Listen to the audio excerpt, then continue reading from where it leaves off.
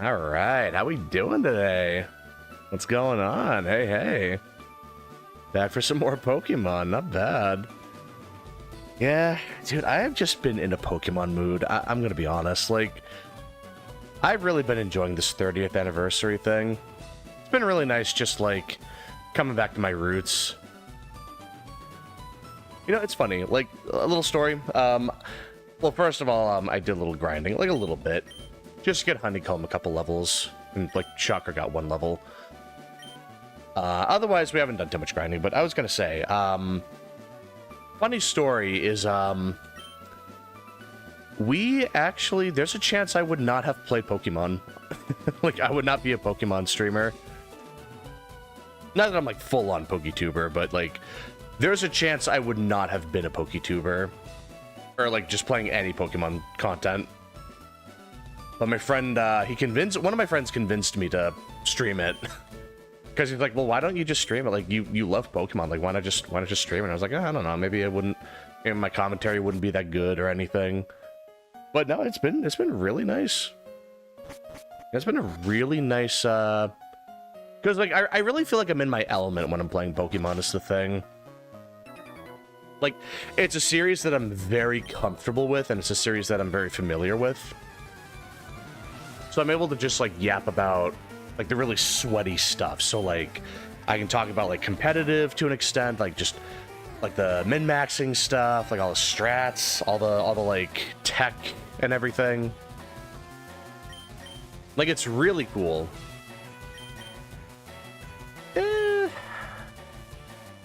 Let's see how Honeycomb does. Maybe we get a lucky crit. Or, alright. Probably should have figured that, actually. I remember this Growlithe likes to spam Growl. If it wasn't obvious from the name. But yeah, like... It's been really... It's nice to just, like, stream Pokemon. I know it's kind of hard to stand out when you're doing that, because it's, like... You know, it's Pokemon, like, everyone's watching it, so... There's so many people that are, like... It's like, there's so many other people that are watching Pokemon, so it's, like... It's hard to stand out, you know? But it's still nice just being able to yap. Oh, is this when they made it so Roar doesn't work on higher level Pokemon? I know that was a thing at some point. I forget which generation they did that in. But yeah, it's like, you can't use Roar on something at a higher level than the user. Which would have been nice for Gen 2. I'm serious, man. That was just a nightmare. Oh my god, I still think about that Entei. Are you the person that lets me rest? Yeah. This was added, specifically in Fire Red and Leaf Green. Oh. Now I think he gets mad if you barge in his room. But yeah, it's like there are some nice quality of life additions to this game. Not even like the Switch release, just in general with Fire Red and Leaf Green. Oh yeah, I gotta switch. Like, it's really nice to see, you know, it's nice to see all the changes over the years. Even this far back in the series, they were really making big changes. Like, they were changing up the formula and stuff. Making some quality of life changes. It's like, it's just really something I can appreciate. And I know I've been saying that a lot, but it's like, you know, this recent, like, this 30-year thing is just, it's nice to just reminisce on the series. Like, it's kind of making me want to do some kind of content for it, like something. Like, maybe I'll do, like, a review series. I've wanted, oh my god. I started off, that's part of why I started streaming Pokemon, is because I wanted to do a full-on, like, proper review series. And I just have been so freaking lazy doing it. And yes, it is just pure laziness. Like, I'm not gonna lie, man. It is just purely laziness. It's like, I could do it any time. It's like, it's not even like the recent PC thing that was stopping me. Like, I've been sitting on this for over a year at this point. But, like, I I just never got around to it. I think I was still learning, like, video editing back then. And granted, now I'm gonna have to, like, re-download everything, so it wouldn't take that long, but all my previous, like, I was recording for the review, but I was just so lazy about it, and it took too long, and all that footage is just gone now. I forgot to tell my friend to, like, save all that footage for me. So now it's like, I would basically have to start all over again. Which isn't the worst thing, necessarily, because that means I can, like, try again, like, just try to polish it off. But yeah, it's a shame that, like, I lost all of that, but it's kind of a nice excuse to just start fresh, because it's messy. Like, my setup on my PC was messy. So this big wipe has kind of been a blessing in disguise, because it's like, you know, I'm able to just start fresh. Like, just from the ground up, try to rework everything. So it's really nice being able to figure out a new system. Like, I actually have folders for all of my thumbnails and streaming images. Like, it's really nice, because normally it was just all out there, all in one big thing. It was just like everything I made was just in the download section, so it didn't even show the thumbnail. Like, you have to click on the image to see the image, you know? Like, it was dumb. I don't know why I did that. I don't know why I was like, you know? My brain just was not, like, I was just not thinking back then. Like, I don't know. Hey, Willens, what's going on? EMT. Yeah, no, it's, not a whole lot going on right now. We kind of just started. But yeah, what's going on? How you doing? Well, yeah, like, I've been able to get back on track with, like, organizing things now, so once I might be able to fix my PC again, like, replace the old GPU. Well, right now it's a new GPU, but I might get the old GPU back. Apparently it's working again. So once I figure that out, maybe then I'll start, like, finally get back on track and try to properly edit videos from now on. Let's bring in Bulb. Are you doing fine? Oh, that's good to hear. Class 2 and 3 were canceled today, so I'm home early. Oh, nice. What classes would you have taken, though? Like, what are you studying?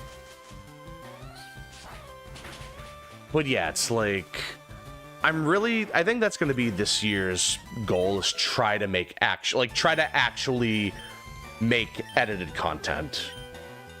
I was experimenting, like, last year, here and there, with, like, the Fallout and the Majora's Mask videos, but now I really want to try to figure out what I want to do. Like, that's what I really want to lab all that out. We'll go back and heal again. We got free healing mace, we'll take it. But yeah, so, for example, maybe I'll go back and redo the way I would have reviewed Pokemon Red and Blue. So, like, I was gonna try to make it some, like, big, like documentary style review, but maybe, like, more of a freestyle kind of thing would be better, you know? Like, it sounded a little more professional than I was able to, like, actually make it. like I was so, like, careful with my words. I was taking my time with every little section of the game. And then I realized it took way too long. So maybe it'll be better to just, like, start simple.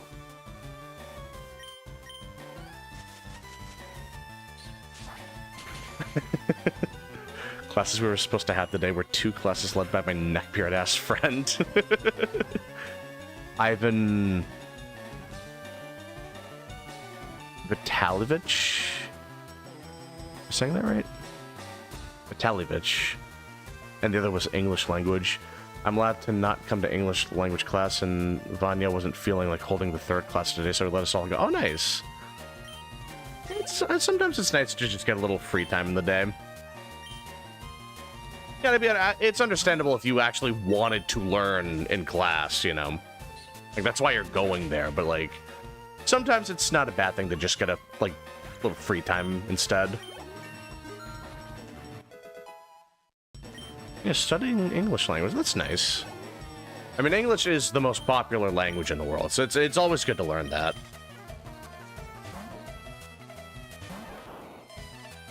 Let's see. It should just be a one-shot.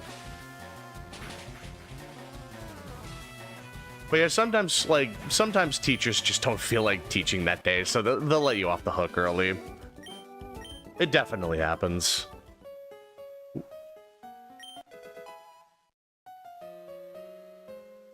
Here we go. And I really don't want to learn in here. System administration isn't my preferred job, just attending this college so I can get an institution for political studies later. Oh, nice. Well, yeah, because like, it's still building up your credits, you know? Like, any credit is good credit. Like, even if it's kind of unrelated to what you're actually trying to study, like, every little bit does help. So it's not like it's going to waste or anything.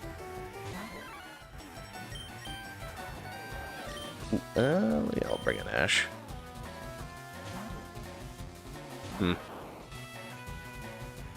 We should be able to get a new teammate soon. I think so. I mean, I definitely want to get a fire type soon. That's just gonna be Vulpix mostly. But I could also get like a Flareon or something. I pretty much never use Flareon because its stats don't really work prior to Gen 4. But it would still be a nice Pokemon to throw in at some point. Hey, Sweet Dreams, what's going on? Hamburger. Yeah, we're just going through the SSN right now. Gonna try to get HM cut, and then we'll fight Surge, and probably go back to Pewter City from there. And try to get Flash around there, too. But yeah, what's going on? How you doing?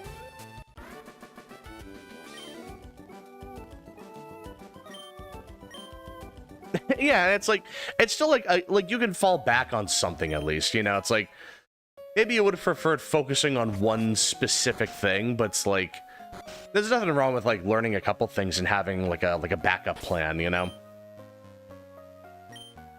Nothing wrong with that.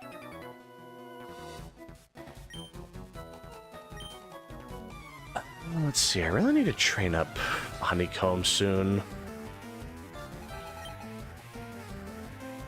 This is a terrible matchup for Honeycomb. Yeah, that's the unfortunate thing about fighting types in this game. They kinda just suck. Like, there are so many things in this game that resist fighting. And by that, I mean there's really just two types that resist it. I'm not gonna count flying because every flying type is part normal. Or like, it's like very few flying types that actually resist fighting. Oh, this is bad. Oh, this is really bad. Uh-oh. Okay, I mean, that's not terrible. But they are tanky. But yeah, it's like there's so many poison types, like Tentacool, Beedrill, Coughing, Grimer, you know, it's like Zubats. They are just actually everywhere, and it is still such a pain.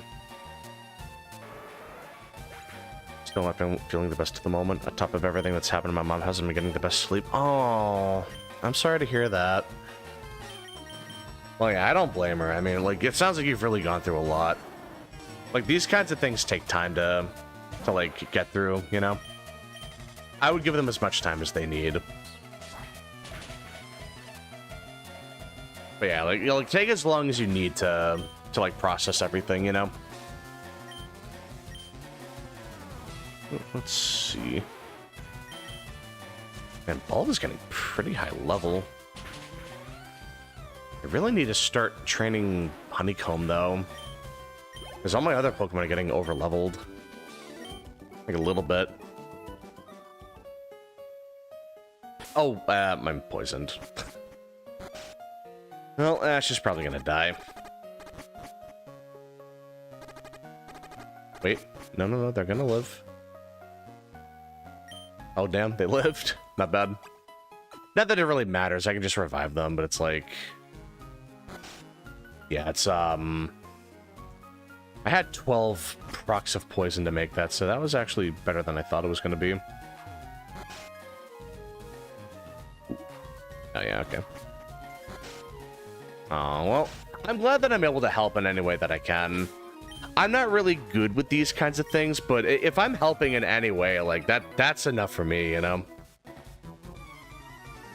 And Mimic is really good with these things, too. He knows how to, like, handle these things very well. Like, he's really good at, he's really good with his words. And he has kids, too, so he knows how to, like, you know, he knows how to talk to people.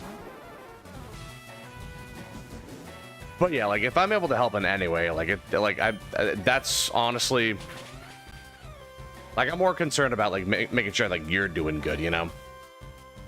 But I'm glad to hear that I'm able to help in some way.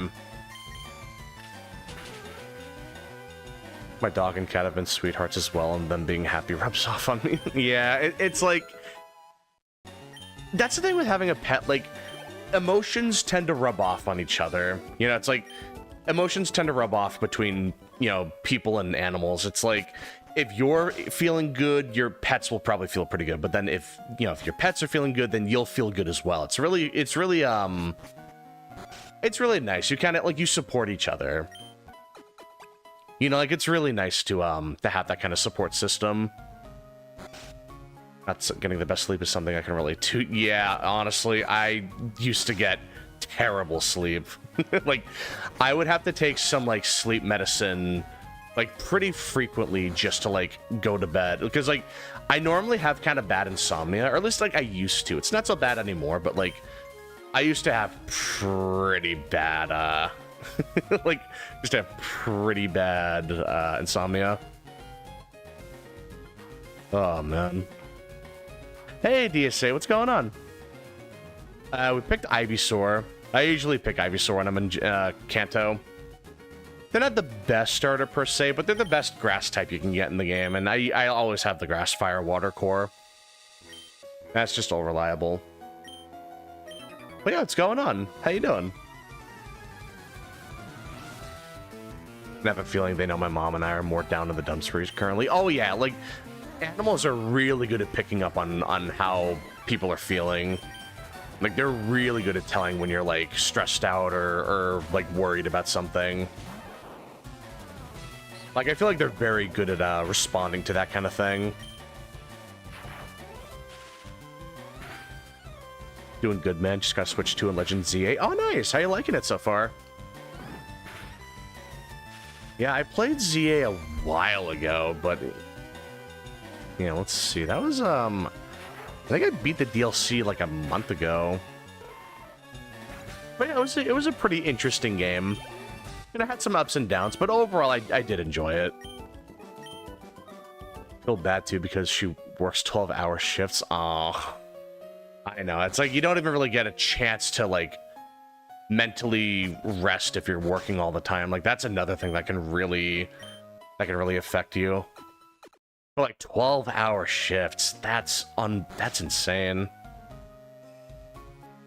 Like, hopefully they get some kind of a break. Like, maybe, like, there's, like, a little downtime during work and they can just rest their eyes. Like, even just that can go a long way. I played, like, 35 minutes. Oh, nice. So you're just starting out, then. Yeah, so you should still be on, like, the first night. You should be, like, Z rank. Yeah, it takes a while for the game to really pick up, but once you get going, you really get to explore the whole city.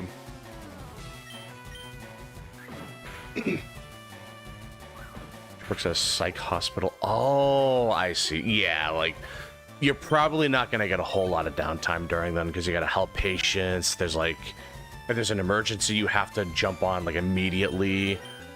Yeah. No, I imagine working at the hospital is very busy. But hopefully they get at least some downtime. Even just a couple minutes to, like, close your eyes and rest can really go a long way.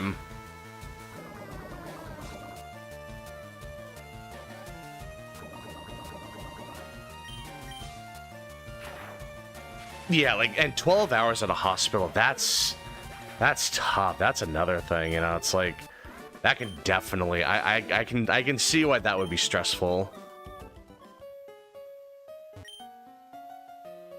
But yeah, hopefully things get better soon. Oh, Brick Break. I'm tempted to use that on Honeycomb, but I know I'm not going to keep them on the team for that long. Like, they're nice, but I don't see myself using them for too long. Especially if I can just get Hitmonlee, that's just straight up better. That is just the best fighting type in the game right now. Aside from, like, Machamp, I guess, but I need to trade to evolve him, and I just can't. Like, maybe I can get one of my friends to trade with me. Because I believe he's playing Fire Red, but we'll have to see how that goes. Some days the patients are all asleep, but she'll have ones that are more challenging. Yeah, I imagine it's very, like... It's very, inconsistent. Like, some days it's, like, there isn't too much going on.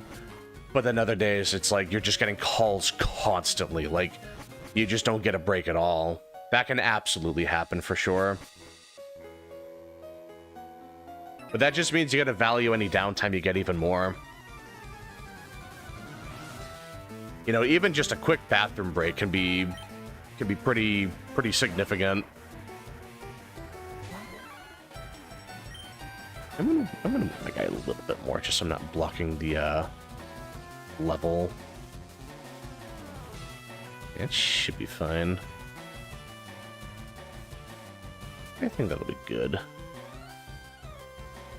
Okay.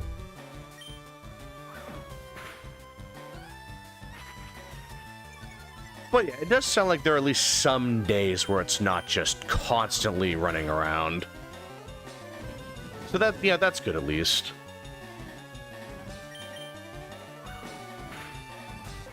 Like, my job used to get really busy too, and I would have those days where I was out for like 10 or 12 hours just non-stop driving. And I really came to appreciate any little downtime I had. Even just like just a lunch break can feel like a completely like it just totally changes the name of the game. It's like if I can even take 20 minutes on a lunch break, it makes the day bearable, you know? There are days where I don't even get time for a lunch break. I am just constantly on the clock.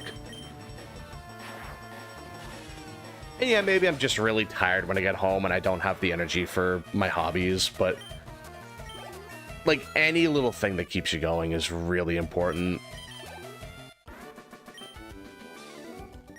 Like, just something to keep you busy and to take your mind off things can really, like, seriously help.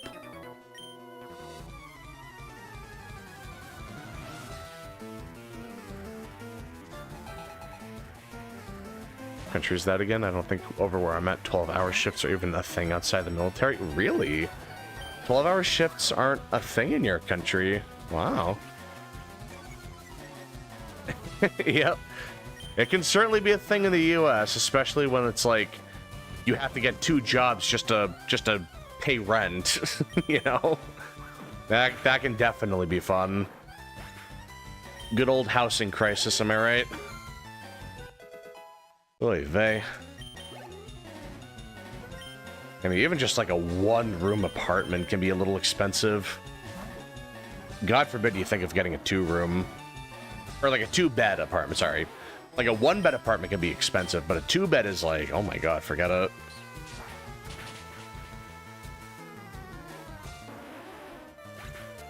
Well, there are no jobs I know of that have 12-hour shifts there. Oh, okay, so there might be, you just don't know. Okay. I can't imagine that many jobs that are like, you have to work 12 hours. I imagine, like, if you're able to work 12 hours, I feel like part of that would be a choice, because it's like, you just genuinely need the money. Wait, I need to heal.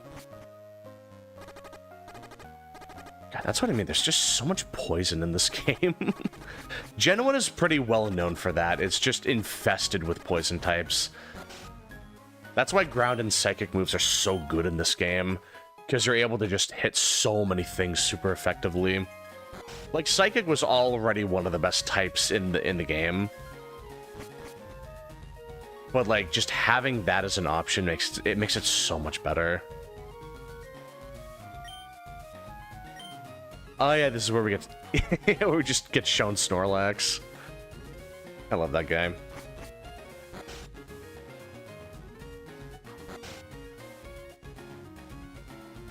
Yes, trying to get a house in the US is very it's very spotty, to say the least. Sometimes you can get a place for cheap, but it's usually not a very good house.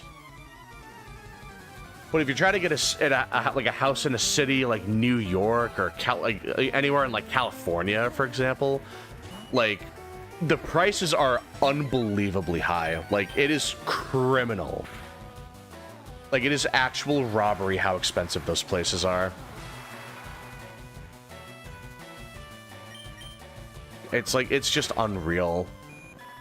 Paying an airplane's worth of money for a teeny tiny studio part. Exactly. Like you are just like, you are blowing through your money at that point. Oh, you're in New York? Oh, wow. God, rent must be nasty then. Jesus. Yeah, I don't think anywhere on the East Coast is that expensive. At least not like my part of the East Coast. Let's see. We'll bring in Ash. Yeah, I don't think the New England area is that bad with its prices. It can get pretty bad.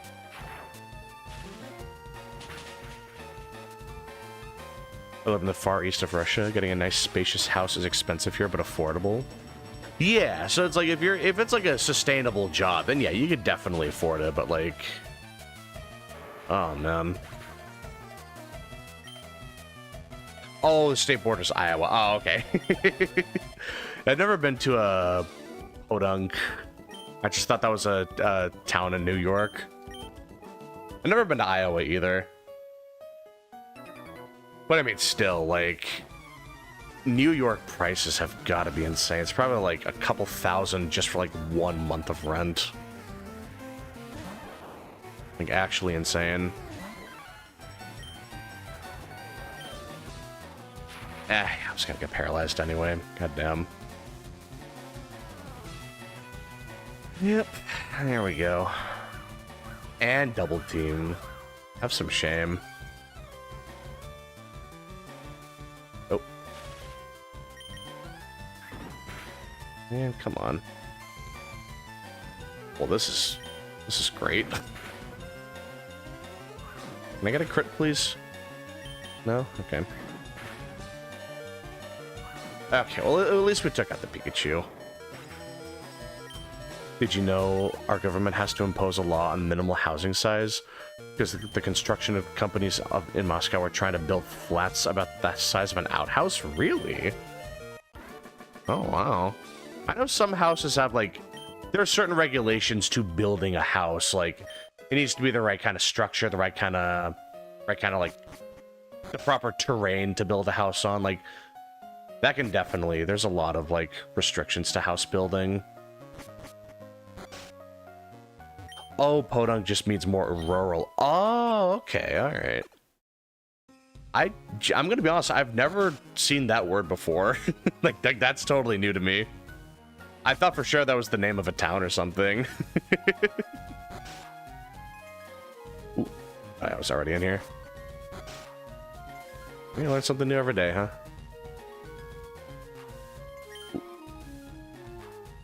Not kidding, the flats they were trying to construct were bordering on Hong Kong fridge apartment tier. Wow. Jesus. And they must have really been trying to milk people then, huh? I can only imagine how much a place like that would have cost.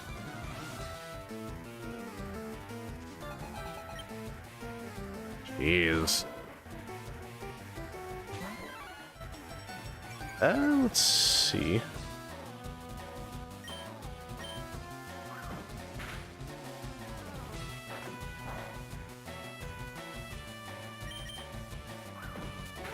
No. Yeah. had a feeling. Oh, geez, Tom, I'm sorry. I didn't think you were gonna get sent out like this. Oh, poor guy. Maybe he'll get a crit. Oh my god, he's actually gonna solo. Oh, Jesus.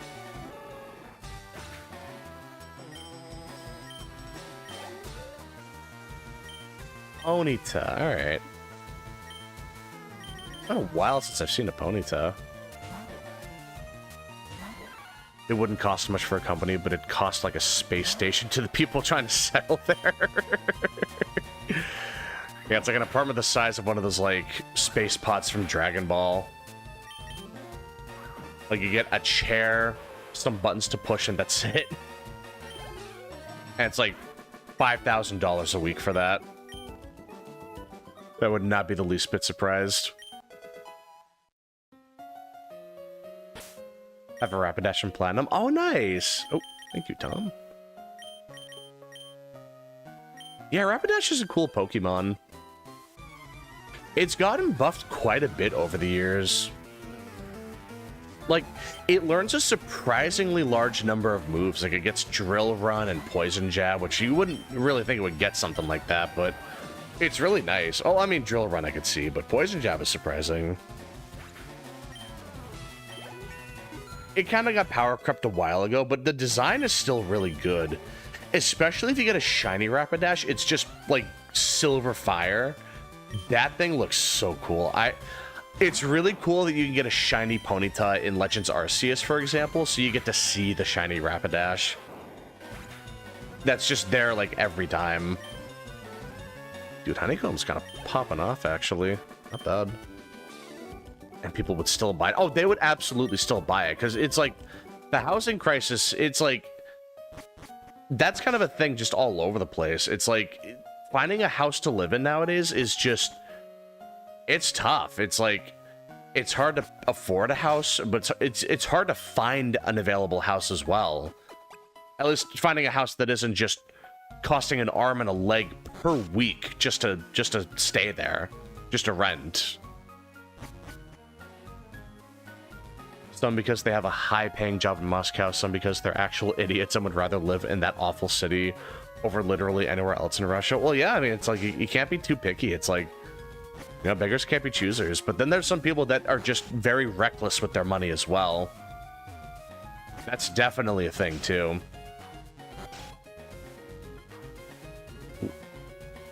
Oh. Named her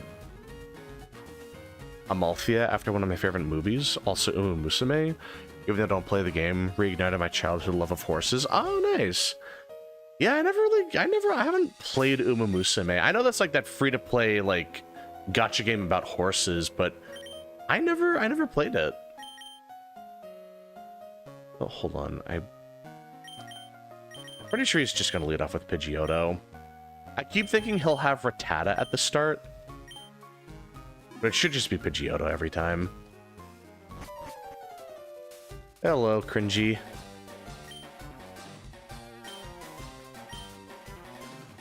Oh yeah, this is a really famous line. Like, he says he caught 40 kinds of Pokemon, but it's like, you literally can't get 40 kinds of Pokemon at this point in the game. It's just such a goofy line, and I'm surprised they kept that in. But maybe he was just lying, like he's just trying to rub it in. That would also very much be in character of him. There's a racehorse with the name Tis the Law. That's a great name. I love how they just name horses like whatever they want. Like, it is just so silly. Like, hold on, what was another one that I really liked? Special Week. That's, I didn't think that was the name of a horse, but apparently that's like, apparently that is the name of a horse, and I love that. Like, the names just don't sound like actual names. It sounds like you're just making a statement. Like, it is just so funny. It's almost like a competition in and of itself to give your horse the weirdest sounding name. Oh, Kadabra. Okay, that's going to be bad. That thing's actually going to fight back. The thing has confusion now. Yeah, I'll just peck. It shouldn't do too much damage, at least. Oh, not even a 2-shot. Nice. Might not even have been a 3-shot. Just glancing at it, at least. And Honeycomb should be able to do decently well here. Not gonna lie, the only places where Moscow would be worse off than Moscow are Saratov, for obvious reasons, and Yakusha? I swear I've seen this name before and I botched it. I think it's Yakusha. Because the winter there would burn the sun-loving Westerners to an ugly black. Oh, damn. Our summer's really bad over there. Oh. There's also well-armed. That's an actual horse. That's what I mean. They just sound like... they're just such funky names. Does he not have a fire move? My guy has not used a single fire move since he got him. That's so weird. Like he's on strike. Like, I'm not using a fire move. It's my challenge run. I'll also take the horse's parents' names as inspiration and or keeping a theme. Oh, I see. Yeah, so they'll probably, like, name the kids after, like, movie sequels or something. I could probably... yeah, I could see that being a thing. That's really endearing. Yeah, Captain is not, he's not taking this very well. There you go. Just give your meat a good old rub. Yeah, I'll take cut, please. Thank you. I gotta be honest, cut's probably one of my least favorite HMs in the series.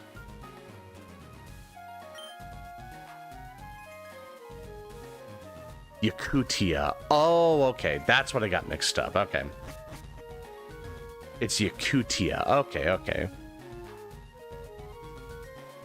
Yeah, my linguistic skills are not very good. I'm not very good at learning other languages.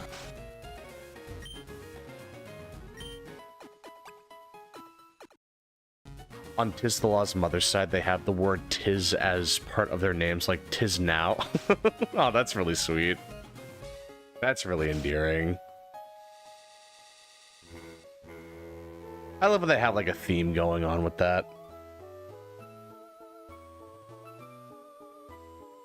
Well, there goes the ship. When I was a kid, I used to think I was always missing the ship moving by, like, half a second. Like, I was like, oh, if I just stayed on the ship for a couple more seconds, I could have, like... I could have gone wherever they were going. And it just really bummed me out back then. Of course, now I realize it's just going nowhere. Oh, actually, hold on. Before we do the gym... I kind of want to go through Diglett Cave. Yeah, let's see. No, Personberry. That's not bad. Could definitely do worse. Yeah, no repel. You know what? Maybe I'll just buy, like, 2 repels or something. This Diglett Cave is no joke. That area is tough. Like, that area is actually just brutal. Like 2. Don't really need to buy super potions. I think we're good on those for now. Let's see. Yakutia and Far East are possibly the coldest regions inhabited by humans. Yakutia in winter is so bad that without proper preparation, you'd be reduced to ugly, necrotic black coal. Oh, it's the frostbite that gets you. Oh, okay. It's worse than fire. Yeah, like, It's weird because I hear frostbite, like getting cold has like really weird effects on your mind. Like it's weird because the human body will react in a weird way where it's like, oh Jesus, this is the thing I was worried about. Because if you get too hot or too cold, like if you're too hot, you'll think you're getting really cold, or if you're too cold, you'll think you're getting really hot.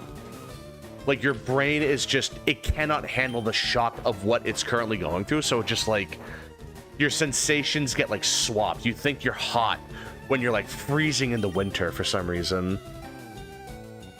And that can make it even worse. Like you start taking your shirt off when you're like freezing. Like you think you're burning up, but you're actually freezing. So you just instinctively take your shirt off and then you just die even faster. It's tragic. It's terrible to see that. But at the same time, it is really fascinating to see how the mind works. Like, it's kind of crazy just how the human body reacts to certain things. I rarely ever butcher words from any language that isn't French, not gonna lie. The pronunciation of their words is mad different from how they're written. Ah, okay. Yeah, some words are definitely like that. Like, it's spelt one way, but you pronounce it a totally different name. That definitely does happen. It's super weird. It's like, one of my friends gets so pissy when I don't pronounce a word right. Even though it's clearly spelt in a different way, but like, he just loves giving me shit for it. Like, it's such a pain, but it's like, it's still really funny.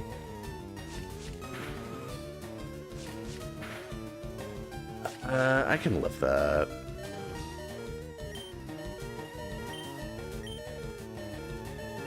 Hopefully I can just catch him. I mean, maybe. Nah.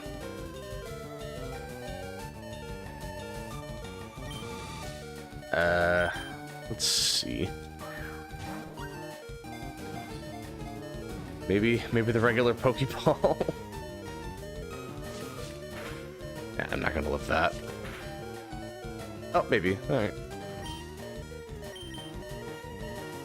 Yeah, this is not looking super good. Oof. Yeah, now we're done. I mean, we can at least, like... Maybe Ash can paralyze with static or something. I do have quick attack, so I mean, worst case, I can finish it off here.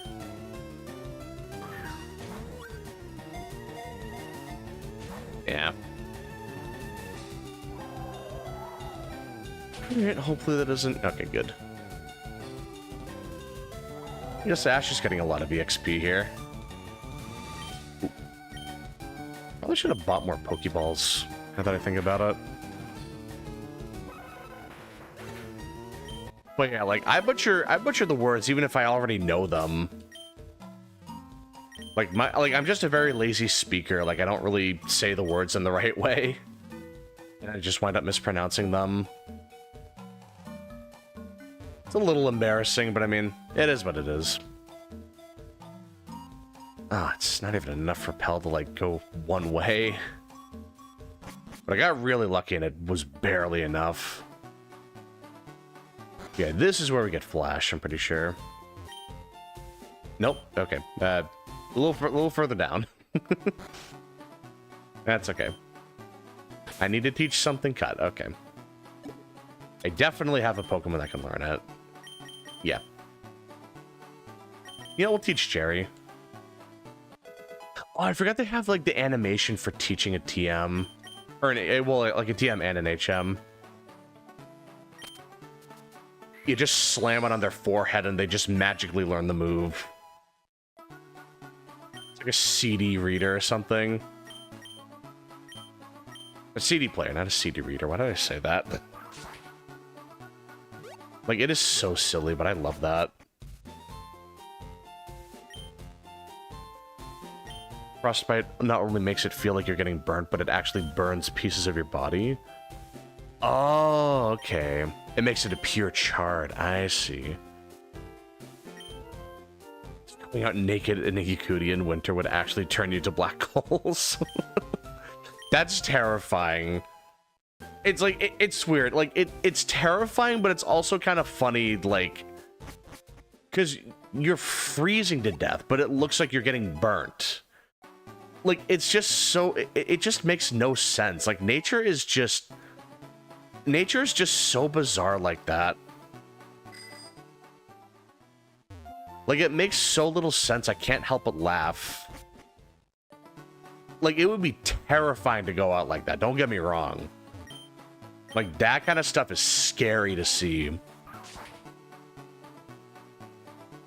But it's just so... it's still fascinating knowing that, like, that is what would happen. Like, it's possible to get frozen so thoroughly that you look charred. Like, it's just, it doesn't make sense, but it's still really interesting. And then we can get the amber ore here. Not ore, like the just the amber. Old amber, there we go. Yeah, nature's scary, man. It is terrifying. Is there anything I can buy here? I don't think they sell repel here, actually. Oh, they do, okay. I'll get one. Just so I don't have to deal with, Hold on, did I heal my team? I did not, okay. I'll fix that right now, actually.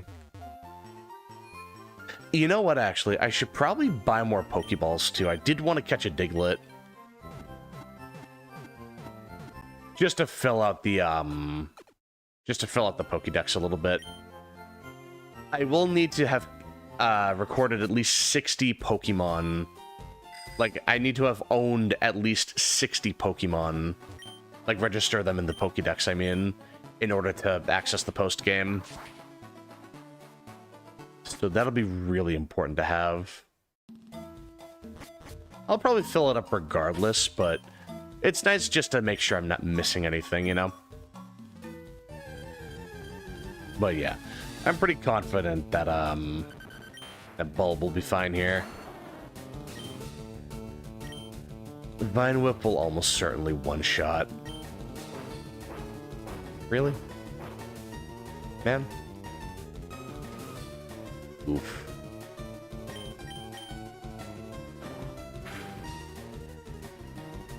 Yeah, well, we got some consistent healing at least. Even if they dig, we're good. Nature is bizarre and deeply misunderstood. She's not this nice, caring, and harmonious mother. Nature wants only one thing from her children, and it is to shed blood for all eternity. Hence why I believe druidic beliefs need to be forbidden. Jesus. Yeah, Mother Nature is scary. If you piss her off, there is hell to be paid. Like, that is actually terrifying. Like, seriously, just one little misstep, like you eat the wrong mushroom in the forest and you're actually just dead.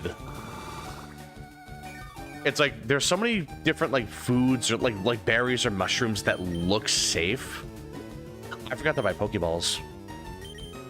I even told myself I was gonna buy Pokeballs at the shop and I didn't.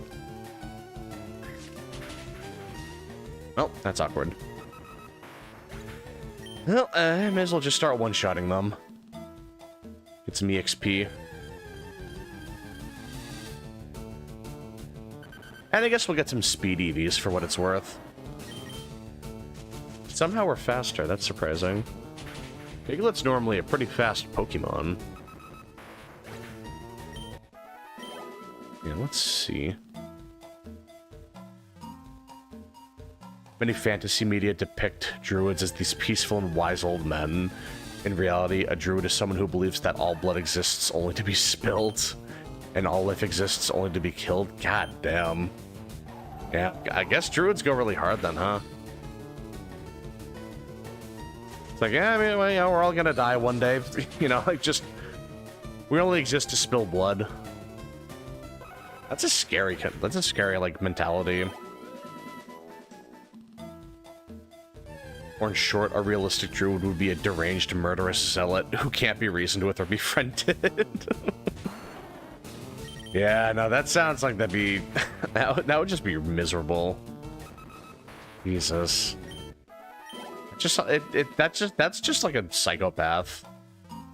That's just someone, like, that's just someone that goes to jail.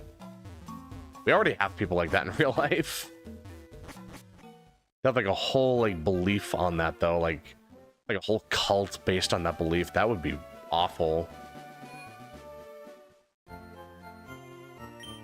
God, I can't even imagine putting up with that. Like, just imagining someone actually believes in that crap, like, Jesus. Let me see. Oh, thank you, Tom. We're getting a lot of berries. That is still nice. It's situational, but they could be useful. It's just, I know damn well most of these berries are not going to be that useful. It could come in handy, but it's not like a super... They're not like a super big deal. Oh, jeez, this gem. Yeah, this is the one where, like, we have to find the switches at random. And they are, like, genuinely random. Hey, J-Right, what's going on? Yeah, just playing some Leaf Green. We're going through Lieutenant Surge's gym. Like, the third gym of the game. And once we get that, we should be able to, well, we don't really have to do this right now. We can come back later, but... once we finish this up, we can go back to Cerulean...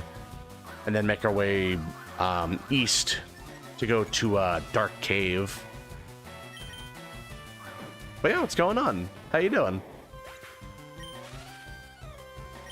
Ah, damn. Yeah, it sucks dealing with that, but it is what it is.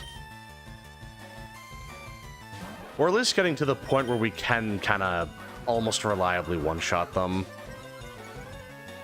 Like, our damage has gone up quite a bit.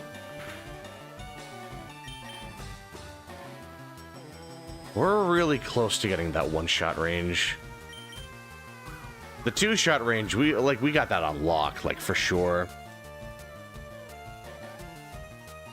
I just wish I wasn't missing through the double team.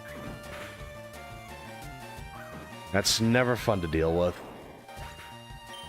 Yeah, like, paralysis and double team, like, that's just a rough combo. It's a very sweaty combo. Did I get it? Hold on. Do I have a Chesto? Not Chesto, Charai Berry. I do, but... I mean, I may as well just use the Paralyze heal. The Chesto Berry I can hold on to and, like, activate that. Like, mid-fight. So that would definitely be a lot better. Doing good, playing some wilds, mostly just doing the dailies for the one-year festival. Oh, nice. Yeah, no, the dailies are really nice because they're giving you a lot of heavy armor spheres. That's going to be really good for upgrading armor later. I'm sure we'll get higher tier armor spheres in Master Rank, but heavy armor spheres will still be very good later. Like, they are still very efficient armor spheres to use. You know, so you may as well just take whatever you can get your hands on. But yeah, that's probably why I'm just not really going to worry about upgrading armor anymore. Like, I made my Arc-Tempered Arcveld armor, or at least enough of the pieces that I want, and, I mean, I'm probably just not going to upgrade anything anymore. I pretty much have what I need. Because I know whatever I have now isn't really going to carry over to Master Rank, or at least, like, you can't upgrade it much further. Like, you're supposed to swap off to Master Rank gear. Man. Meanwhile, I actually have been working on upgrading all the weapons. I might make that a little mini-series. Like, I might just up... It's like, I might just make videos on trying to make every single weapon in the game before Master Rank comes out. I really am thinking about doing that. Yeah. You could have gotten it right there. Shame. Yeah, it's actually the best place to find that too initially. Because the trick to this is when you find one switch, the second switch is always next to the first one.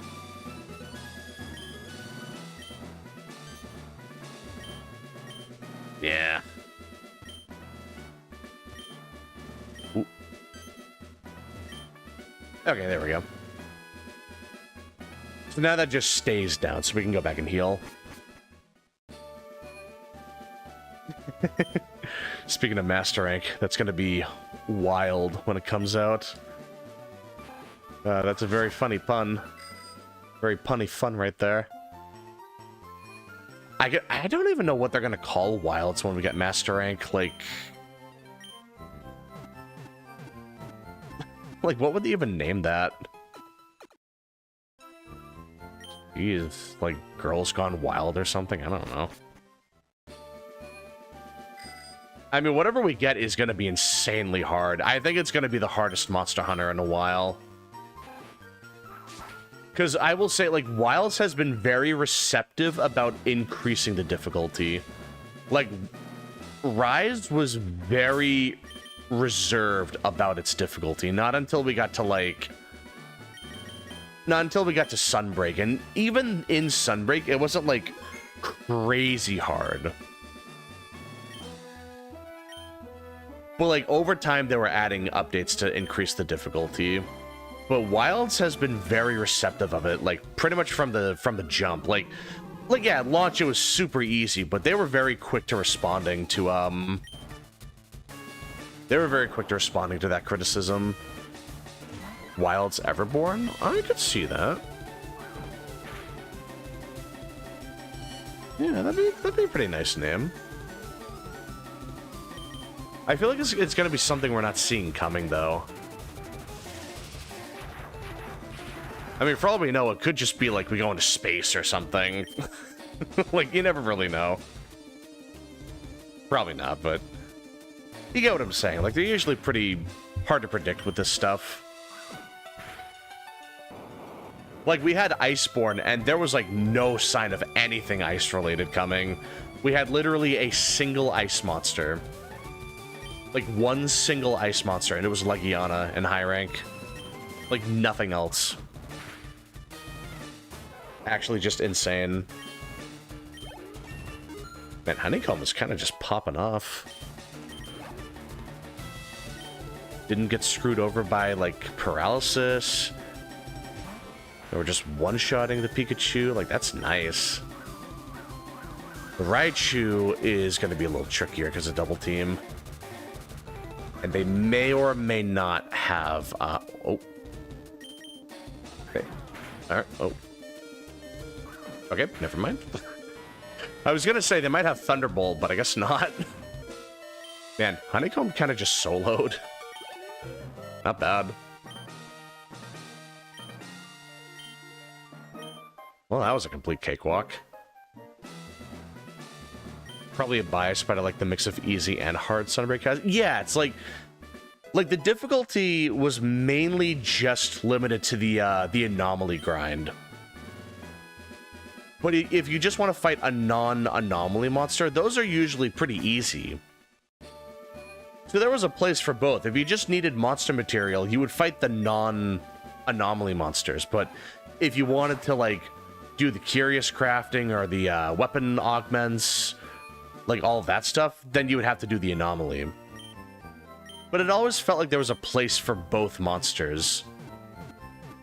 I don't really get that feeling in Wilds. It's like, yeah, if you're just trying to get material, it's better to fight the non-tempered monster. But at the same time, the tempered monsters are so efficient at getting what you need. Like, you may as well just fight them.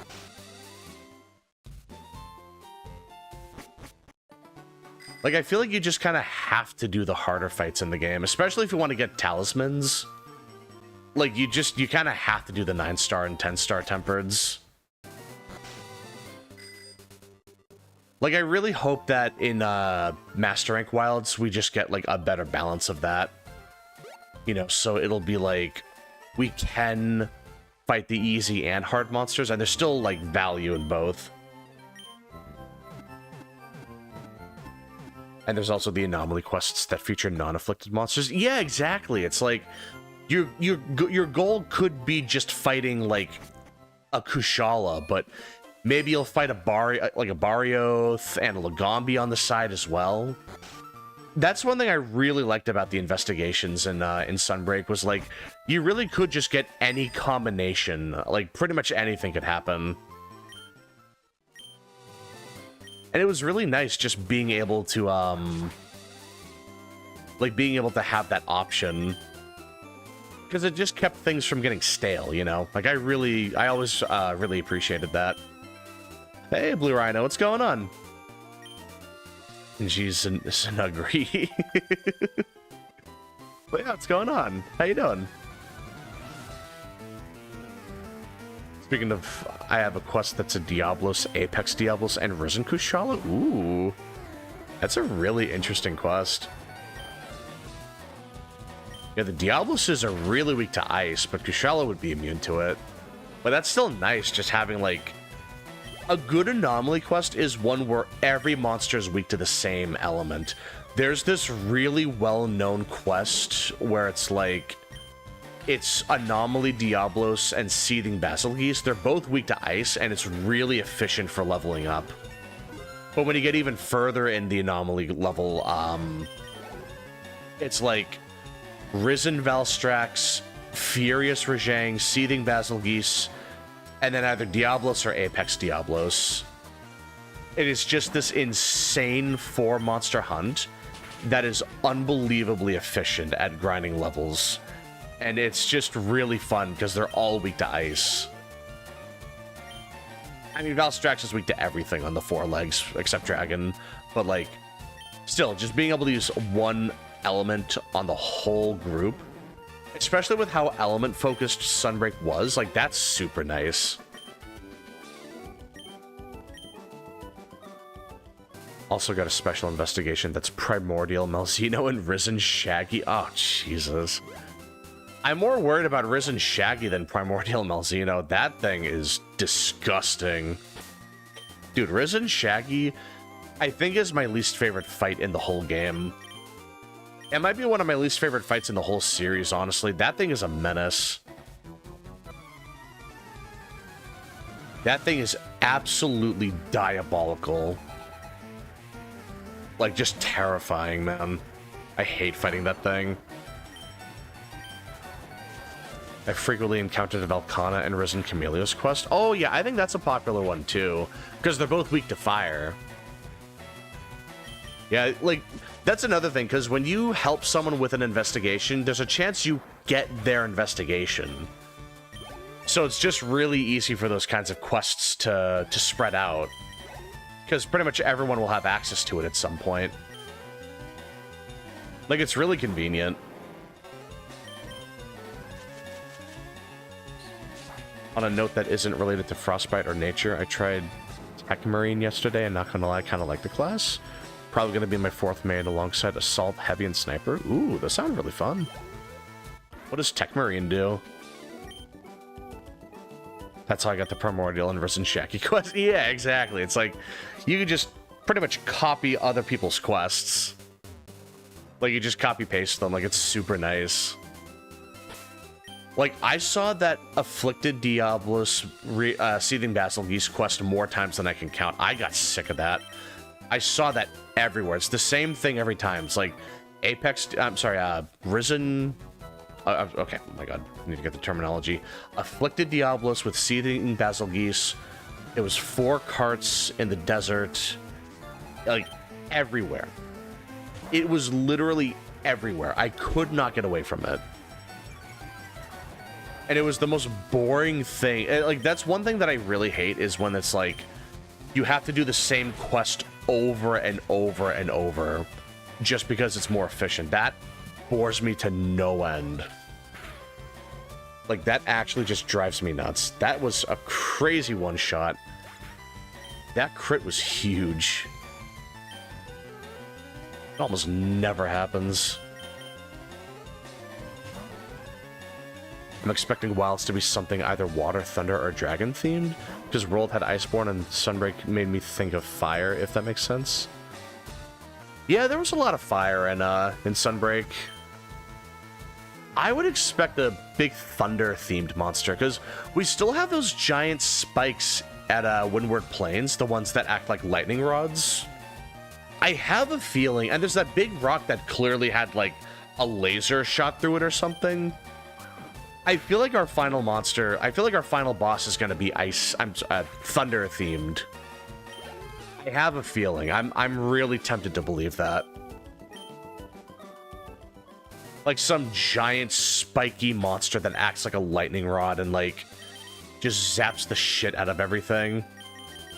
Like a Raidou on steroids. Like just some adult Raidou just obliterating everything in one hit. Marine is the only class with the Omniscient Axe weapon, which has the most badass execution in the game. His ability is raining surgically precise fire on everything in front of him, but automatically. Ooh, that sounds really cool. I do like moves that have really flashy executions. That is one thing I really liked about the Demon Souls remake. They really souped up the riposte animations. Those are always really fun. I like that quest, man. If I steal it, like, just, you literally just get to steal it, like, one for one. Like, it is just crazy. And it really incentivized the multiplayer, too, because you would just get so many good quests, basically, for free. Like, it was really nice. Additionally, he can perform executioner shots without having to get in the shooting stance, allowing him to attack or move during them, because the shot is performed with a shoulder-mounted gun. Oh, alright. So you have to, like, you have to pull out your gun in order to shoot. Okay, so it's like you have to put it away and then pull it out whenever you need. Okay, alright, I see. No, that sounds really convenient, then. Just full-on automatic at that point. That's really cool. Let's see, what else haven't I done? Oh, there's a hiker down there. We'll bring in Bulb. Bulb is gonna be so overpowered for this. Dude, they're already close to evolving. It's level 32, but they're getting really close. And we're gonna go through a cave with a bunch of rock and ground types too. So that's gonna be even more grinding for Bulb. And another passive he has is that when he's in the party, Tarantul turrets spawn around the map, which you can activate, and they just shred everything within range. Ooh. That sounds really fun. He just sounds like a big demolition kind of guy. Yeah, it sounds really cool. I like that. Basically a primal Arcveld that has all the elements minus dragon. That would be really cool. Like, he's absorbed all of the elements and now he just gets to control all of them. I would assume he gets to keep dragon. Maybe that's like the final element. Like, he only uses the first 4, but then like phase 2 is he starts using dragon. I could see that being a thing as well.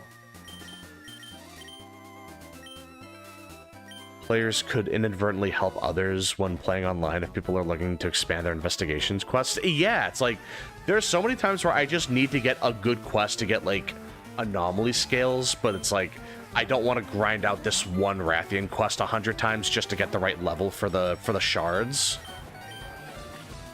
Like, it's really nice to have that, so you kind of, like, it's not just getting, like, the exact quest you just did, it's also, like, a bunch of quests related to that one. So it's like, you'll find a bunch of monster quests around that same level. So it's really easy to get, like, a really good quest. It's easy to get that variety. Like, I think that's really cool. Let's see. Oh my god, I forgot it. I need to buy Pokeballs. There's a bunch of Pokemon I can find in Dark Cave.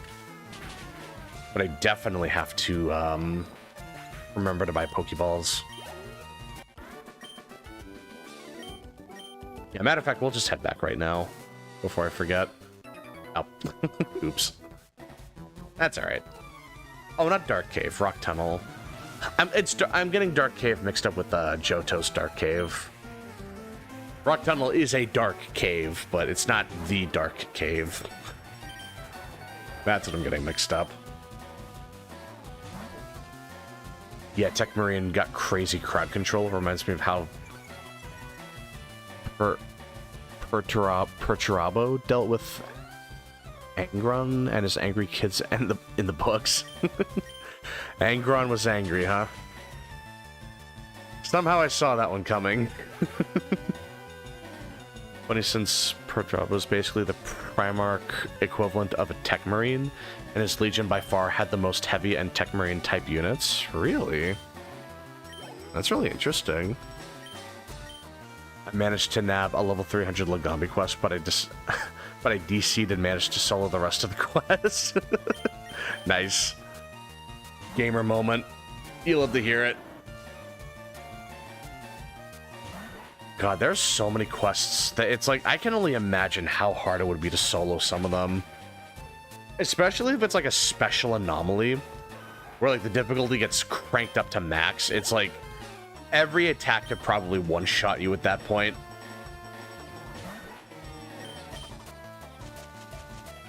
With no Wyvern riding either? Oh, damn. Yeah, because Wyvern riding would at least let you chunk a bit of the monster's health. Yeah, so if you can't do that, like, damn, that's tough. Because even, like, a full-on min-maxed build is going to take you a couple minutes to, like... God damn, that's rough. Like, even if you're just doing, like, full-on damage, like, non-stop DPS, that's still going to take you a couple minutes to, like, beat the whole thing. Man. Even with Intimidate, Ekans does not have much defense. Man, that's rough. Poor guy. There we go.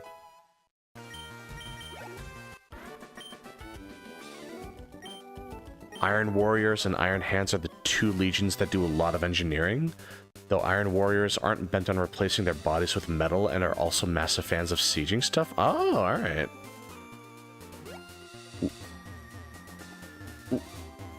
Yeah, it sounds like there's a lot of factions in that game. I like games that have different factions, different, like, beliefs, and different structures. Like, it's really nice. It's like seeing all the different covenants in Dark Souls, like, seeing so many different kinds of, like, creatures, so many different, like, religions in that game, in the series. Like, it's really nice. Wyvern riding was definitely fun, but I wish it had a bit of mounting to it just because the mechanic made IG bad at its main gimmick. Yeah, like, it's kind of like how all the parries and iframing kind of invalidated Lance. Because its whole thing was, like, blocking attacks, but if every weapon can just deflect everything, then it kind of defeats the point. So it's like, it's still a good weapon in Wilds, but it kind of lost its identity at the same time. But yeah, the Wyvern riding thing was definitely a big problem for, was a big problem for Glaive, because that was its whole identity, was like easy access mounting. Oh, wait, oops. I gotta switch. You know, I think Honeycomb could at least, like, two-shot Geodude. That shouldn't be too bad. Yeah, we dodged the rock throw, so that's not bad.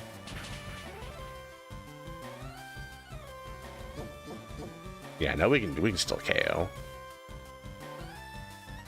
Iron Warriors being led by Perturabo and Iron Hands being led by Ferrus Manus. Literally translates to Iron Hand from Latin. So it's Iron Hands and Iron Hand, I see. God, what a goofy name. I love that.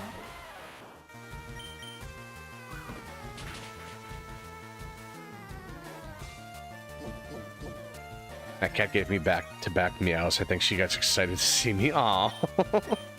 That's really sweet to hear. Yeah, it's good to hear you're getting a lot of attention from them. Yeah, that's really sweet. That's one of the best feelings, is like getting back home and seeing your pet just greet you, or like they're like jumping on you, trying to get your attention and stuff. Like, that's always super like, it's just super nice. It's just one more thing to look forward to when you get home, you know? Oh, we should be pretty close to the end. Alright, like one more trainer. I think they have a Meowth or a Clefairy. I know it's a normal thing. Oh no, the trainer up ahead has Clefairy. I think this is a Meowth or Jigglypuff. Yeah, it's Meowth, okay. So then the girl up ahead has a Clefairy and a Jigglypuff, I think. She's giving me lap cuddles and making biscuits on my pants. Aw. That's really sweet. I love when cats do that, like, kneading thing. There's a really funny gif of a cat doing kneading, but it's like making a pizza.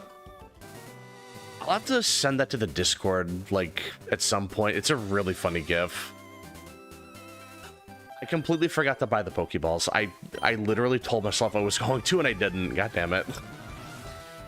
Oof. Yeah, that's rough. Oh, it's not? Okay. You should have a Clefairy, though. I mean, I'm pretty sure. Yeah, okay. Yeah, here we go. Boy, yeah, I really love that gif of the cat making pizza. I'm gonna have to find that. Matter of fact, I might just look it up really quick.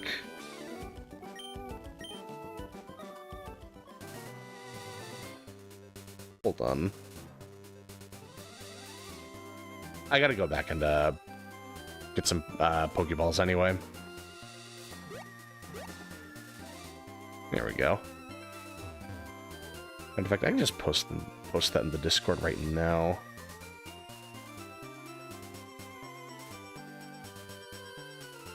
Ooh, I'll put that in memes.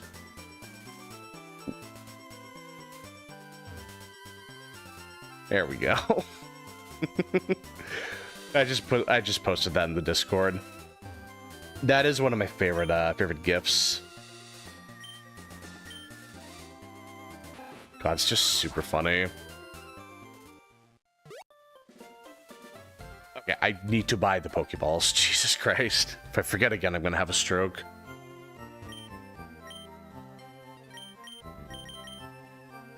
It's a shame it's only Pokeballs. I don't have any, like, Great Balls or anything.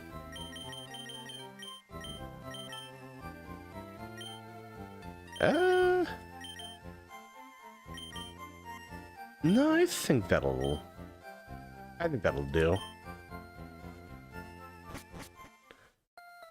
Perturabo is not a name as basic as Ferrus Manus, but it still is telling. His family and friends really undervalue him, and his talent causing him to be constantly perturbed and depressed. Ah, that sucks to hear. Yeah, it sounds like he's really going through it. He's probably just working just to get, like, acknowledgement. His family just doesn't give it to him. That's rough. It's just this, like, negative feedback loop where he just tries as hard as he can to get, like approval from them, but he just never gets it. Yeah, those are really tragic characters. Glorious. I know, I love that gif. That's a classic. That is a certified Hood classic. Oh, hold on. I think there was an item there. Yeah. I don't know how I missed that. Let me just double check. It's like a different colored patch of grass. It's a little hard to notice if you don't know what to look for, which I kind of forgot to look for. But no, I think that was the last of it. Okay. Okay. No, that is everything. All right. And there are some Pokemon to catch over here, too. Yeah, if I can get Ash at level 26, I can level up Thunderbolt. That would be a really good move to get. I don't need Sandshrew. And they're about to level up as well, so they're really close. We have a really good team for Rock Tunnel, actually. There's going to be grass types, so we can use Shocker. I know there's going to be some Pidgeys, so we have Ash for that. We're going to see a lot of rock types, so Bulb kind of has that on lock. Like, we will not have to worry about that at all. Like, we're good.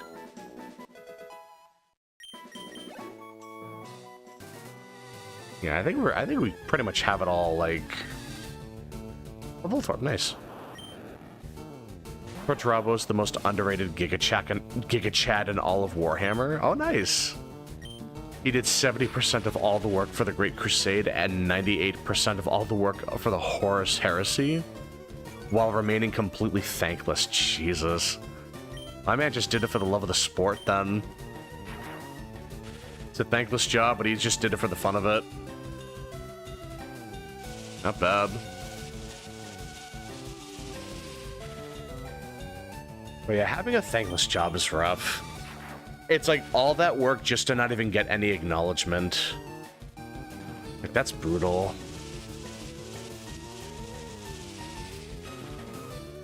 Yeah, someone needs to give that guy a hug. You know, give him a pat on the back. Like, just something.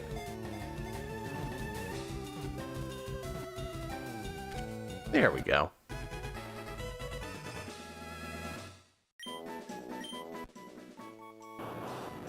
Nice.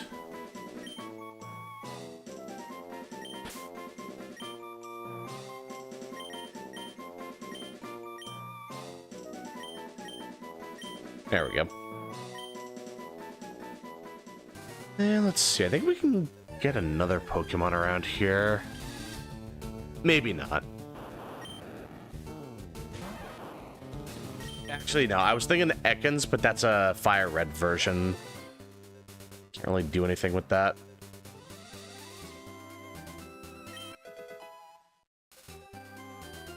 Just double check. Nope, I was about to walk past another. I just stepped on it. That's alright. I usually have a pretty good eye for those. It's just been a while, so I kind of forgot.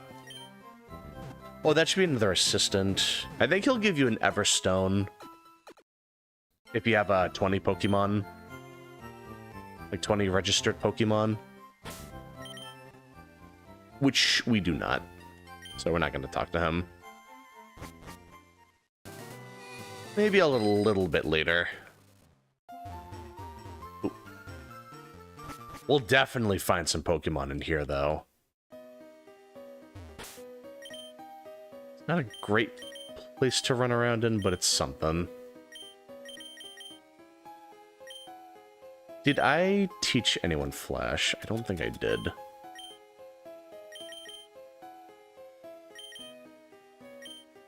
Oh yeah, Tom's just the HM slave for now. You'll love to see that. Not really for the fun of it. While his own invented religion is based all around war and nature, he actually is very peace-loving and just wants to build nice things for civilians. Alright. Like clock towers, houses, restaurants, various machinery to help in day-to-day life, toys for children. Oh, wow. Could he be like Athena, where they represent war but are more benevolent? Oh, that's a good question. Yeah, maybe they just had good intentions and like they just got caught up in something they didn't want to. That could be it as well. Perturabo's Greek, so yeah, probably. Oh yeah, that could be it. Yeah, that'd be really interesting. Hey, Keaton, what's going on? Yeah, we're just playing some Leaf Green, going through Rock Tunnel right now. Gonna see if we can catch some more Pokemon so we can get some, we can try to expand the Pokédex a bit. But yeah, what's going on? How you doing? Yeah, let's see. I believe we can catch a Machop and a Zubat. Oh, no, I already have Zubat, don't I? Yeah. Well, I can get your Machop in here, and I think maybe an Onix as well. As well as a very tiny chance of getting a Cubone.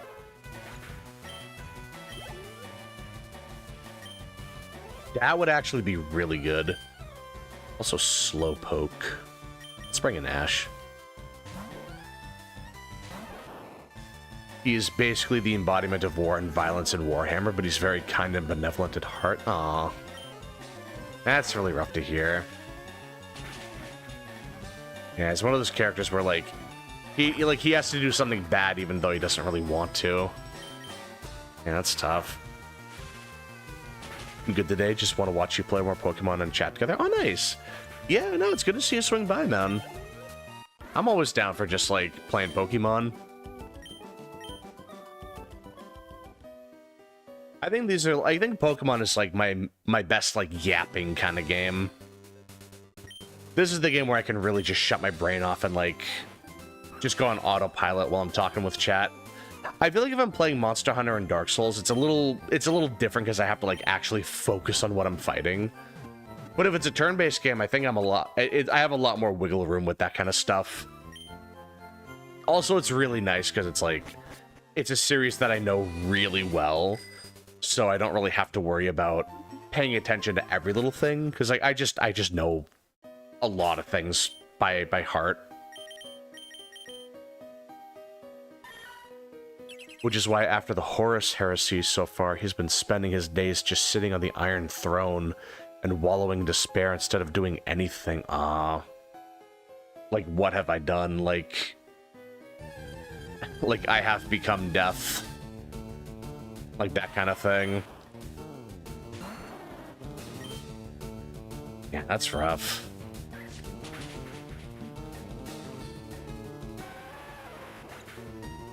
Yeah, it's a really good way to celebrate the, like, Pokemon's 30th anniversary. I know I'm a little late, you know, but it is still nice that I actually am able to, like, just celebrate it for a little bit, you know? Like, it does feel pretty special. Hey, Gorilla, what's going on? Just checking up on y'all. How's everyone? Wants a grilled cheese? I had a grilled cheese last night for dinner, actually. That was very nice. That's usually my go-to when I want a midnight snack and I don't want to, like, commit to making a whole meal. Like, it's a really cheap thing to throw together.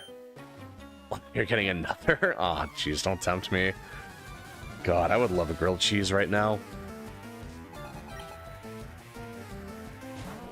Like, now I'm getting a little hungry. I just ate dinner, too. I had, like, chicken patties before starting the stream, and I'm already getting a little peckish right now.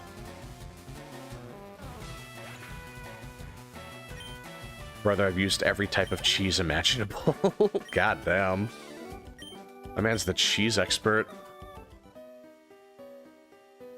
The grilled cheese connoisseur, I see, huh? And another frickin' Geodude.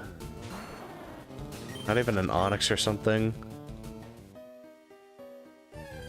Ooh. Another Mankey, I already have that.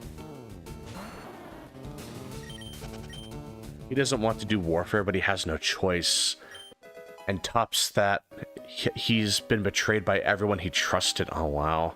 He and his sons, the Iron Warriors, are basically on their own in the galaxy. Oh, that sucks, man. Yeah, it sounds like he's really just gone through it. Goddamn. I think you might have...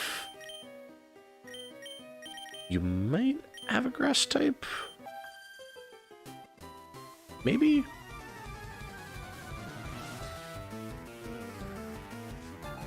I 100% eat a person. They call me the Heartstopper for a reason. Anytime someone sees you, they get swept off their feet, their heart skips a beat. My man's got that Riz. You love to hear that. On Thursday, I'm making a Raging Bracky Hammer to see how that does against Fatalis.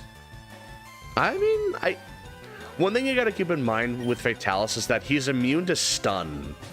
So, it would be... you're not gonna get the KOs you might think you're gonna get, but it's still a really good head sniping weapon.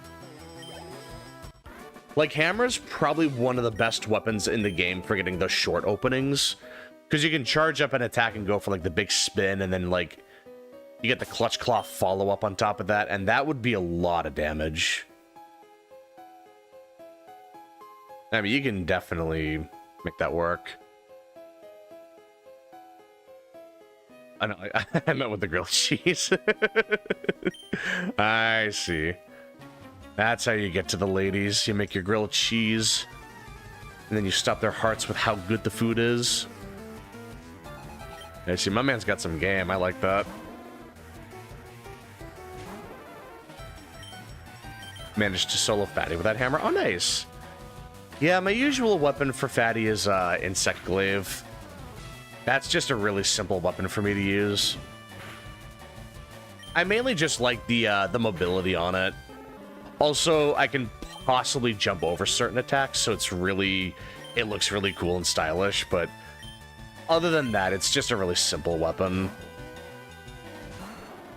But I could probably use Hammer against him, and it would very likely do well.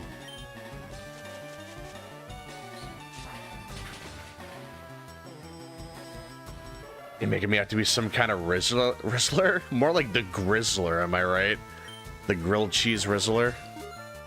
My god. Serving up food and a good time. And soloed him again with a hammer made from his foreskin. That would be crazy. We have not had a single weapon or piece of armor made out of that. Maybe Kezu. I could see Kezu. But like Fatalis, that's crazy.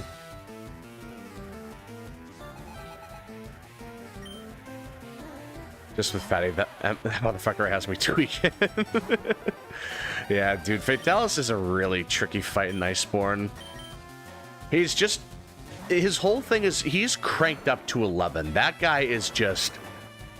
it's two-shot city with that guy. You basically need Divine Blessing to, like, eat another hit. Like, if you don't have 20 Fire Res and Divine Blessing, that guy will just absolutely obliterate you. I mean, even Fire Res wouldn't even really be that useful, because funny enough, his fire damage is mostly made up of physical damage, which is stupid, but apparently that's what it is. So if you have like a fireproof mantle against him, you're not gonna get a whole lot of mileage out of that. You're gonna make me have another reputation. My man has a lot of reputations. He's known for many things.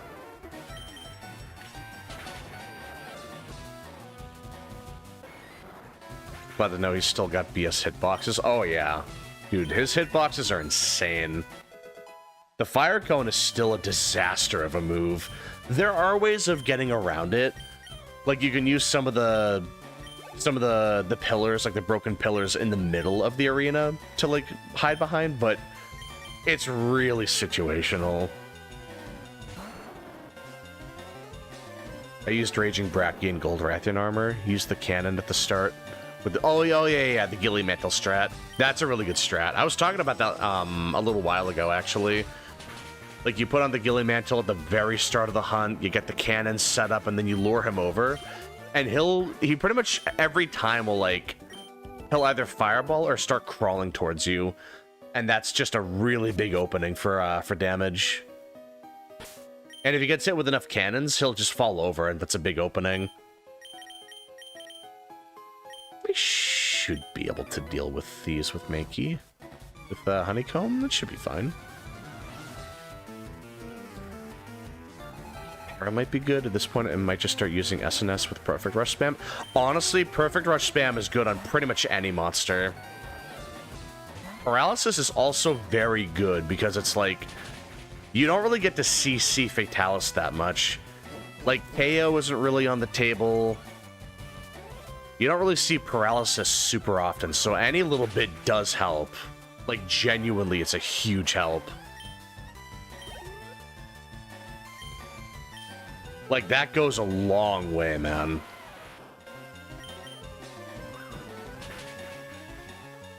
Gilly and Temporal Mantle might be good. Yeah, like Gilly Mantle at the very start of the fight. And then you can, like, use a Farcaster to head back, and then you're able to, like, swap off to Temporal and Rocksteady if you want. Just having a lot of options is really good. Okay, we're probably not going to KO here. And I don't want to run back to the center too much. That full Fatalis armor, I just suck. Nah, man, Fatalis is just bullshit. Honestly, that's not on your end. That's just Fatalis being Fatalis. Perturabo is only a traitor Primarch because he's been manipulated by Horus. Oh. And he's the only traitor Primarch who doesn't worship the Chaos Gods. He sees them as disgusting masses of psychic energy, which is chat as fuck. Dude, that sounds awesome. It's like you... my man literally just saying puny gods. I love that. I just think of that one scene from the Avengers where Hulk just starts ragdolling Loki and he's just like, puny god. Such a good scene. Actually cheered when I beat him the first time. Nice. Dude, if you can solo Iceborne Fatalis, that's a huge accomplishment. It's a pain in the ass to do it. It's doable. It's definitely doable, but it is such a pain to fight him. You'll definitely solo him one day, Gorilla. Absolutely, you will 100% solo him. I have no doubt in my mind. It's just a matter of practicing.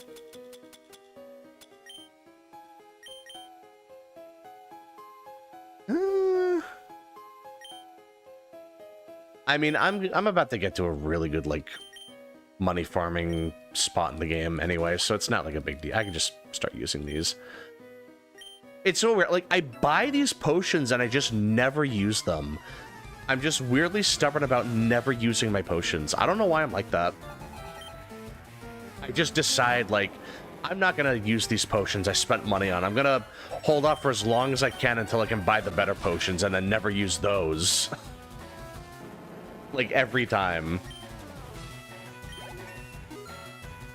Yeah, the White Fatalis posted. You posted that on the Discord. I saw that. That's a really good looking set, man. I'm really happy it turned out so well. Oh yeah, happy birthday month, sweet dreams. Yeah, my birthday is gonna be sooner or later this spring. By the time we get to the summer, I'll have been 32. I'll have turned 32 by the time we get to the summer. Have the damage. I have maxed out Agitator and Crit Eye. Ooh, nice. Found a good quote from SpongeBob. Oh, let me hear it. Not until a few weeks, but I wouldn't mind a fun game night and dinner. Ooh, nice. Yeah, let's see. Ooh. Escape, probably. I'll put that with the other three. Really don't need them. Oh, you know what? I think this guy's gonna have Graveler. I don't know if that's heavy enough for low kick to one-shot. I guess we'll find out. We'll find out. Why not?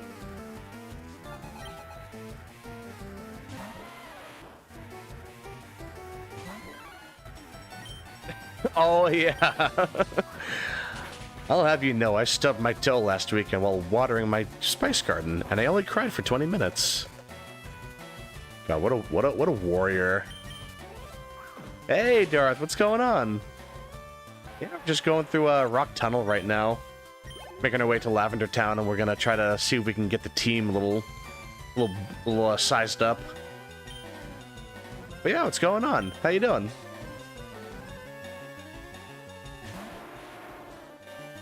Let's see. Maybe this one-shots. Okay, thank God. Like, Geodude is surprisingly light. I just didn't remember if Graveler got a little heavier. I mean, it gets heavier, but I didn't know if it was, like, heavy enough for that to, like, one-shot. Also, this cave goes on for a disgustingly long time. I forgot how big this cave was.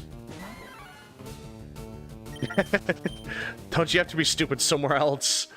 Not until 4. There's so many good one-liners in SpongeBob, it's insane.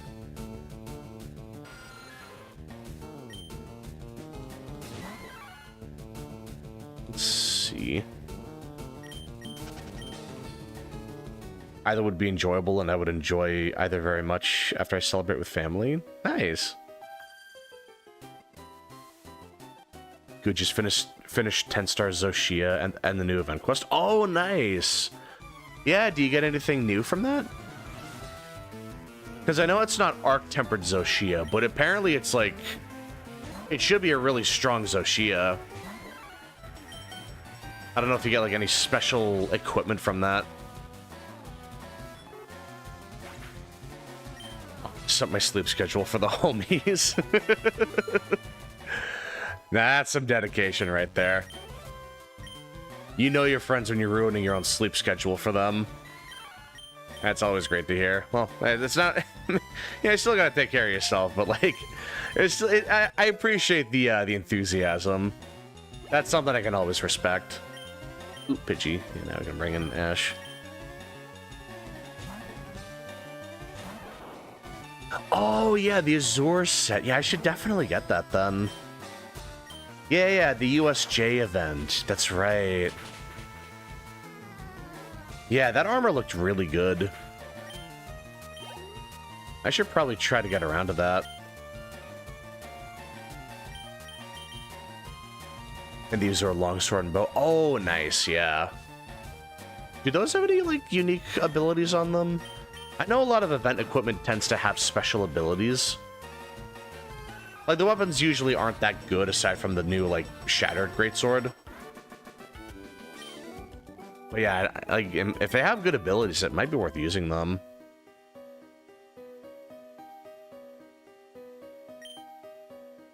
Oh, the Rock Slide Kid. Yeah, we'll save him for later. Eventually, I might want to get a good rock type on the team.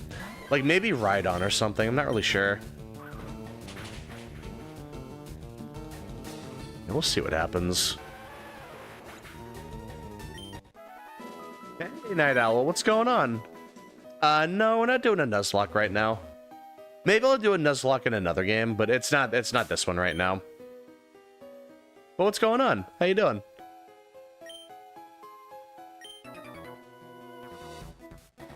Seen some outside cats where I live too. Some even trespassed into our backyard. Oh, that's really sweet.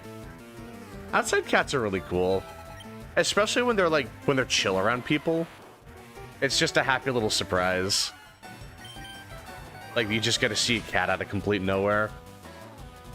And it just makes your day a little bit better. Like, I love that. I'm good. How about you? I'm doing good. Thanks for asking.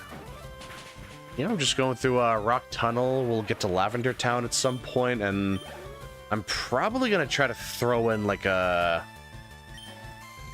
probably throw in Vulpix. Put Vulpix on the team. Maybe Flareon. I haven't really decided yet. Still kind of thinking about that one. You know, just, we'll stand.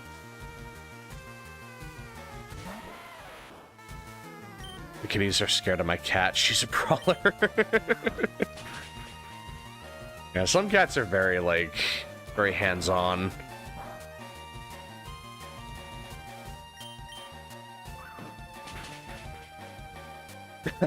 Oh yeah, Super Weenie Hut Juniors. God, that era of SpongeBob was just so many good, like, one-liners and punchlines. That show always kept you on your feet. Cats walk around in the snow a lot at our farm. Father keeps getting notifications that the security camera captured movement, and each time it's a cat doing some mischief. That's really sweet. Yeah, it could be some, like, some wolf trying to break in or something. Like, they smell chicken and trying to break into a barn or something. And that's just a cat chilling. That's great. My black cat was one too. There was one time she came inside with a small injury but recovered. Oh, okay. Well, yeah, sometimes cats get into fights. Yeah, you gotta be really careful about that. Might purchase FRLG on Friday. Ooh, nice. Yeah, like, there are some version differences. I picked Leaf Green because I wanted to get, Vulpix, and I want to get, Starmie and Slowbro at some point. I'm pretty sure those are the versions, the version exclusives, at least some of them. The ones that, like, stuck out to me.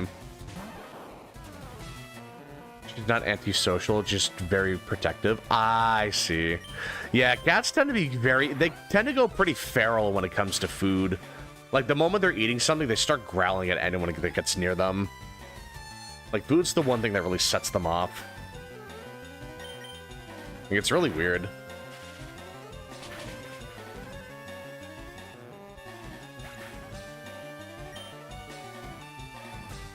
Cats always getting the mischief. Oh, yeah, for sure. Yeah, they're troublemakers, but we love them. Now we'll stay in. We should be good.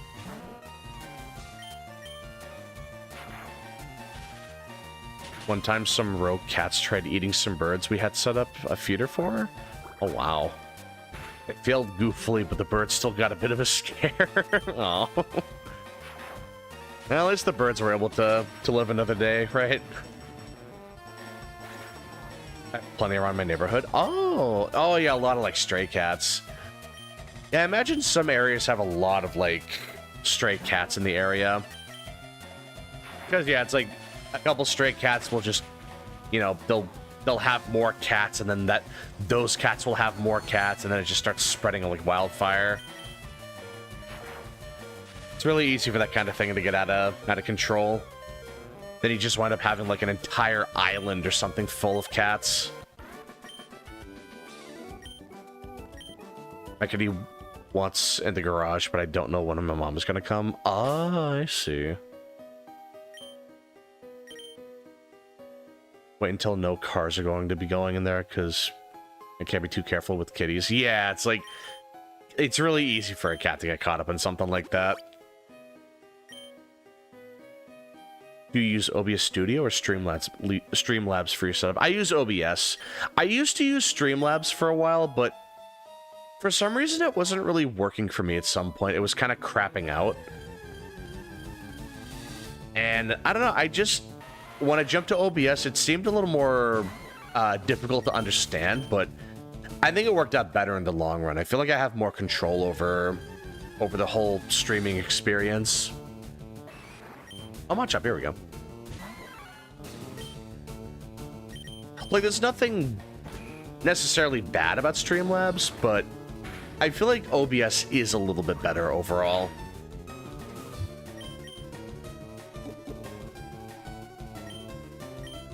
Let's see.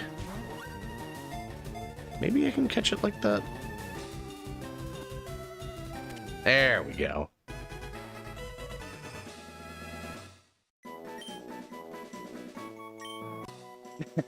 Oh yeah, Winnie Hut General. one of the best endings to an episode. The whole thing starts over again. What to call a Machop? I mean, the top of his head always looked like toast out of a toaster. We'll just call him Toast.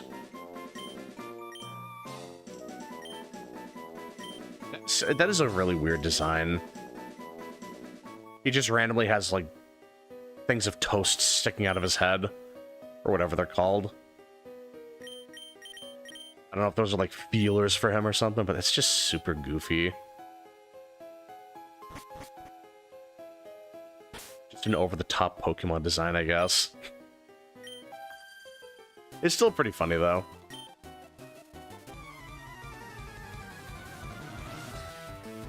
She gets spooked, but I don't know what she'll do or where she'll go, and I'm not risking it. Yeah, like, it's better not to take that kind of risk. Like, when cats panic, they kind of just run wherever they can. Like, they are so quick at, like, going between your legs or whatever. Like, they just will give you the slip way too quickly for you to react to. Yeah, it's better to just not mess with that.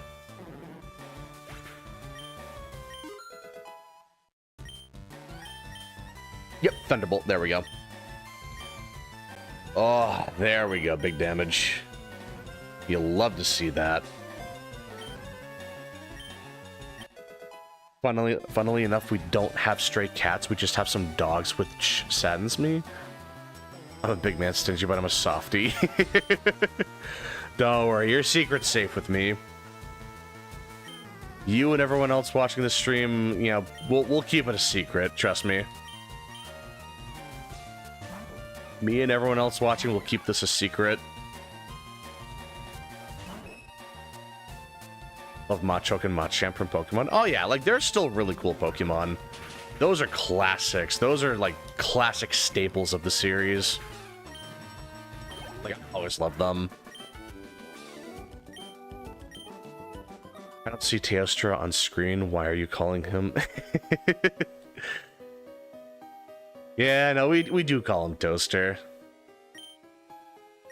Yeah, he's a big old goofball. Are you going to evolve Machoke?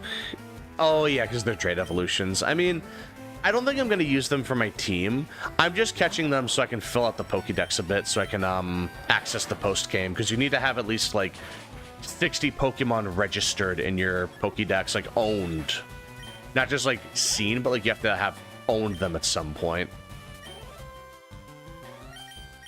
I can at least get Machoke. I don't really need Machamp, but getting Machoke would be nice. Let's see. I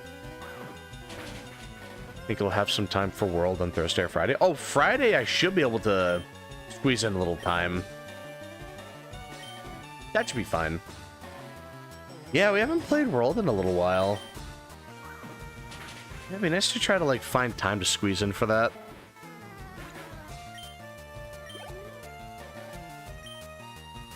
Bellsprout. We'll just bring in Shocker.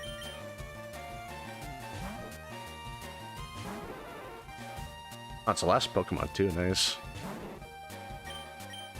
Rock Tunnel was always a really long area. It always dragged out way more than I thought. Like, that was tough. I used to have to do like 2 or 3 trips to the Pokemon Center in here. I feel like if I went through like the original Red Blue, I would still have to do that. Like, this area is tough. Like, it is a really long endurance run.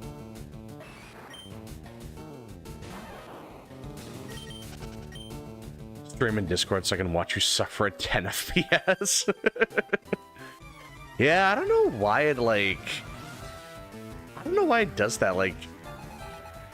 I guess you have to have a really good setup in order to, like, stream at a decent frame rate on Discord.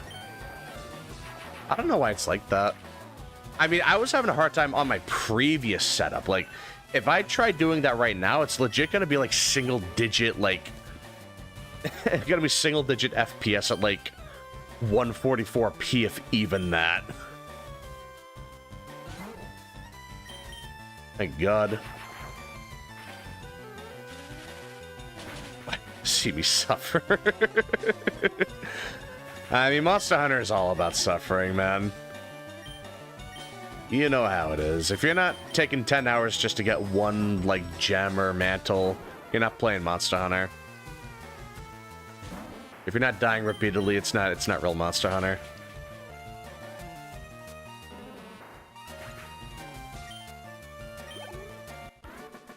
Discord wants you to pay for better streaming. Yeah, I believe that.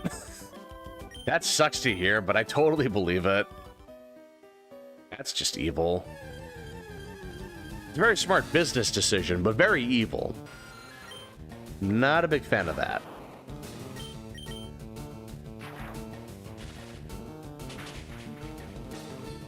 Love when Squidward had yelled future until future SpongeBob dropped the brick. Oh, yeah. Everything is chrome in the future. Luckily for you, I'm a masochist. Yeah, so you're in your element at that point, man.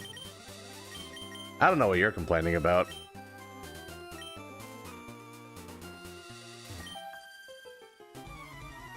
Yeah, let's see. There should be like 2 or 3 other trainers after her, so we're not out of the woods just yet.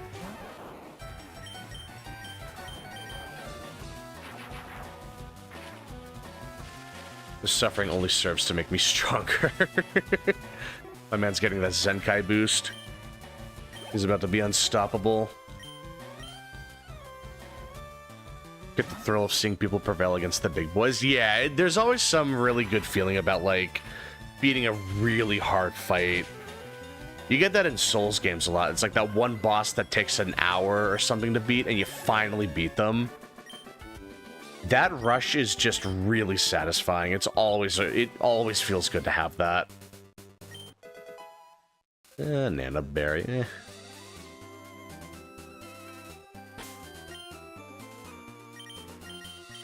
We should be able to just bring in Bulb here.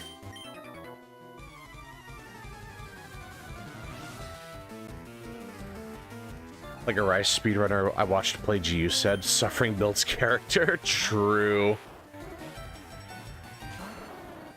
It's something to talk about, you know? Like, it's an icebreaker for sure.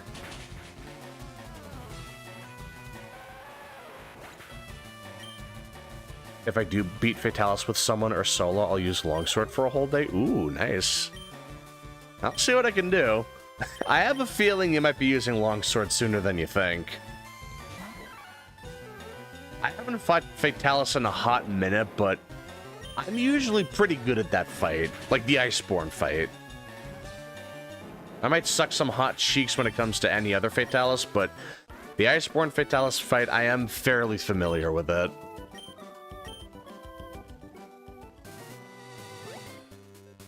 Yeah, here we go. Suffering builds character, but I can't evolve further yet. I need to remove my cap. Yeah, you're just hitting the ceiling too soon.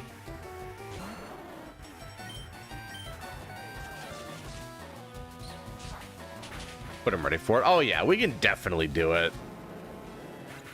I know damn well we can do it at some point. Sweet scent, nah. That's not gonna help. Alright, Honeycomb, come on.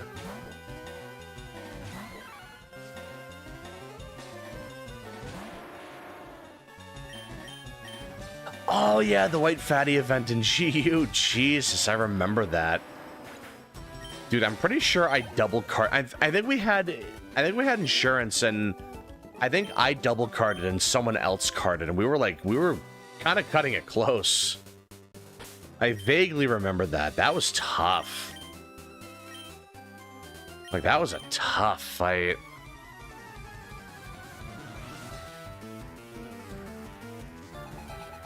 Have you ever tried Vermintide 2, Darktide, or Space Marine 2? No, never really played any of those. I have heard a lot about Space Marine 2, though. It sounds like a really fun game. But no, I've never played it before.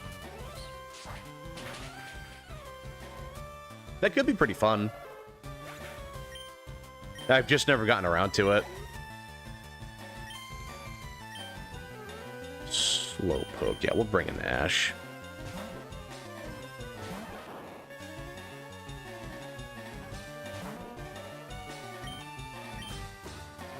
Okay, I'm a pro in FU and I still suck cheeks, especially at the Crimson Fatalis. Well, I mean, I hear Crimson Fatalis is just a really hard fight in general.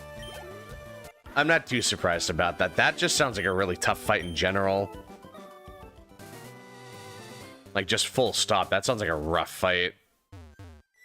Ooh.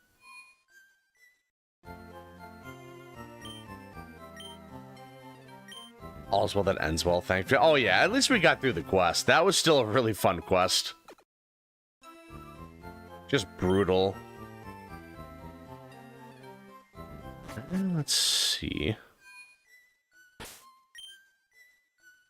Oh. Thank you, Tom. Oh, actually, you know what? Let me put Jerry away. We're actually able to get a couple new Pokemon around here. Yeah, let's see. Actually, we'll just deposit... We'll deposit Jerry. We'll keep Tom on the team. They do still have Cut after all, and I do still need to... I do need to keep that. Oh, actually, I can buy Great Balls now, can't I? Yeah, let's see. Yep, there we go. 20 should do it. And I'll buy some revives as well. I'll buy a bunch of Repel. Super Repel. That's going to be a good investment. I should sell some other things too. Yeah, make a little bank. Oh, Pearl, okay. I knew I had a Pearl somewhere. All three are great multiplayer games. The first two are like Left 4 Dead 2 with magic and perks, while the latter is more like Gears of War. Oh, alright. Yeah, I might have to look into those sometime then. Not that I played Gears of War either, but I've heard a lot of good things about it. And the Lavender Town. Yep. Yeah, it's the spooky theme. The one you hear in so many creepypastas. I unlocked a quest in Jude that's called Path of the Hunter. And it's Hyper Fated 4 and Hyper Diablos. Oh, Jesus. That sounds rough. That would... I would not be able to do a quest like that solo, I'm gonna be honest. I could probably do the, like, I could probably do Proof of a Hunter and Wild solo, but, like... Jesus, like, all those Hypers in GU solo, that's tough. Got flopped on by Event Crimson once. Damn. Yeah, that's gonna be a rough matchup regardless. So to come back from getting pancaked. At least I'm safe inside my mind. At least I'm safe inside my mind. Event Fatties and FU are interesting because they have 10k less HP than the regular quest ones, but they're buffed to all hell. Oh, they have less health. Oh, alright. Less health, but they do a lot more damage. Alright. That's really interesting. So it's kind of a give and take at that point.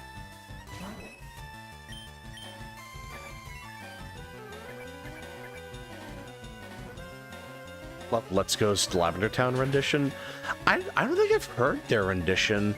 I know the theme has kind of gone through some changes over time. Like the Gen 1 games and Fire Red and Leaf Green, they're more like...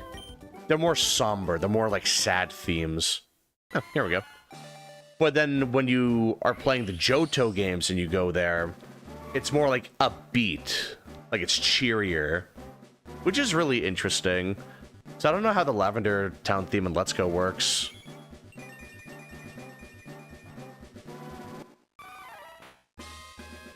Me selling monster parts in FU because I'm running out of space in my box. Yeah, I hear like your box space is very limited in FU. Yeah, as a hoarder, that would absolutely kill me on the inside. I hate having to sell my stuff.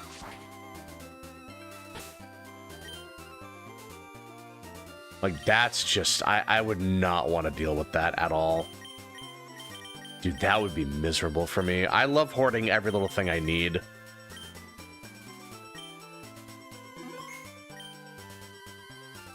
Space Marine 2 in particular also has a PvP mode, which is similarly a lot like Gears of War. In it, you have loyalists fighting against traitors, and it's a lot of fun with friends. Not so much solo. Oh, alright. Yeah, maybe I'll look into that then.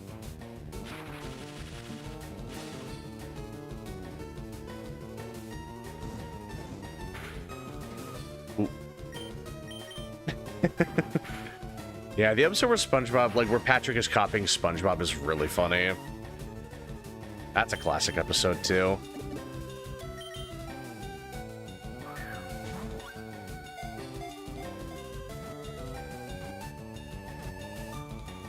Yeah, I hear Gears of War is a really good couch co-op game. I never really grew up with that kind of game, but I hear it's a really good game. There we go. We'll go with Wisp.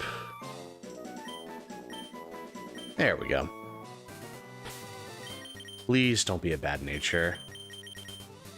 Please, I beg of you, don't be a bad nature. It's not terrible. I'll take it. It could have been a lot worse. It could have been a hell of a lot worse. Like, honestly, I'll take it. It's certainly not ideal, but it's far from the worst thing I've seen. Like, you know what? I'll just take it. I'm not gonna look a gift horse in the mouth here.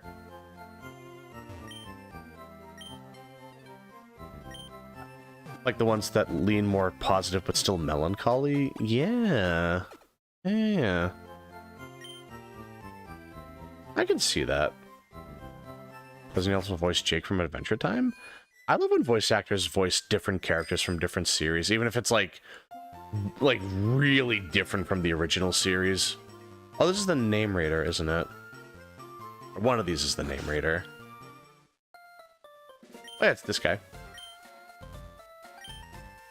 Okay, so we can come back anytime and just change our names if we need to. I kind of like the names as is, though. I'm going to have to do a lot of Switch training for Wisp. More importantly, I need to try to get to town so I can see... I need to get to Celadon so I can see what is available, because I want to get Eevee, and depending on what nature it has, I might just make a Flareon. I don't know if I want to commit to a Vulpix, because I used that last time I played Leaf Green.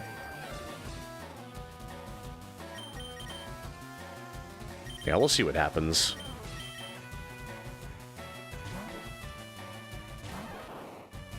Vermintide 2 and Darktide both only have PvE, but their PvE content is generally more fleshed out than Space Marine 2, especially Vermintide. Oh, okay. Maybe I would prefer that then.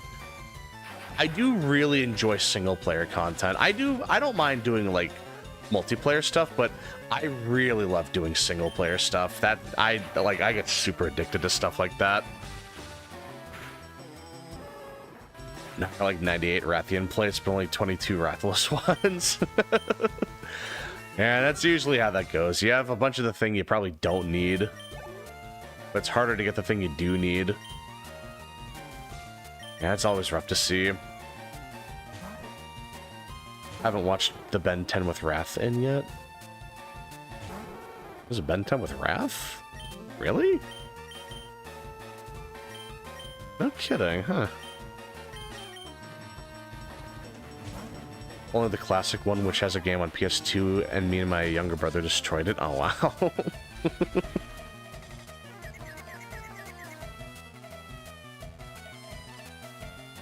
Go to bed. It's only 4:12 a.m. That's a tough one. Maybe just closing your eyes for a couple minutes would be fine.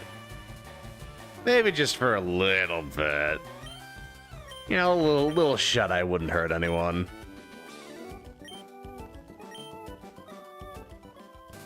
I don't have anything today, but I have a family coming. Oh, alright. Maybe it would be fine, but I think you should still get just get like a little rest. Even just a nap would be good. I don't have a sleep schedule. I have sleep suggestion / freestyle. My man just living his life. I'll go to bed when I feel like it. Yeah, that's crazy. Oh, shoot. Really bad crit. Shouldn't be too bad. But yeah, like, trying to stay up as a zombie is really tough. Like, I've done that a lot. I still kind of do that sometimes. Like, it's tough. Like, that kind of stuff can have a long-term effect on your health. Like, your brain kind of just turns to sludge, and, like, you can't really think anymore. Like, it's really easy to drift off. Like your thoughts just drift off. Like, it's really easy to just forget what you're thinking about. I do that all the time, honestly.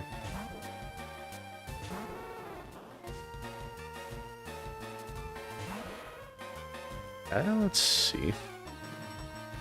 I was getting hit by a car and I survived that. Well, I mean, that doesn't mean you should just get hit by another car. I mean, I don't think that's like the proper unit of measurement. Like, I got hit by a car, so I can just not sleep.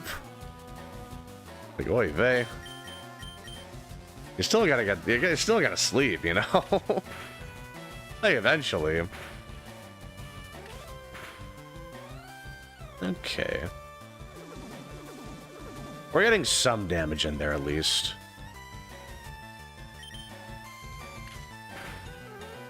Maybe I can just get a lucky crit at some point? Nope, okay.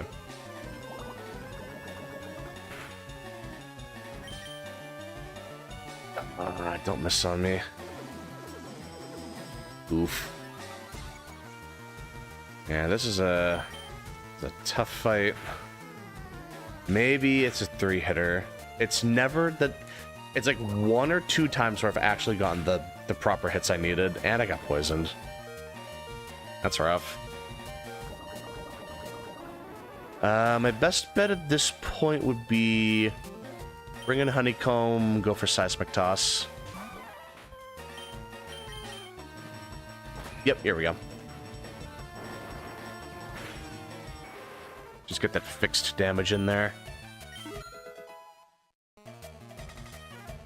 And then a catnap it is, just to not be lazy. Yeah, as long as you're getting some kind of rest. Like, that should be good enough. But yeah, I'll see you around, Gorilla. Make sure you get some rest. But yeah, I'll see you around. Have a good one.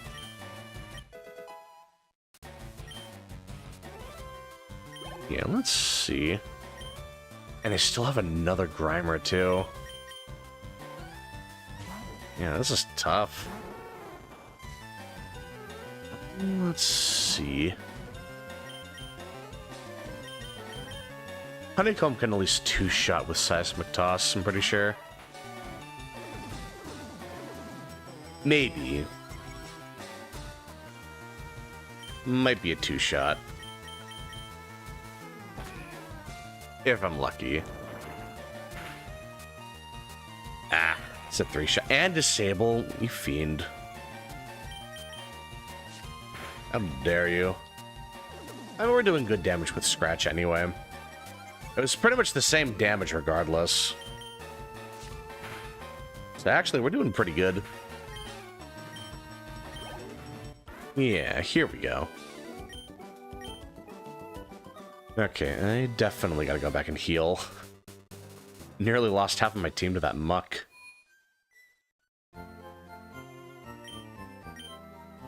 That was tough. Maybe I'll actually, like... Maybe I'll skip the trainers just to go to the next town. Because I do want to get an Eevee. And I definitely want to try to get a Dodu if I can help it. I think that'll be a much better long-term investment.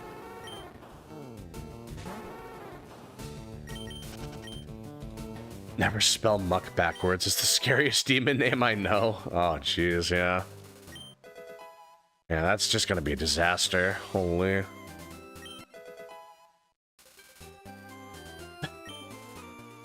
If you say Muck's name backwards in the mirror 3 times, something crazy happens. This strange entity called Mom comes out of the bedroom and starts beating your ass. Kind of crazy. Your source, trust me.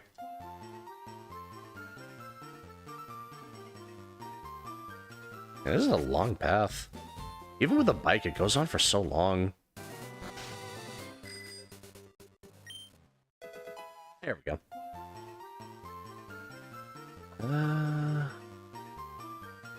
Nope, okay. Oh yeah, Team Rocket took over the town. Or not like took over, but like Team Rocket is stationed here for a while. That's right.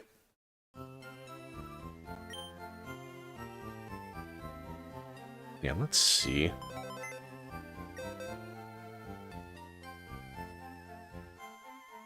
How about we just put Ash away for a little bit? Actually, we'll put Shocker away for a little bit. It might work out that way.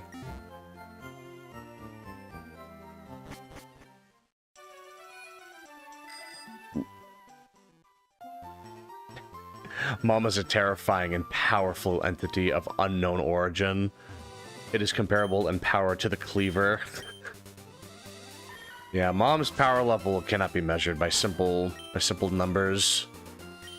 There's no way to measure that level of power. If you used a Scouter from Dragon Ball, it would instantly break in the presence of Mom. And we treat Mom like an SCP. Level 22, that's a decently high level. Thundershock might KO, it might not. Let's see. I did, okay. That's alright. I don't think 22 is the highest it goes anyway, so that's not even like a big deal.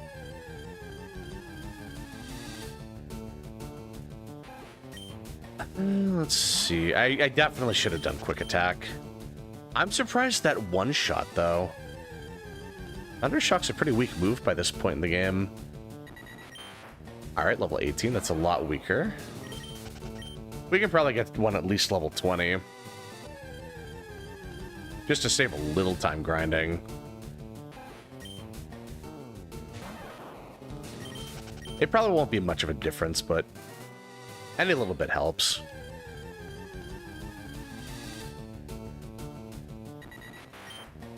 Yeah, we'll look for one more. Hopefully it's level 20 something. Ah, jeez. Maybe one more. If it's even like level 19, I'll probably just take that.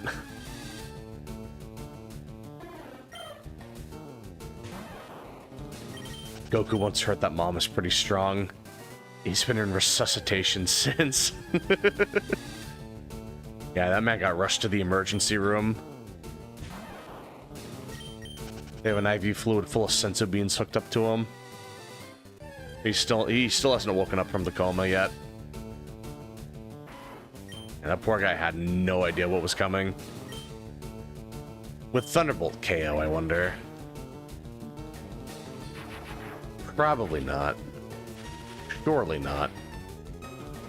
Yeah. That should be enough.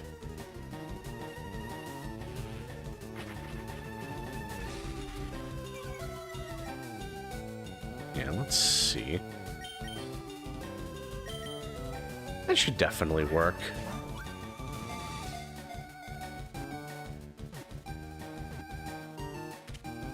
There we go. Hopefully Dodu will come along quickly. I gotta put him back in the PC, that's right. Let's see.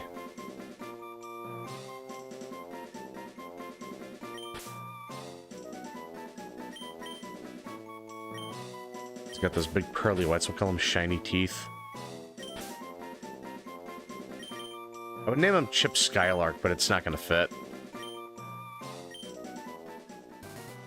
If it were, like, modern Pokemon where the character limit is 12, I could have definitely done that.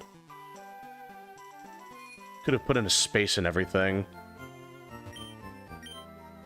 Can't believe that making a scary face is an actually viable move in a world where mice shoot lightning. Yeah, it's really weird how that all works. And there's different ways of looking at a Pokemon, too. It's like you have Leer, which lowers defense. You have Scary Face, which lowers speed. You have Glare, which actually paralyzes the Pokemon. Like, so many different ways of looking at something and getting different results. Like, it makes no sense when you think about it. But at the same time, it is cool that there's, like, it's like having different breathing techniques in Demon Slayer. Like, you're just breathing, but magically it means you get to shoot fire or water or, like, you know, like, create illusions and shit. Like, it's just so funny how that works.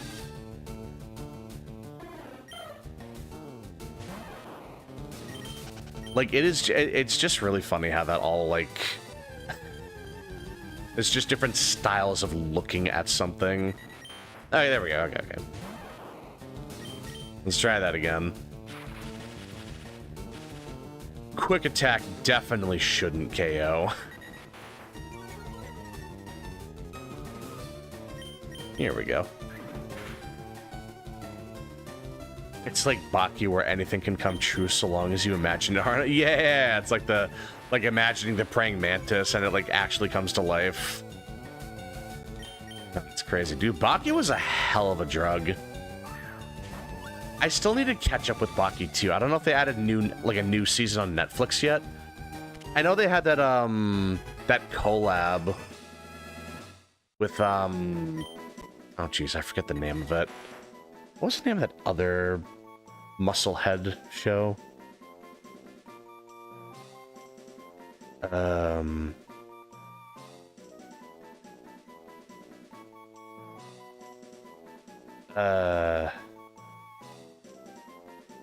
Kengan Ashura. Well, that's the name of the show. I don't know if that's the name of the guy. Oh, it's Oma. That's what it was. Yeah, dude, I love shows that just have, like... There's clearly no logic involved, but, like... That's kind of the fun of it. It's like, they just do... Like, any little thing happens and they'll just do it. Like, I feel like Yujiro could survive in the vacuum of space. He'll find some, like, technique to preserve his oxygen and not, like, let the air get sucked out of his body from the, like, the vacuum of space or whatever. I'm willing to bet that would happen.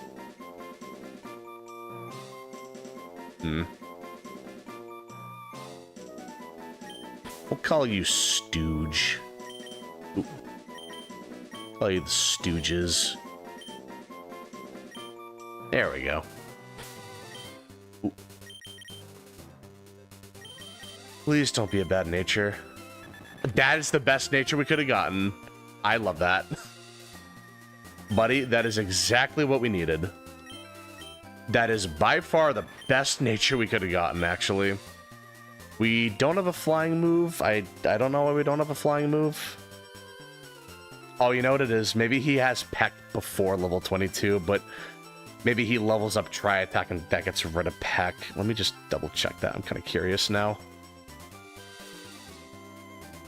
Hold on. You know what? That's exactly what happens. At level 21, he learns Tri-Attack, and that gets rid of Peck. That is actually exactly what happened. That is such a shame. Baki is basically if every human and near human had a Wog field around them and incredible psychic power. I know, Baki logic just goes really hard. It's just whatever happens, happens. Whatever's convenient for the plot is just, like... It will happen. Like, I need to watch Baki again. I need to catch up with the new, like... the new Baki stuff. I know they had that collab with Kengan Ashura, but like, I don't know if they released anything. There's Musashi. I don't know if that's released on Netflix yet. But yeah, I would definitely want to look into that. Okay, now I'm gonna put another Pokemon away. Yeah, let's see. We'll put Ash away. Because there's a chance I could use a Jolteon. I'm either going to use Flareon or Jolteon. I haven't really decided yet. I usually lean towards Jolteon, so maybe I'll go Flareon this time just to mix it up. The problem would be trying to get a good fire move. The smart thing to do would be to buy Flamethrower at the casino, but I don't know if that would be a good idea. I might reset a couple times just to get the, and I'll nickname it later. What's a female Eevee? Sassy, too. Huh. I mean, it's not a terrible nature. We can make that work either way. Yeah, you know what? We'll throw in Eevee. Why not? I still have to think about what I'm gonna evolve it into.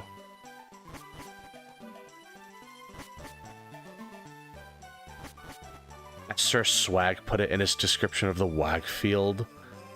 They could make anything happen if they believed in the magic of Christmas. And as long as you believe in Santa Claus, anything's possible. I've been on his good list for the longest time.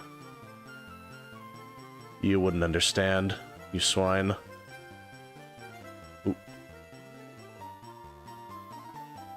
Yeah, I think that's about it over here. And then we can go back. God,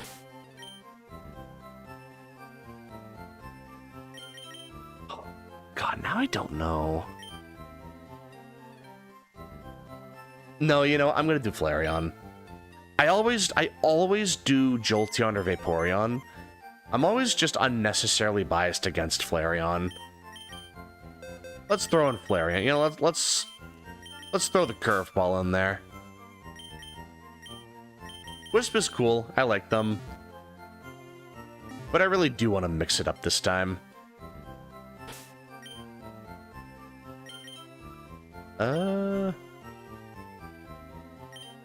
Yeah, sassy nature. Flareon already has pretty good special defense anyway, so they would at least be pretty tanky. It's just trying to get, like... trying to get a good, like, special attack. Orcs would have been the most OP species in Warhammer if they were if they weren't stupid as shit. The power of making anything you believe in actually happen is OP as fuck. Oh, absolutely, dude. If I can just teleport, like, a bomb inside your brain and set it off, like, that would be insane. Like, you don't really come back from that. That's not the kind of thing you can walk back from. Like, you can't just walk it off and be like, whew, ah, man. All right, that was a good move. Now it's my turn. Like, no, you're done. Like, that's just the great equalizer.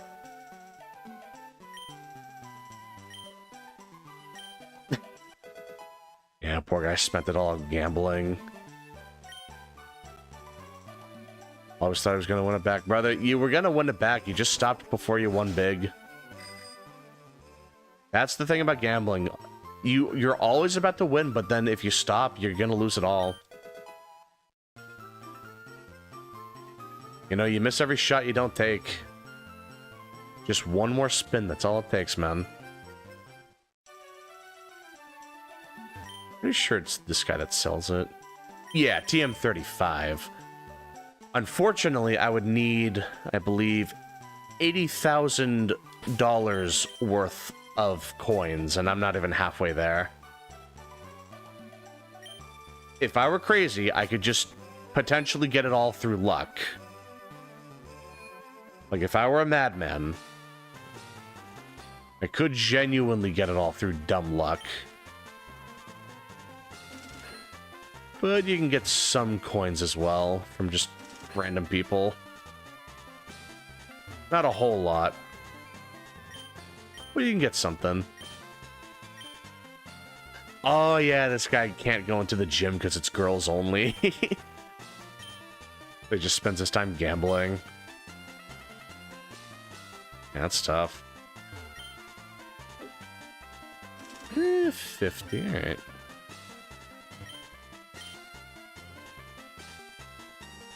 Let me double check. Yeah, that's way too expensive. Let me look around a little bit more. There's still some stuff I can do.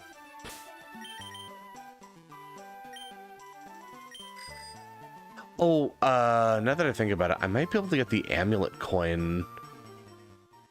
Can't do it from there. Okay.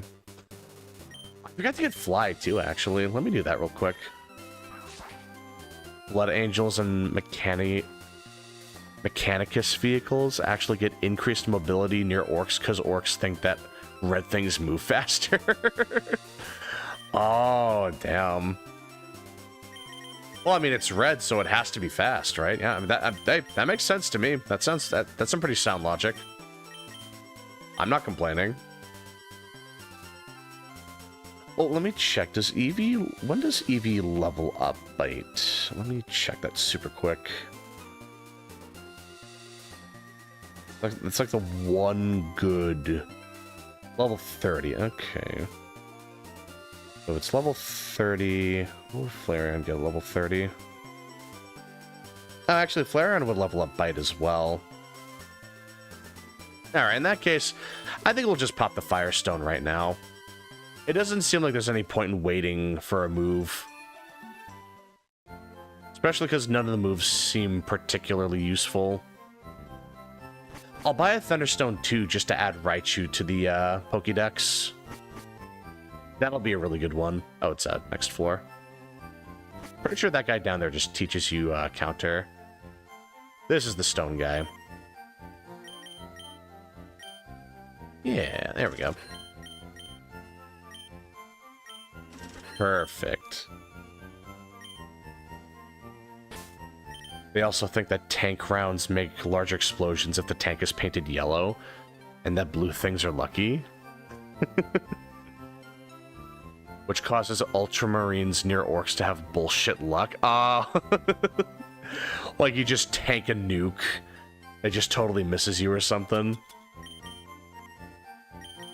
Yeah, you just have to have a positive mindset, you know? That kind of stuff does go a long way.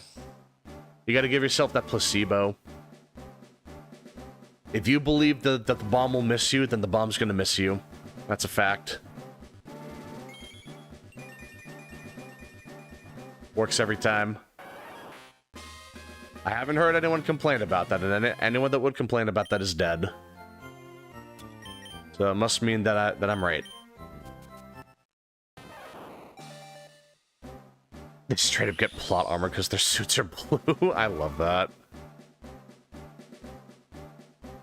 I love that goofy kind of logic.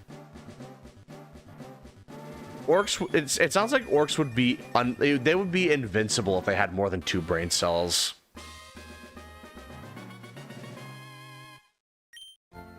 I mean, it sounds like they only have 1 brain cell. If they had even a second one to like rub together, I feel like they really would be invincible.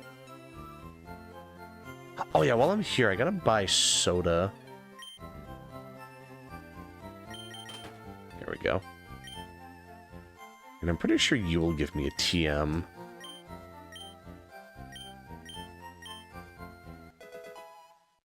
Yeah.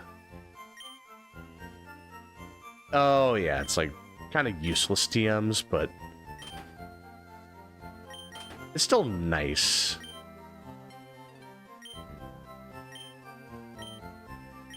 There you go. She used to give you Tri-Attack, Rock Slide, and Ice Beam, actually. Which were, like, 2 of those 3 moves were genuinely kind of cracked. Like, Rock Slide was the only semi-accurate rock move in the game, because Rock Throw was, like, 60 accuracy for some reason. And Ice Beam is a tale as old as time. That move's always been good. Like, full stop. That move has always been good. Tri-attack is just strength without the ability to move rocks. Like, it's really nothing. It doesn't even have, like, a chance of inflicting burn, paralysis, and freeze. It's just, like... It is just an 80 power move, just like strength, and it does not do anything beyond that. It's very underwhelming. It's a very mid, very lame kind of move, but it's still like a decently strong move. And you get it before you get strength, to be fair, so you could actually make some use with that.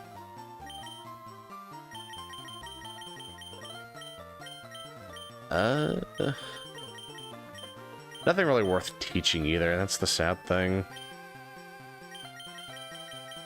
Yeah, so they're kind of just stuck with this for now. Orcs are actually a degeneration of Krorks, who are 100 times more intelligent than orcs, as well as larger and stronger. Oh, really? And Krorks were practically undefeatable. Well, yeah, if they can use more than 2 brain cells, I imagine they would be unbeatable if they have the power of imagination. They were artificially created by the ancients to serve as their military during the War in Heaven. And true to that, they were mad powerful as an army. Yeah, I bet, dude. They must have been absolutely invincible. So I gotta wonder what happened to them. Did they just imagine, like, blowing themselves up or something? One of them was just like, man, I wish I was dead. Like, just as a joke, and actually wound up wiping themselves out like the dinosaurs got wiped out by the meteor or something. I would not be surprised. Ooh. Man, Flareon is not really gonna get it done. Thinking about Stooges is definitely not gonna get done here either. I'm pretty sure it's going to be like a Ninetales and a Rapidash.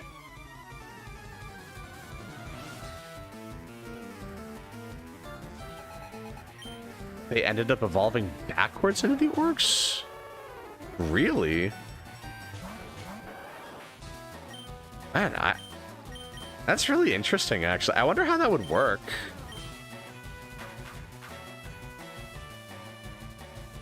I like to think that they actually did accidentally think that. Like, what if we were just dumber? Like, ignorance is bliss. Maybe it's like something traumatic happened and they just wanted to forget, but what wound up happening is, like, they accidentally, they just wiped too much of their minds and then they just got stupid.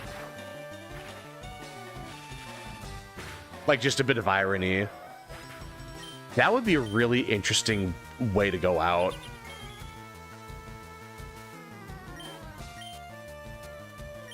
The orcs are also mushrooms, by the way, which is why they have no women. They reproduce by planting spores in the dirt. Oh, alright. So it's like Cyberman rules, alright. Perhaps that's what happened to the Koroks. Yeah, I mean, that would be a really interesting take. Like, knowledge is a curse, that kind of thing. Like, maybe they wanted to, like, know the secrets of the universe, but they learned too much. Like, they learned something terrifying. And they wanted to forget, but then they, like... They made themselves forget too much, and then it, like... It just made them incredibly dumb. I wonder if they still remember... It's like those memories are still, like, in their heads, but they just, like... They don't have access to them. So it's like... Maybe you can jog the memory at some point or something. That would be a really interesting twist. Well, we got them a flying move at least. Also, need to get that item off of Tom. Yeah, let's see. Ooh, PP up. Actually, that's really good. Yeah, wait a minute. Okay. I think we can make that work.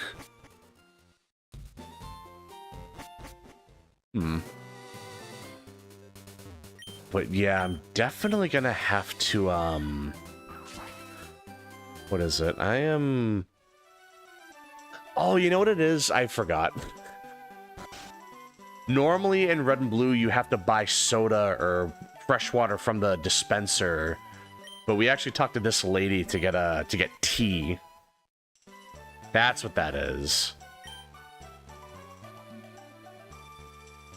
So it's a key item, and then we give this to the guards around Saffron City, and that's how we're able to, yeah, that's how we're able to get through. I haven't done that in so long. I actually somehow forgot.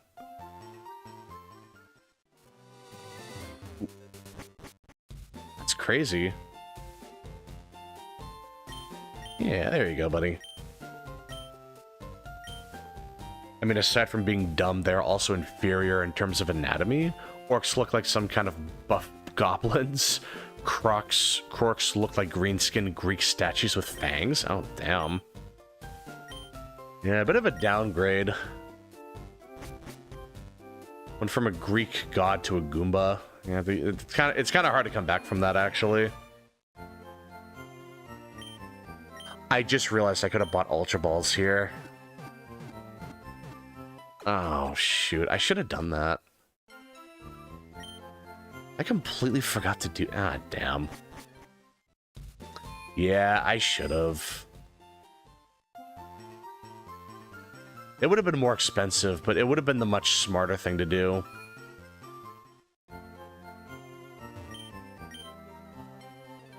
Oh, wait, it's not Ultra Ball. Oh. Oh, you know what? That's only for, I think that's only for... maybe the originals? I swear you could get Ultra Balls at Saffron. Maybe I'm thinking the Johto games. When you come here in the post game. Maybe that's what I'm thinking.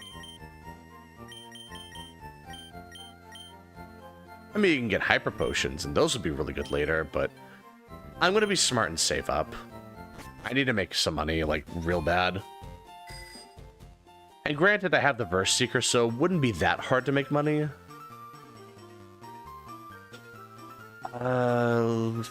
Thinking about it, what was I about to do? I think there was something I really wanted to get. Since I'm in the area.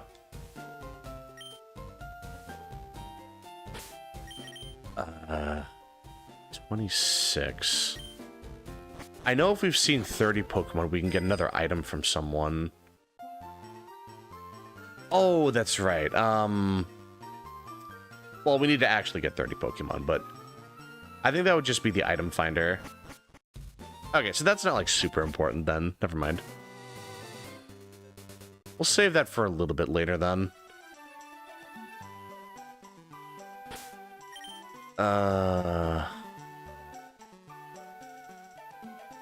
You know, now that I think about it...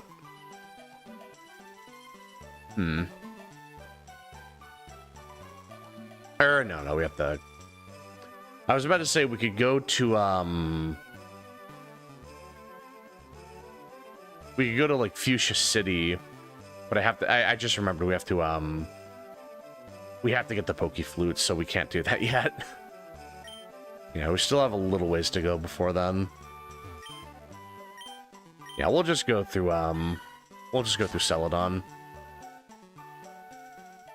I shouldn't be overthinking it like that. Let's see. Yeah, Flareon is just not going to do any damage for a while. It might not even be worth switch training them yet. Like, until I get Flamethrower, it just isn't worth using them, like, at all, unfortunately. Yeah, that's a shame. I think I'm just gonna power level Stooges for a while. Orcs also could make actual functional advanced tech. Orcs can't make shit. All orc tech is quite literally held together by kind words. It only works because they think it should work. That is actually really cute, honestly. It's just held together by rubber bands and used bubblegum. And it's like, no, it should work. This is no. The bubble gum is the grease. It'll smooth it out. Like that'll work just fine. And then it actually just works. It's a race that just runs entirely off of placebo. That is really endearing. It's kind of sad, but it is also like kind of endearing in a way.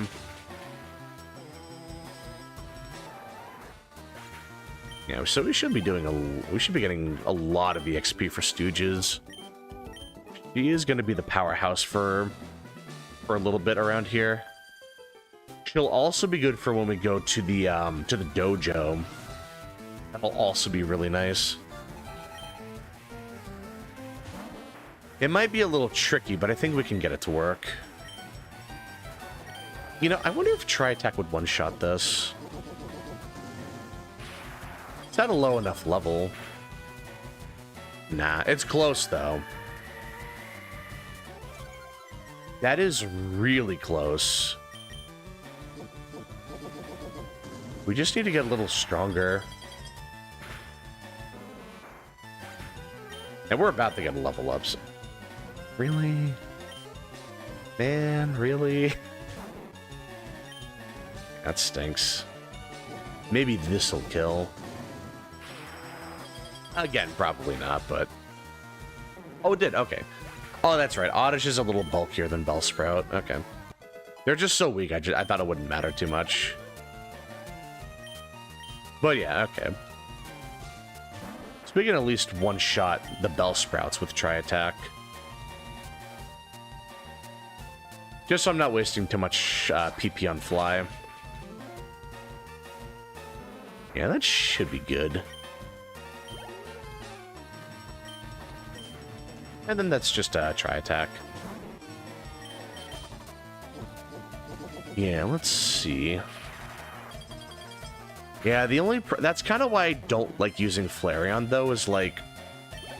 when you get Jolteon, you can teach it Shockwave right off the bat. If you get Vaporeon, you can teach it Water Pulse. You don't get anything for Flareon. There's no, like, Flame Wheel you can teach as a TM.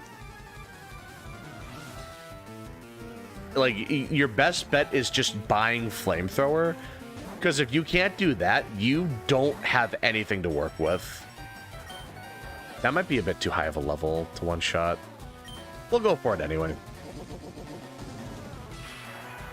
But yeah, it's like... Flareon just gets completely screwed over because of that. On top of the fact that it has the least special attack of the three, so even if you get Flamethrower, it's not as strong as Jolteon with Thunderbolt or Vaporeon with Surf, you know? It's one of those things where the physical special split really helped Flareon out. But even then, it's too little too late. It's sad because Flareon's actually really strong in the original games because its special attack was 110. Because it's like, it wasn't special attack, it was just one big special stat.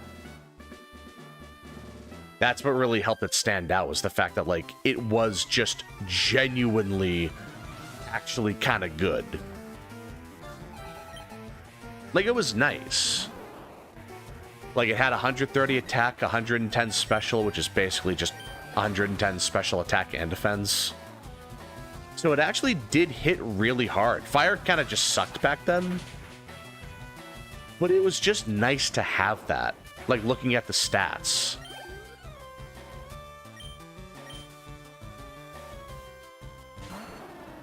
And that really makes me wonder, what if we had, like, the special stat combined again? That would have had a lot of, like, interesting implications, because there's some Pokemon that actually got really nerfed because of the special split. Like, Gyarados used to have a lot of special... well, a lot of special. But after the split, it lost a lot of special attacks, so it kind of got nerfed. Know very little about Pokemon myself. I mean, there's a lot to learn with Pokemon.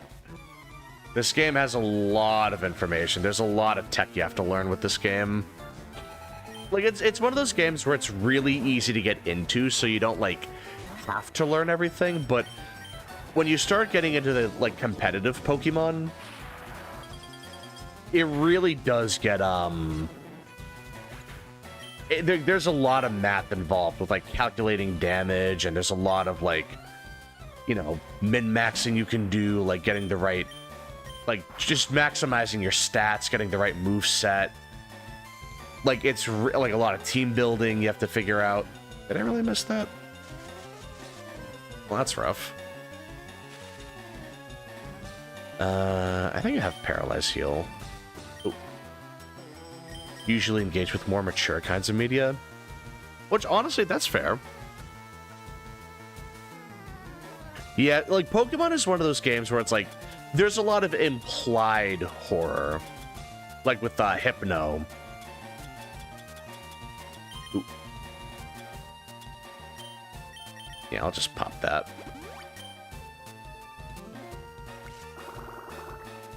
Like a lot of folklore kind of storytelling with Pokemon. But yeah, Pokemon is mostly just a very kid-friendly IP. I can understand not wanting to like stick to that when you grow up. But I do still have a lot of fun playing the games, because you know, it's fun just like catching Pokemon and training them, trying to come up with a good team. Like, it is really fun. Weepinbell, here we go. Yep, no, that balloon Pokemon. Oh, so, Drifloon. Yeah, Drifloon's thing is that it'll spirit kids away that think it's just a normal balloon. It's really terrifying. The Lantern that eats souls. I mean, there's a lot of ghost types that eat souls. I mean, there's Lampent. I don't remember if his dex entry specifies it can eat souls, but there are a lot of Pokemon that can do that. Like, there's a Pokemon called Shedinja, which is, basically there's a bug Pokemon that evolves, and when it does, it can leave its empty shell behind, and that creates a new Pokemon. And if you look into the hole that the Pokemon crawled out of on its back, that will suck your soul out. The sword that possesses people, and that's, Honedge. If you grab the sword, it'll grab onto you and suck your soul out. It's a lot of ghost types that have really terrifying stories, like a lot of dex entries.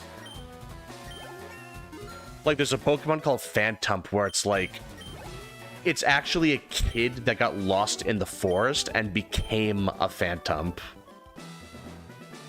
Like, it's really dark. Like, an actual child became a Pokemon. Like, it's scary. Or rather, like, it's scary that, like, you don't really notice that stuff when you're playing through it as a kid. You're just like, oh, that's a cool dex entry. But then you grow up and you're like, my god, how did I miss that? Like, that's terrifying.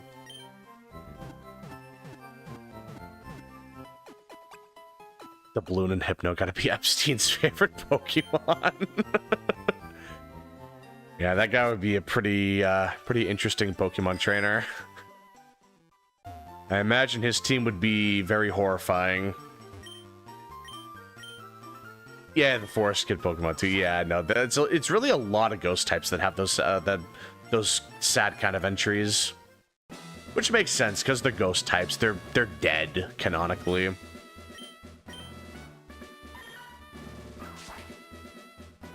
But it's still really interesting to learn all that lore.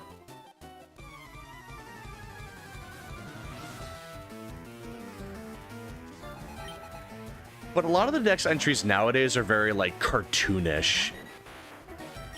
Like, even the ghost types are more, like, lenient now, but it's like, a lot of them are just very silly. Like, they have, like, a kind of gimmick. Like, you have Drampa, which is, like, this old dragon Pokemon that plays with kids, but it's like, if you anger it, it will just destroy an entire town or something. It's like, the whole gimmick is like, it's a nice grandpa that, like, protects the kids. Like, a lot of Pokemon are very, like, gimmick-oriented now. Like, I feel like you don't see the darker entries nowadays. Oh, there's another, oh shoot, what was it called again? I think it's, Sandygast? Yeah, there's Sandygast, which is, it's a pile of sand possessed by a ghost, so it has like a little sand shovel on top of its head. If a kid grabs it, you know, it'll suck their soul out. That's kind of the name of the game with ghost types. They're always sucking people's souls out. Yeah, it's really easy to predict what they're gonna be like. Reflect. Ugh. That's rough. That didn't do as much as I thought it would either. Hey, Cookie, what's going on? Yeah, we're just at Erica's gym right now. We're gonna see if Stooges here can solo her. We'll see what happens. But yeah, what's going on? How you doing? Media in the olden times used to be a lot less cartoonish in general. Oh yeah, definitely. Part of it is because kids nowadays are very people nowadays are worried about scaring kids. They try to make it really kid friendly and like really what's the word? Like just very, very safe. They don't want to risk scaring a kid or anything. That'll mess with the bottom line.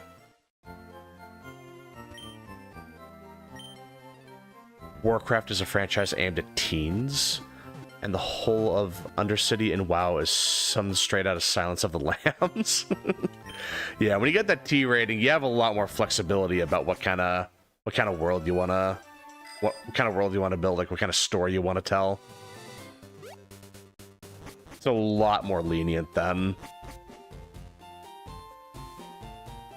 Ooh, you know what? Yeah, we got a couple more trainers we can fight over here. Yep. Yeah, I think that's what I wanted to do, actually. There should be a lot more we can do over here. Any luck, I might actually be able to evolve into a Dodrio by the time I get to the actual Erica fight.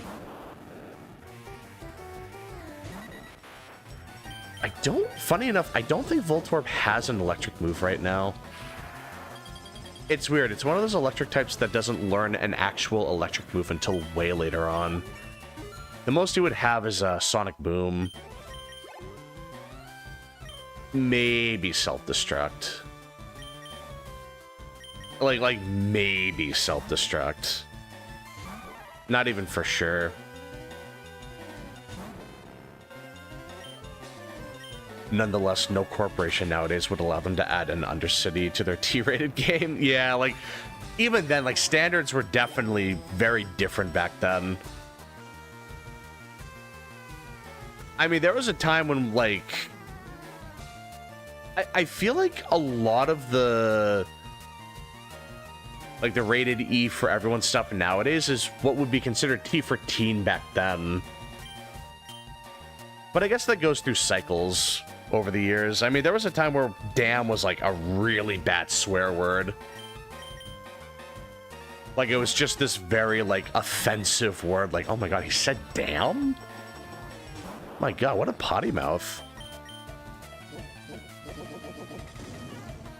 So I guess it's just, it's something where we go through cycles, you know? I'm sure we'll kind of come back to the more vulgar side of things at some point. Ooh, maybe we'll use Flareon. When you get past all the toilet and Ninja Turtle sewer jokes, that is one of the scariest areas in the game, and it's a goddamn player city. I can only imagine the horrors that has. Poison gas. What's worse is they might have self-destruct too. Oof.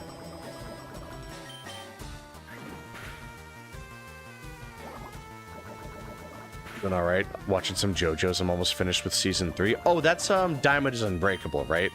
I keep forgetting the first 2 parts are technically one season.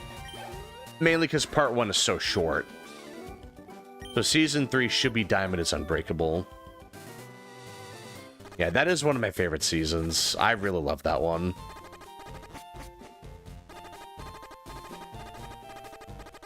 But yeah, then after that is Golden Wind, and that is a fan favorite season for sure.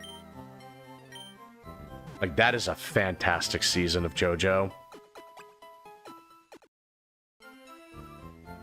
Yeah, part 4 and 5 are absolutely my favorite parts of the series.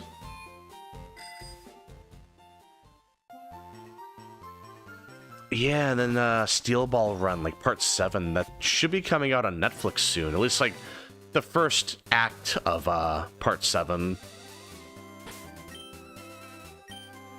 And I have actually never seen that part of JoJo. Like, I read a little bit of the manga, but I kind of dropped off for some reason. Poor Shigechi, dude just blew up. Yeah, that poor guy. Oh, but he blew up. I mean, it sounds like his YouTube channel kind of popped off. Then he blew up, dude. That's nice. Good for him. Always great to see. Yeah, poor Shigechi. Man, that kid goes through a lot, man. He is a fan favorite for sure.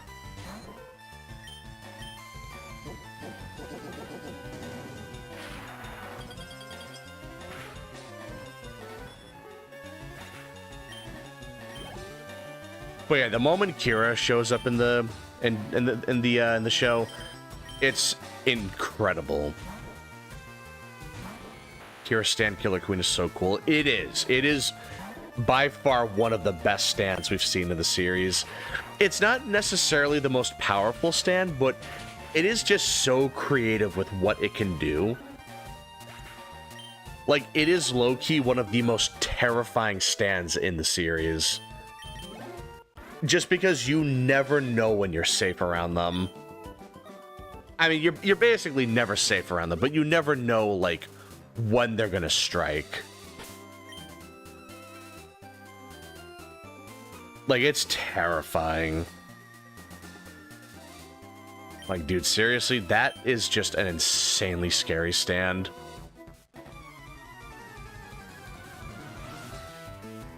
But yeah, Kira is just such a fun character.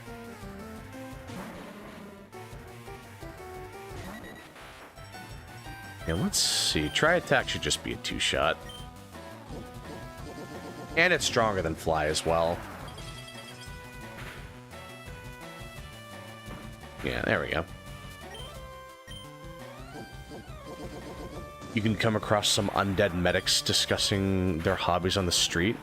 And one of them brings up his new project, a living human woman that had chunks of her brain removed to be completely docile. Oh, Jesus.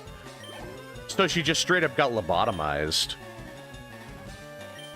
Like, just literally got lobotomized. That is terrifying. That actually is really horrifying. That's a real thing, too. Like, just getting lobotomized, like, you just straight up become a completely different person. Like, it's really tragic to hear about stuff like that. Just fetch his stuff for him. God damn. Yeah, I can't imagine something like that flying nowadays. That definitely sounds like a product of its time, for sure. Jesus, that's terrifying. Like, that's probably the worst thing that can happen is just, like, identity death. Like, 1 minute you just stop being the person you were, and you're just constantly in this, like, this mental haze or something. Like, you just stop being who you were, and that is a terrifying way of going out. Like, absolutely horrifying just thinking about that. I mean, I like dark stories, don't get me wrong, but, like, even then, like, just thinking about something, like, the fact that it's a real thing kind of makes it even more scary. It's not like the boogeyman under your bed. It's like, that's a real thing that can happen. And that definitely adds to the horror of it. Even though Joseph is so old, he's still my favorite character. Yeah, Joseph's a timeless character. He's always a really fun character on screen.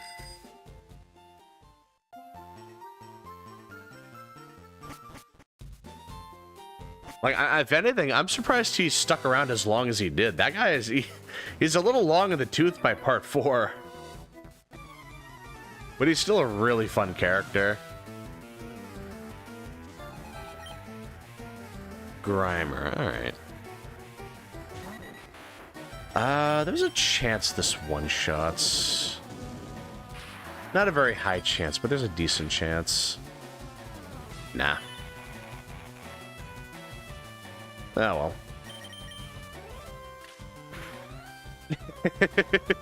I know, I love that catchphrase. Just, oh my god! It just never gets old. I do love how part 2, there was... I'm sorry, part 3, there was more of, like, a focus on that, where, like, he just says a bunch of, like, broken English, like, holy shit! Son of a bitch! Like, I love that about him. Like, he just had so much personality to him.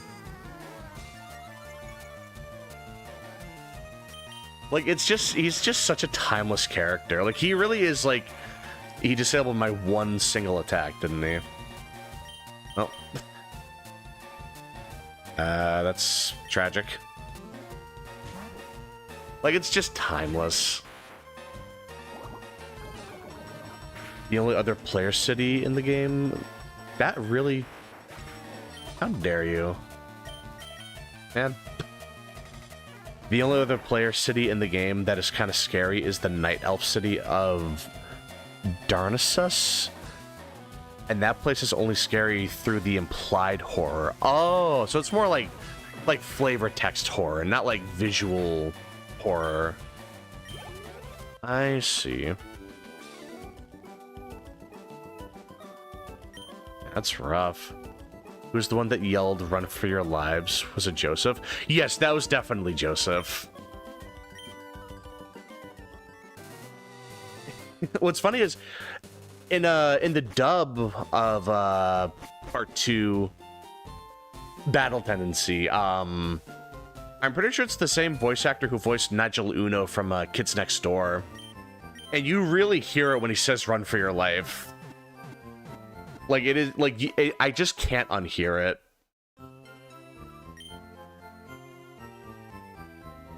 God, it's just such a good, like, Joseph is just such a fun character. Always mix it up, him, Josuke, and Jotaro. Oh yeah, I mean, like, that's kind of the running gag with JoJo's, that everyone has some, like, JoJo motif to their name. Like Joseph, Jonathan, Jolene, like Josuke. Even, like, with part 5, where it's not like JoJo, it's like Giorno Giovanna, like Gio, like G-I-O. Which is really goofy. It's a really creative take on it, too. Yeah, let's see. You should be able to get a couple level ups here. Yeah. I never nicknamed my Eevee, actually, did I? Yeah, I need to do that. Man. Well, actually, that kind of works out. That's not too bad. But I can't even one-shot a Pidgey right now. That's tough.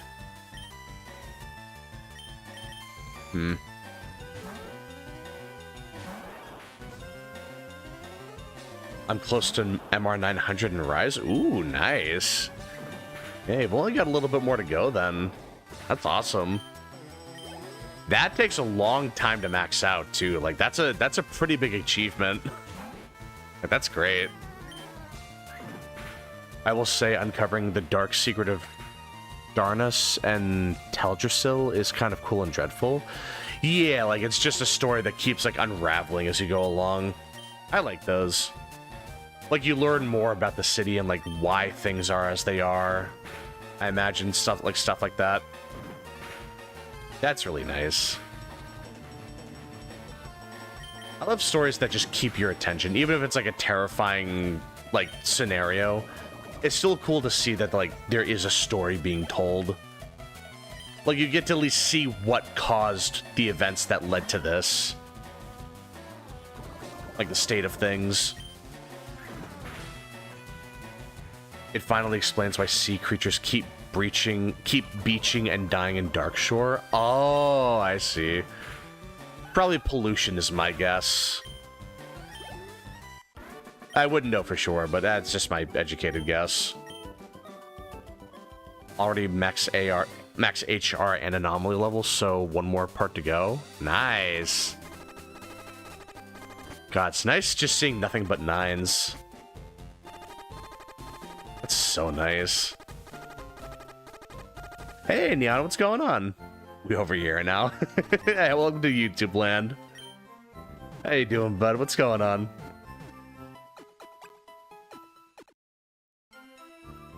They aren't drawn towards Darkshore. They are drawn away from Teldrassil. Oh, okay. Was Wilden? Oh, really? What's going on? Just playing Wilds? I'm almost finished with stories 1. One of Stingy's family members is causing me some trouble. Yeah, good old Stygian Zinogre. That's a classic monster right there. Matrix 615 in GU. Oh, nice. Did some of the new stuff. Oh, nice. Yeah, apparently the USJ event is out. So we got like the USJ armor and the longsword and bow. Yeah, it's great to hear. I'm gonna have to get in on that soon. I haven't really been keeping up with Wilds the way I used to. But I definitely want to get in on that soon. Got my ass kicked by 3 monkeys in a tiny arena. Oh. God, the triple monkey quest. I know there's like the triple Blangonga, but it sounds like they added a new one. Well, I mean, it's like we've had the USJ stuff before, but it wasn't in Wilds before, so it technically is new. That's the one. Oh, so you did that. Okay, yeah. No, that quest sucks, man. Triple Blangonga solo is a nightmare. That is an absolute just... That is such a pain in the ass to deal with. Like, that's brutal.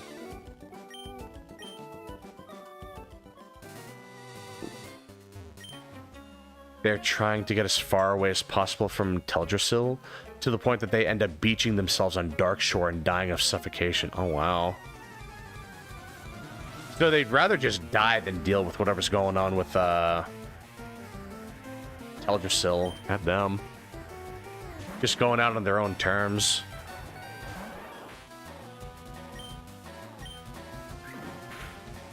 It'd be like preferring to drown over suffocating, like from gas or something. Oh, they are not going down that easily. Okay. We'll bring in Ash. That should be fine. In my opinion, Wild sucks. Reason why is I can't play it. Yeah, the game sucks so much I can't even play it.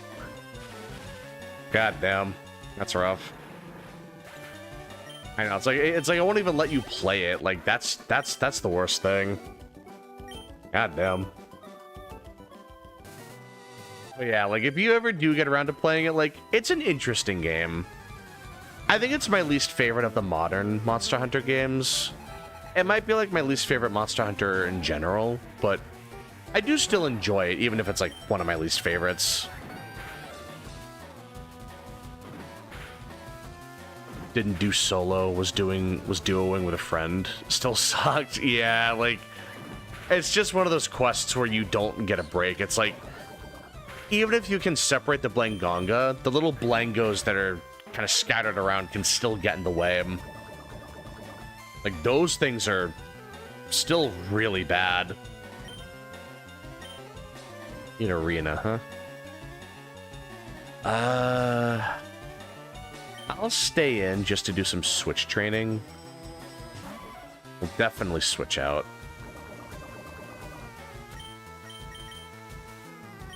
And Stooges should two-shot with Tri-Attack. Maybe. Yeah, maybe. We'll see. Just want to fight Gog. That's pretty much the only why I want to play Wilds. Yeah, like the fact that they added Gog is really cool. That's been a long time request for Monster Hunter. Because other than Wilds, 4U was the only game you could fight him in. He wasn't in GU, wasn't in World or Rise. As far as I can tell, he wasn't in Frontier. So yeah, that really was the only way you could fight him. So being able to fight him in any other Monster Hunter is pretty special. And I think the fight's pretty interesting in Wilds. I'm a little mixed on it for certain parts of the fight, but I think they overall did justice for Gogamazios. They made him a really involved fight.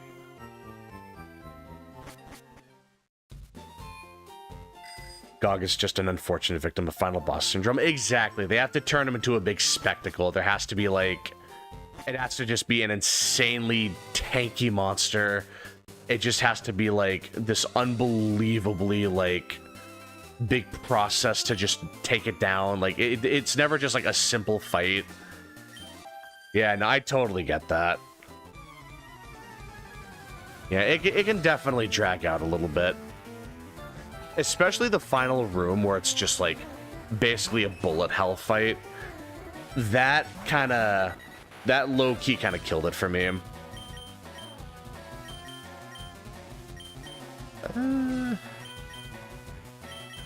No, we'll do... no, I don't feel like it. I don't think it's gonna kill. We'll just do a Helping Hand. No reason not to. Alright, follow me. Alright, that's fine.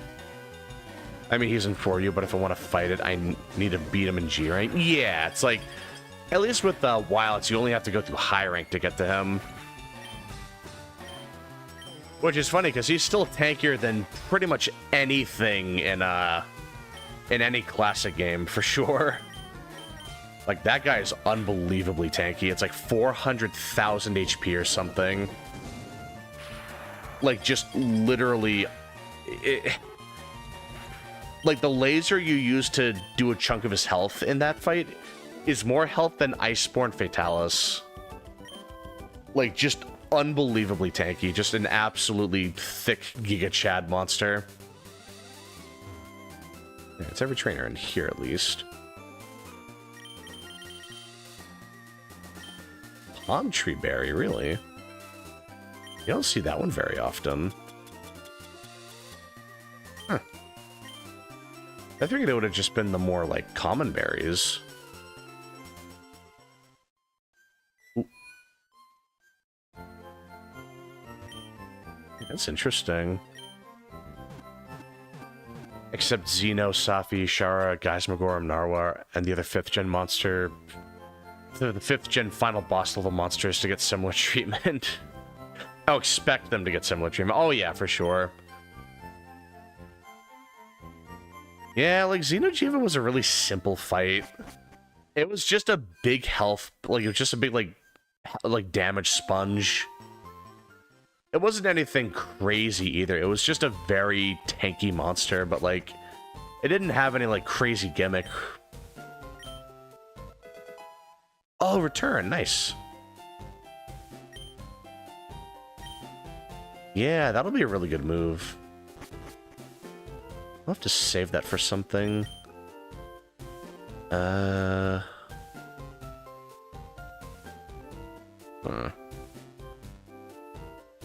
I would probably want to teach that to Stooges.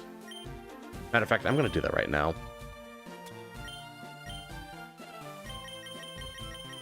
Yeah, let's see.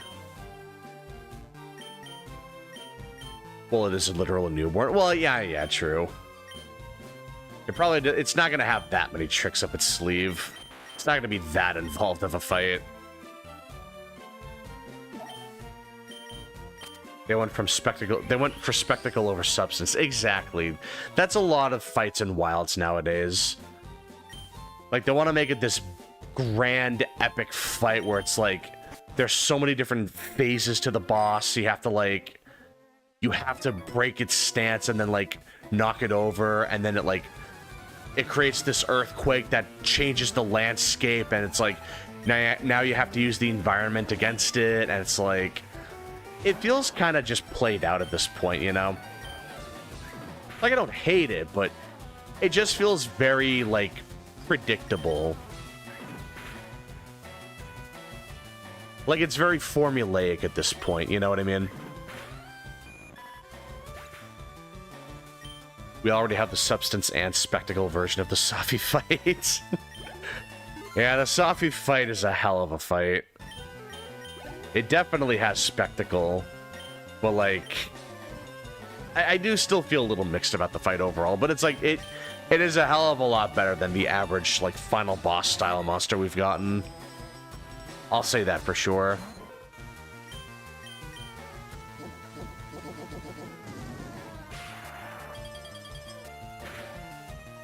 But yeah, it's like, Safi really is just a straight up better Xeno, like in every way.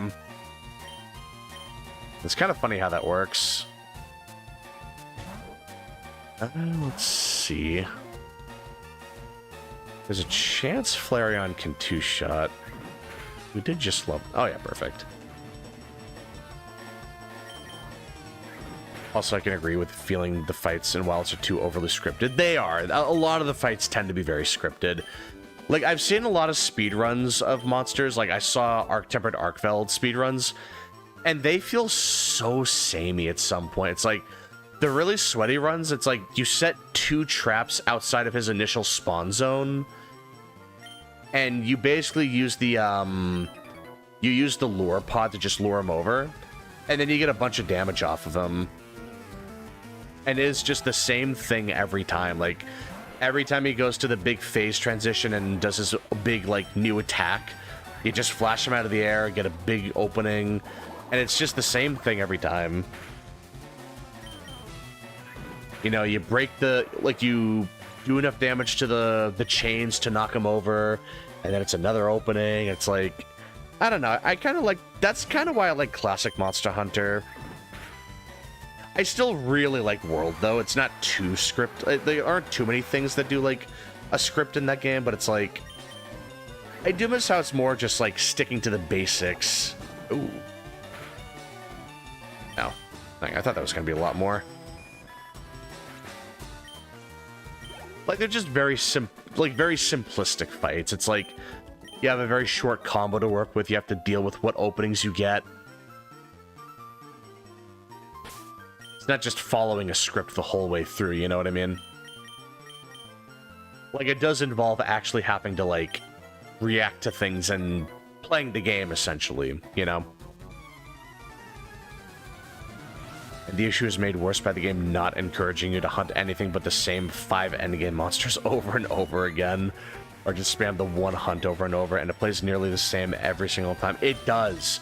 That is one thing that that's probably the biggest crime of Wilds, is the lack of variety. It's not that there aren't a lot of monsters to fight. I mean, there kind of aren't, but it's like, there are a lot of endgame monsters to fight.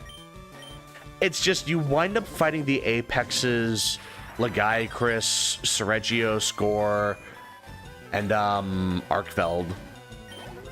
I mean, day 1 Wilds endgame, you didn't even do that. You just kind of fought Arkfeld, and that was it. Because he was the most efficient thing at farming decorations and, like, Ardean parts. Like, it was just a very repetitive... I'm gonna go back and heal. It was a very repetitive period in Wilds. And I feel like they haven't really fully recovered from that either. I mean, why would you even want to fight something like Hirabami? Exactly. It's like, you could just be like, oh, well, you know what? It's like, it has ice on it. Like, it's an easy to make ice weapon. But no, it's like, you would just do an Ardean weapon. Like, just full-on RNG weapon. It's like, even before GOG, Ardean was meta. It was just like, It had a bunch of sharpness, or like you could give it a bunch of sharpness. It had way more elements stacked on it, and it was like after GOG, like there's no shot. Like post GOG, it's Ardean or nothing, because it's like even if the stats weren't super good on it, the fact that it still gets you a set bonus and a group bonus piece, that's broken. Like, dude, that is insanely busted. Like, it just feels super unfair at some point, you know?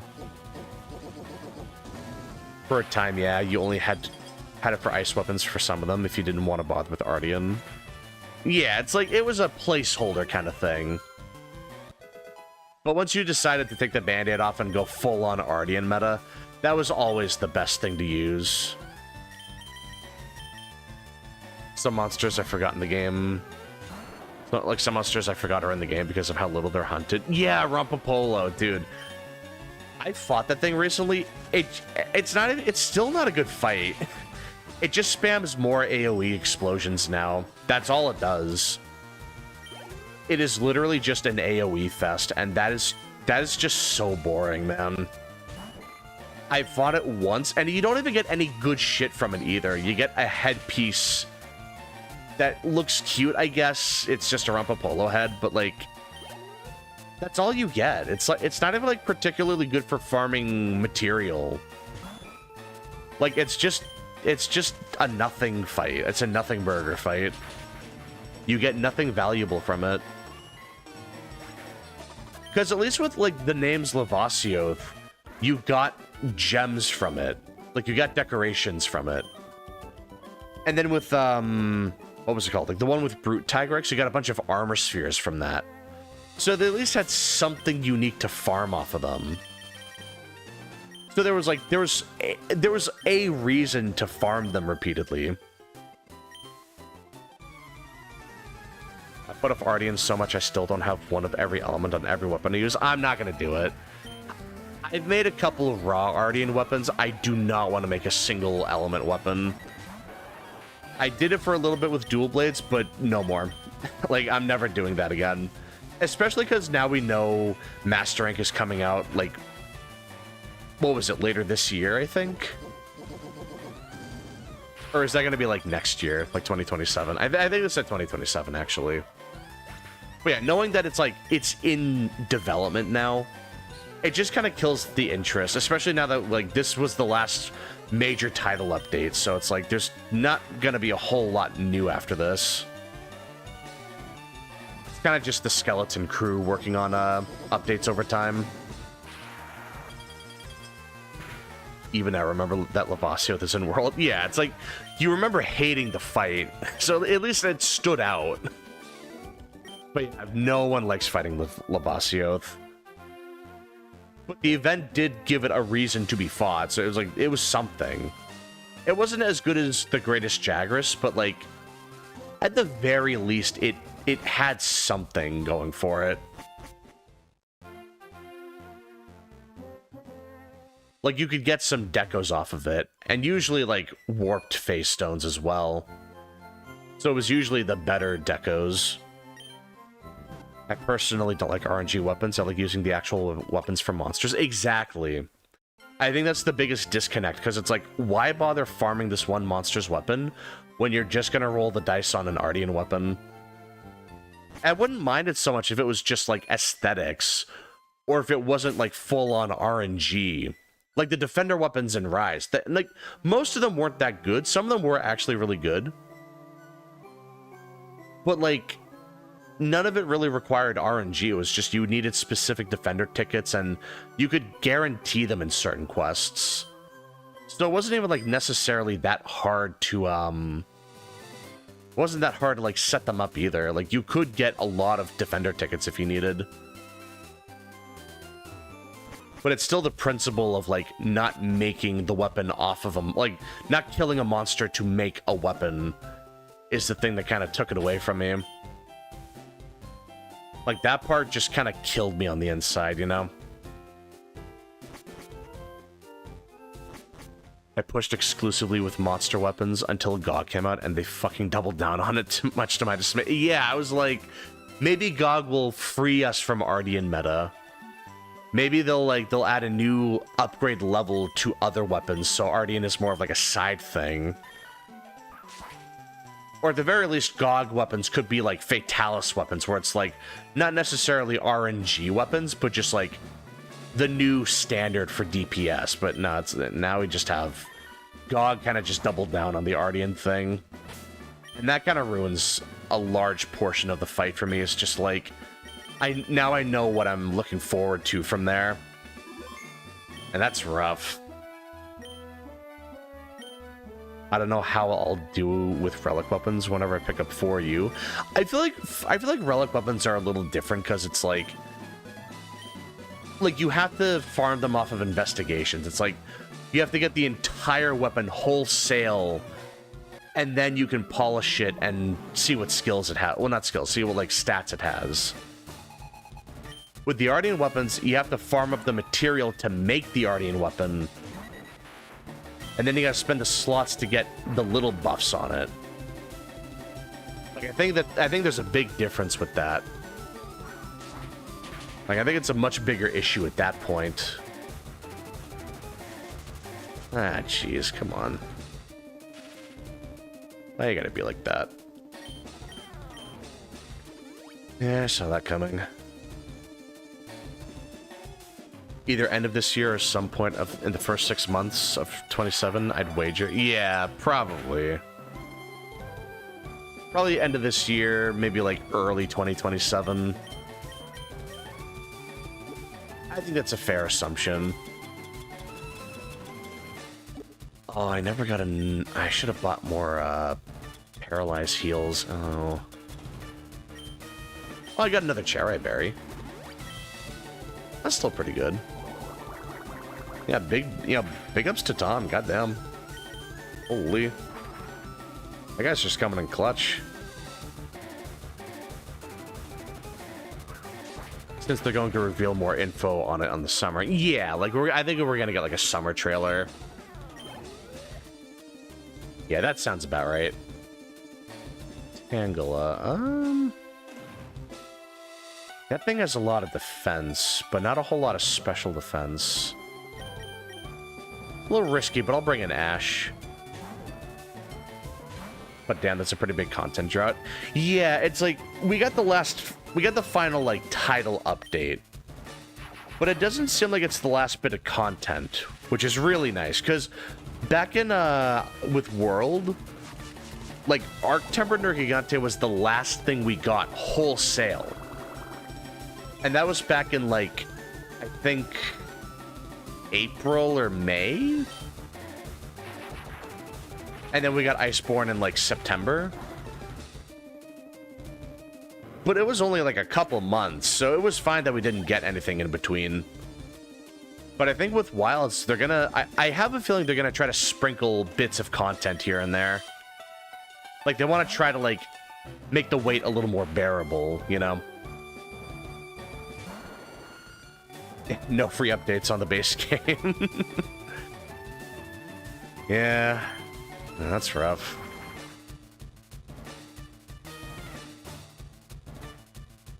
It's really unfortunate. Like, no balance updates or anything like that. I hate to see it. They're probably going to have a second Hyper Potion, I'm calling it. Or not, alright. You know what? We take those. Alright, GG. Oh, that's perfect. And a level up. I believe they evolve at level 31? I think. We're really close, at least. And Giga Drain. That's a good move for Bulb.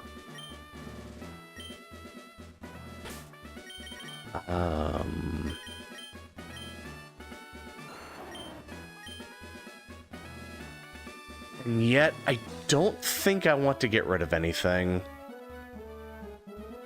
It's tempting, but Leech Seed is a really good, like, that's a good backup move.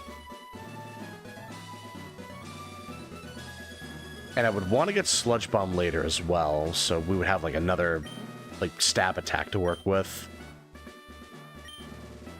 Yeah, I'll have to see how that works. I'm sure we'll figure something out eventually.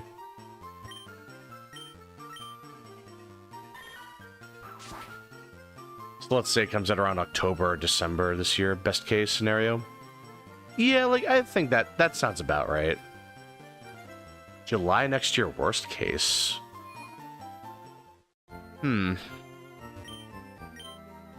it take that long, I wonder? I feel like they would want to... Because I think they're done with their 10-year plan of, like, constant 10% growth yearly. So maybe they will back off from, like... Maybe they will try to, like, ease up on that. Like, they're not gonna go so crazy on releasing games before, like, the final quarter of the year. Hopefully. You know, fingers crossed, right? But yeah, like, if it takes that long, I feel like I'd be a little concerned. Because that's a long wait. Like, that's a long wait from late 20... Like, yeah, if it's like early 2027, I feel like that would be the latest I can expect that. But if there's any delays after that... Yeah, I feel like that's when I would start worrying about the game. Because I know they're doing a lot of, like, balance updates. Like, I think we're still going to get an update this month. Oh, what am I doing? I just totally blanked out. It kind of worked out. Yeah, I'm pretty sure we're going to get one more PC update for, like, performance, but... If they still can't get things up and running on PC after everything that happened recently... Like all the criticism, like all the bad reviews that came out a while ago. Like, I don't know. I feel like they're just kind of asking for trouble at that point. No, let's bring in Flareon. I need to get Bite at least. That's anywhere between 7 months to over a year of no major updates for a while. Yeah, like, that would be a hell of a drought. That'd be tough. It'd be really hard to justify that. I mean, I'd hope this time around they'd have enough evidence to push to the shareholders that rushing content out the door is what screwed over Wilds. It really is. Like, absolutely rushing for the shareholders is what ruins, like, that kind of decision making. I feel like that's been known for years, where, like, if you rush your work, it's going to... that's going to be a reputational hit. Like, that's the kind of thing that ruins a company.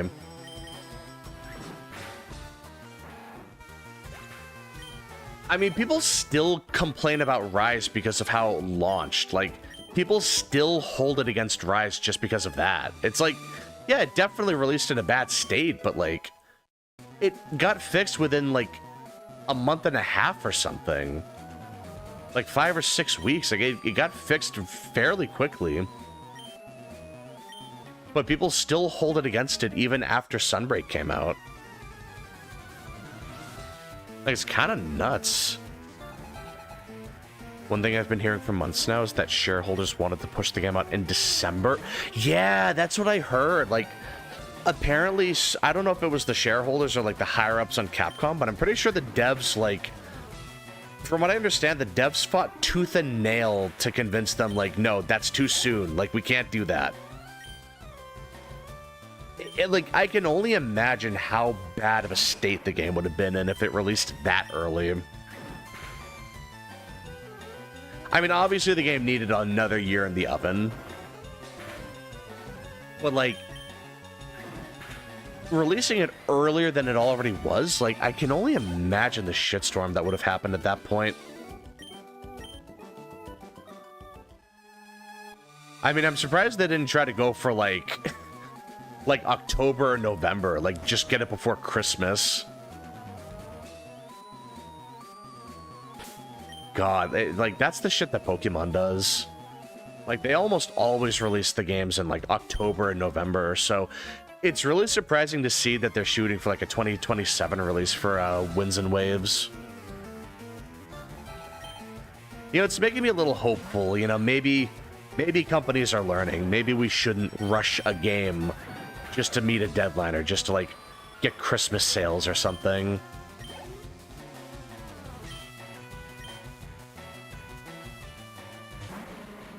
I mean, my God, with like Legend ZA, we got the game in, what was it, October? And then we got the DLC in like early December, not even like 8 full weeks after the game came out. Like, it was actually insane. So to see like a 2027 release, even if it's like January 1st, like, it's still crazy to see they're passing up on the Christmas sales.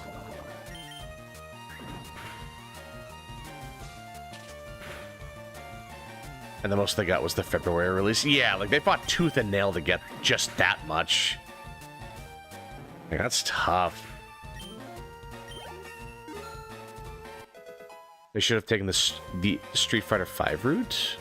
Like 6 got delayed, so they just went, well, no new game, time to double down and give the players an extra season of content. And so the entire final season was just a bonus that wasn't planned originally. So much that so Luke made it in. Nice. I never played Street Fighter V. Maybe like a little bit of it, but then I dropped it. But that's still good to hear.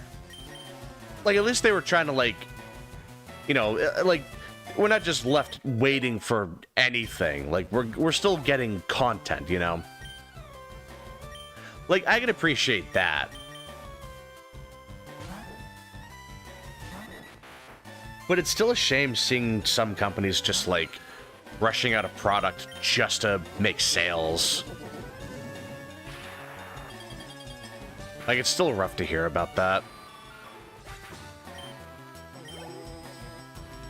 You know, it's like they could...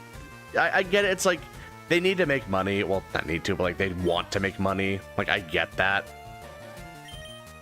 It still doesn't feel very good. At least, like, I can understand it, but it's like they also have to understand that when you cut corners like that, when you make sacrifices like that, that is long-term damage to your reputation, and that will ruin a company. Like, Monster Hunter used to be one of those games, one of those series where it's like it just had so much good faith, but even with Rise, you could see some cracks forming, but Wilds was definitely when the dam bursted.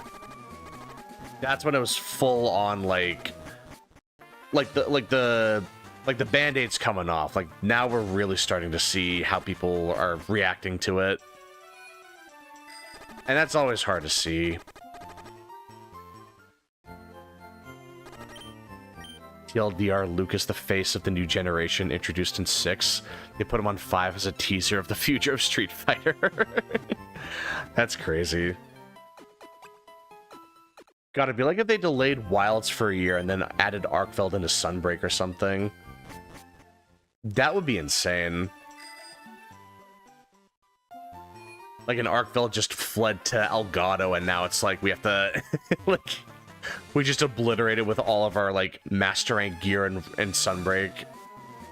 That would be hilarious. But, I mean, still, like, it would have also been kind of cool. Just seeing a little teaser of what's to come. Let's see. I think Bulb needs to level up a little bit.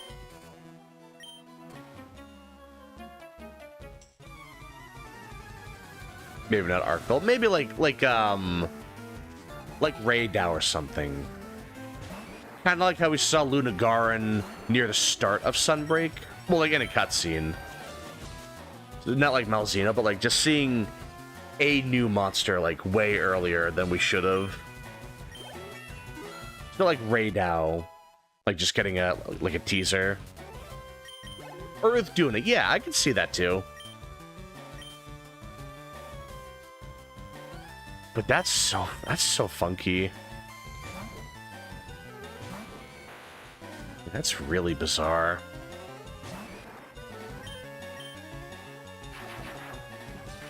Yeah, Capcom makes some weird they make some weird decisions. Sometimes it works out and sometimes it doesn't, but you know, like there's never a dull moment with them, I'll say that much. You know, one minute they're selling Generations Ultimate for like 90% off or something, and then the next moment they're trying to push in-game ads for Street Fighter. You know, there's no way of knowing what's gonna happen. It really is just like anything can happen.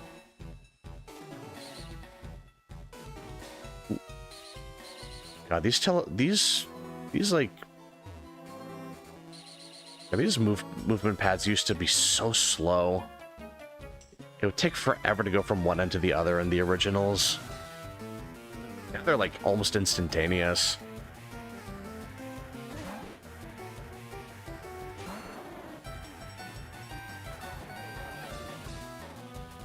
I think Ray would be the one they'd save because he's too cool for this stuff. Maybe. I could see that. Uthiduna is kind of the like least interesting of the Apexes and Wilds. Not like a big fan of the fight either. It's just kind of a mid-fight overall, but it's like it's still kind of threatening, you know?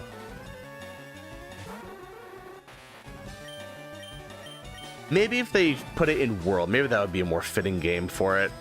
Because if they put Uthiduna in Rise, like, dude, that thing would have been absolutely eaten alive. That thing would have been obliterated. I'm talking about Star Wars.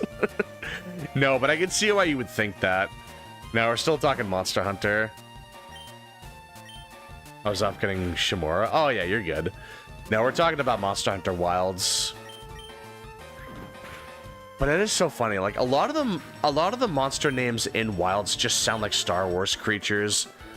Like you have Raydao, Uthiduna, New Udra.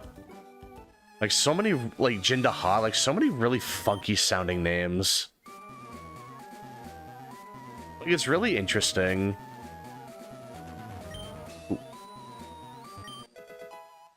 Next ether, alright. This should be where we get the key. The elevator key.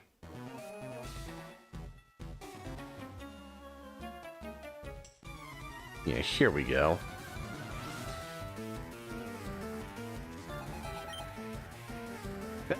That's another thing I really like about the monsters overall in Wilds. They feel very alien. They feel very like very foreign. Like when I saw the initial trailer for Wilds, I almost didn't recognize it at first. I was like, this is very different. Like this can't be Monster Hunter. And then I saw the Greatsword and I was like, oh god, it actually is Monster Hunter. Like it just completely caught me off guard. Ray is literally the name of the protagonist from Disney's shitty new movies. Yeah, the Mary Sue. Yeah, that's pretty funny. I didn't even see I didn't even see episode 9. I saw 7 and 8 and I was just like, man, this sucks. And then when I heard episode 9, I was just like, I don't even want to watch it.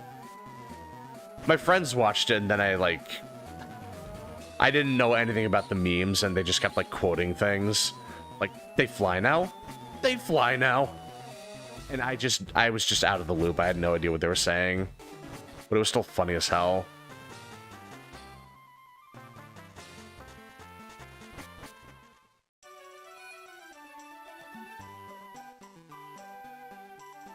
Yeah, let's see. Some fan OC? Yeah, I think someone just left their fan fiction at Disney HQ. And someone just made a little parody of it. Like someone just took their kid's diary and was like, man, this story sucks. We should make a movie out of it. Little April Fool's prank. I mean, imagine if Disney actually spent millions upon millions of dollars, like, creating the sequel trilogy and, like, it wound up sucking. Like, I can't even imagine that. That would be traumatizing. I would never be able to show my face in the industry again if I did that. Thank God they didn't do that, though, right? God, just nothing short of a miracle. Let's see. Taunt. That could be somewhat useful, but really not that good. Let's see. Super potion. Not super good, but not terrible. Yeah, let's see. We can go in here.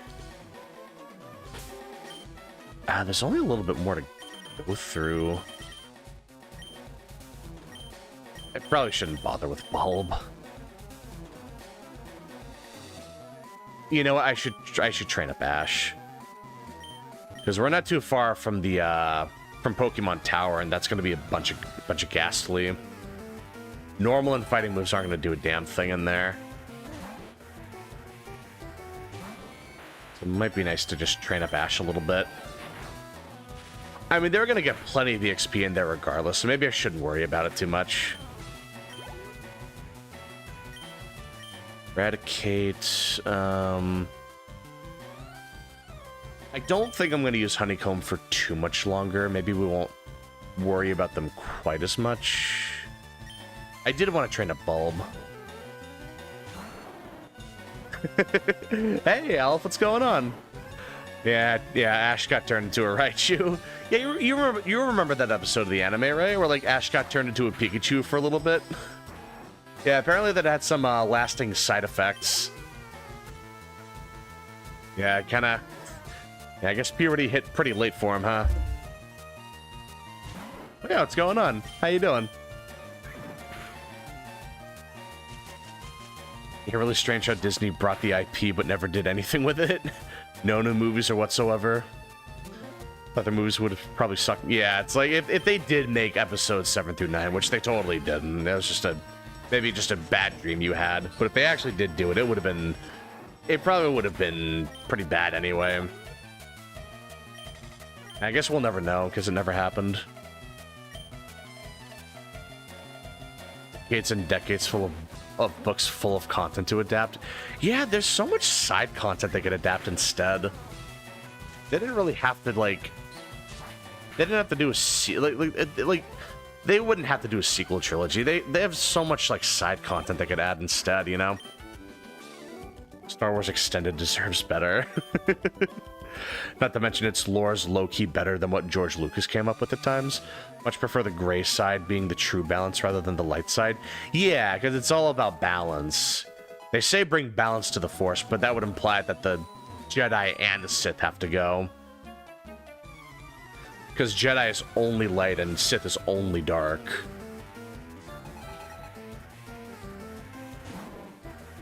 Yeah, that's a shame. Doing all right. Testing the P3 translation. It was pretty good. Oh, nice. Yeah, I might have to get back. I might have to get back into that soon. Thankfully, I didn't lose my save, so I can just jump back in there. Which, I mean, that would have been tragic if I lost that. But we're totally good. We should be totally fine.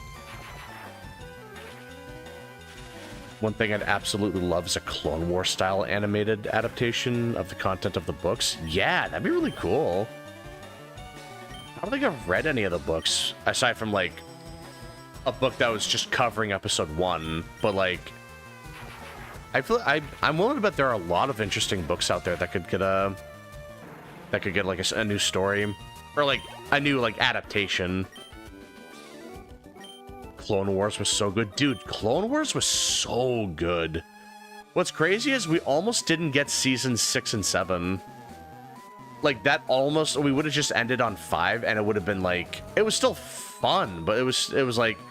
It would have ended kind of awkwardly. Because they made it so, like... It actually transitions into episode 3 really well. Like, they did such a good job with it. Because it completely recontextualized episode 3. Like, entirely changed, like, the meaning of it. Like, it would have been so nice if we got more of that for, like, side content. You know, that would have been really good. I low-key wish they restarted the Star Wars detours.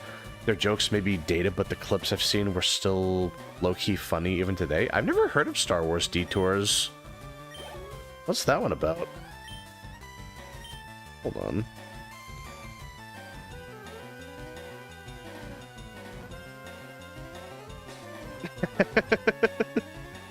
Wait, I think I've heard of the... Oh, this is the one where it's like you should like totally join the dark side and stuff. That's what that clip is from. Oh, Jesus. Now I know. Oh my god.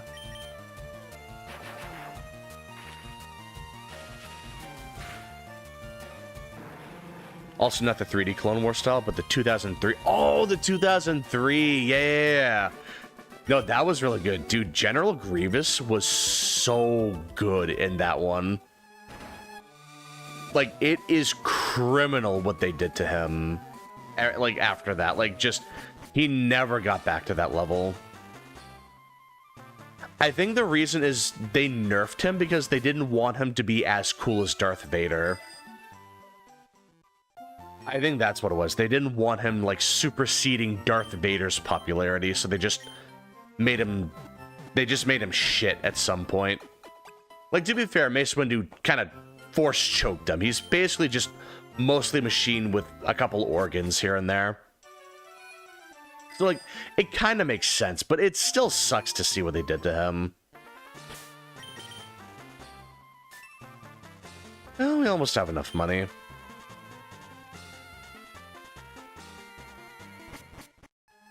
Once I get about 80,000 bucks, we can actually afford to buy Flamethrower for my Flareon, who I keep forgetting to nickname. Once I get to Lavender Town, I'm gonna have to nickname them. Detours was written by Robot Chicken's writers, so not so. Oh, it was written by. Oh wow, really? Oh damn. I can see the DNA in that. Now that you bring that up, I can definitely see the DNA there. That's really interesting.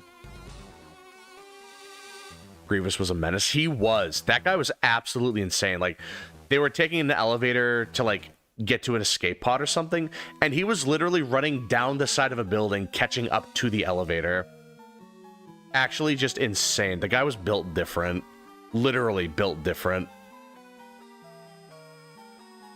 Detours was supposed to be an animated comedy show set in the Star Wars universe. Oh, okay. Crushing his lungs probably was some tough permanent damage to ever try to come back from. True, honestly. That is true. Because I gotta wonder, like, logically, he really shouldn't be that strong. He should not be able to fight anyone with the Force. Which is, like, almost every Jedi and Sith ever. Like, logistically, a character like Grievous shouldn't work, but it still sucks to see what happened to him. That was back before the Force was like some overpowered mechanic where it's like you needed to really concentrate to use the Force. Now the Force is just baked into you. It's like you don't even need to like move your hands or anything. You just think and it works. But yeah, back then it was like you had to really concentrate on it. They used a bunch of real-world languages as alien languages. I don't know why they didn't do that for Grievous with Russian, considering they gave him a strong Russian accent. Yeah, he definitely had an accent. They probably should have just done that. I don't know if it's canon, but I remember Grievous being brought back to life in some dated Star Wars MMO game. Oh, really? Oh, wow. They should have done more with Grievous. Like, honestly, they could have made him so much more interesting. I mean, he was already very interesting, but I mean, like, after the 2003 animated show, like, they could have definitely made him more interesting after the fact.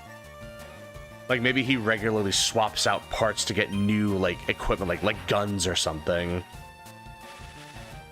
That could have been interesting.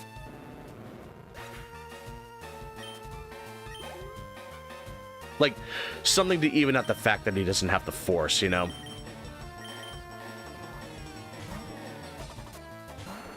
Albeit he didn't remember anything and was ganked by the player characters for salvage. Oh, damn. Oh, that sucks for him. And I hate to hear it. That's actually how Grievous killed so many Jedi. His intimidation tactics threw them off balance mentally and prevented them from using their Force efficiently. Yeah, like back when the Force required a lot of concentration. Now it's just like Tinkerbell. It's like, if you believe in it, it'll just work. You don't need to think about it. You don't have to, like, concentrate. Just believe you'll move the rocks, and the rocks will just move.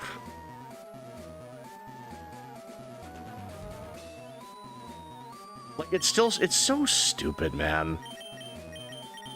Like, I just don't understand what they were thinking with that. Like, it's such a shame. They could have done so much more with them.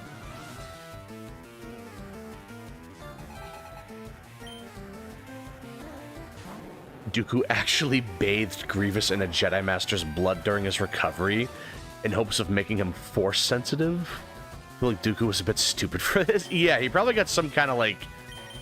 He probably got some kind of, like, disease from that. If anything, that must have made him weaker. Jesus, man, that probably weakened his immune system. No wonder he got his lungs crushed. Poor guy was already, like, halfway on his way out. That's messed up. Star Wars has so much advanced tech, I could definitely see them figuring out a way they could explain them going toe-to-toe with Jedis. Besides lightsaber go spin. I did love the spinning thing he did. I mean, after all, spinning's a great trick. You know, spinning's a neat trick, honestly. It's kind of hard to argue that. Because if Grievous became Force sensitive, he'd be literally impossible to defeat, stronger than even Anakin. Oh yeah, for sure. It's not even like he has to use Force powers efficiently, just being able to resist a Force grab or something, like a Force choke. That's all he would need, just like some protection against that, because right now he just doesn't have anything like that. It's like having only physical stats in a world that runs entirely off of magic. Like, it shouldn't work without some sort of, like, natural resistance to magic, you know, like some resistance to the Force. Like, it just literally should not work otherwise.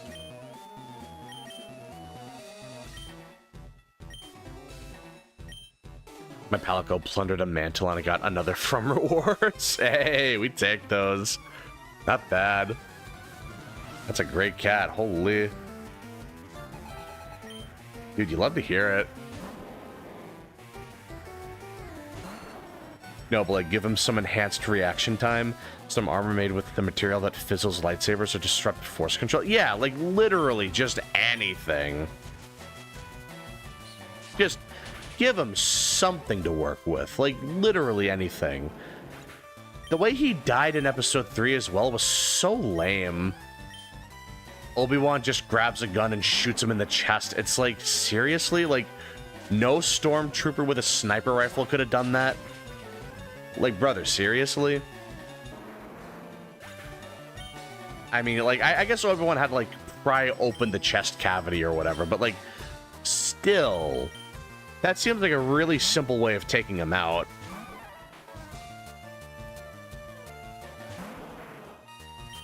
The reason why Anakin wasn't sent to fight Grievous is because they'd be stuck in a spin-off for days until either Anakin runs out of energy or Grievous runs out of battery. God, that would have been a hilarious spin-off then. They could have made a lot of money off of that too. I'm surprised they didn't do that.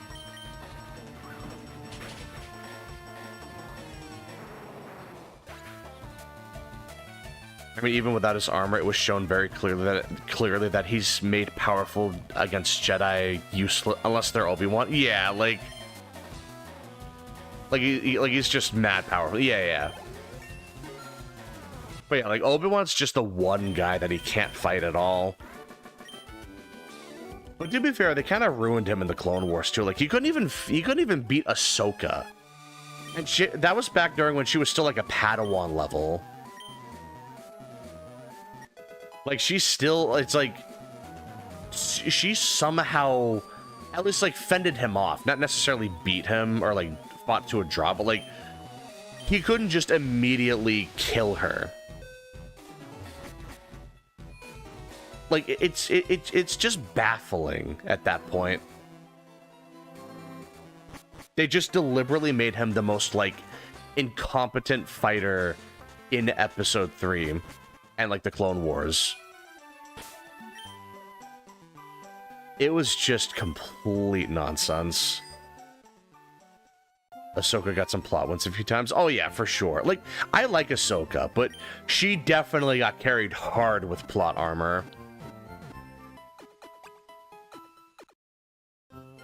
He's a killer. Exactly. He would have absolutely obliterated Ahsoka. She would have been chopped up little pieces on the ground by the time he was... she would blink and she'd already be dead. Like, Grievous would not have hesitated at all.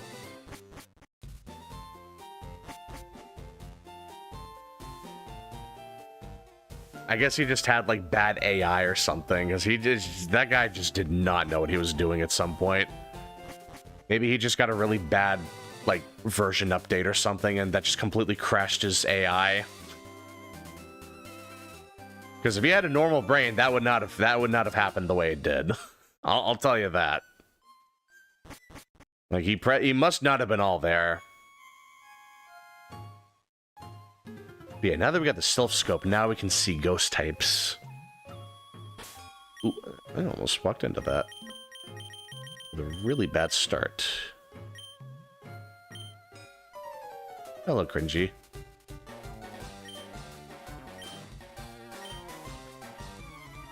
And then they just made her, like, this beast that looks like she'd fight on par with Yoda. Yeah, like, they made her insanely strong. Like, she was fending off Vader at some point. Like, they had a rematch, and, like, not a rematch, like, they actually got to fight. And she was actually holding her own for a little bit. Like, that's unreal. That is insane character growth. Like, that, like, just leveling up like that, I mean... You're sending in a Gyarados against a Raichu? You are very cocky, sir. Or very desperate. Jesus, my man is just not thinking straight.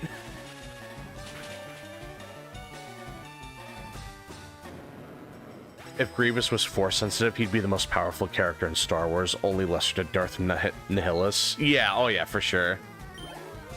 Dude, if Grievous had any level of Force energy, he would have been incredibly strong. As a matter of fact, I'm surprised they didn't do that with Vader. Like, I'm surprised they didn't give Vader the, like, Grievous treatment where he's like a giant robot and just, like, has the Force, but still has, like, the Grievous-style, like, body. Like, I'm surprised they didn't go with that. Obviously, just Darth Vader is cool as is, but just logistically, they really should have done that. Because if Grievous can do all of that without the Force, imagine putting Anakin in a metal suit like that, you know? I mean, he's already half man at that point. Like, why not just go all the way? Let's bring in Stooges. He'd also be prone to an oopsie daisy in form of casting a force lightning and frying his own droid body.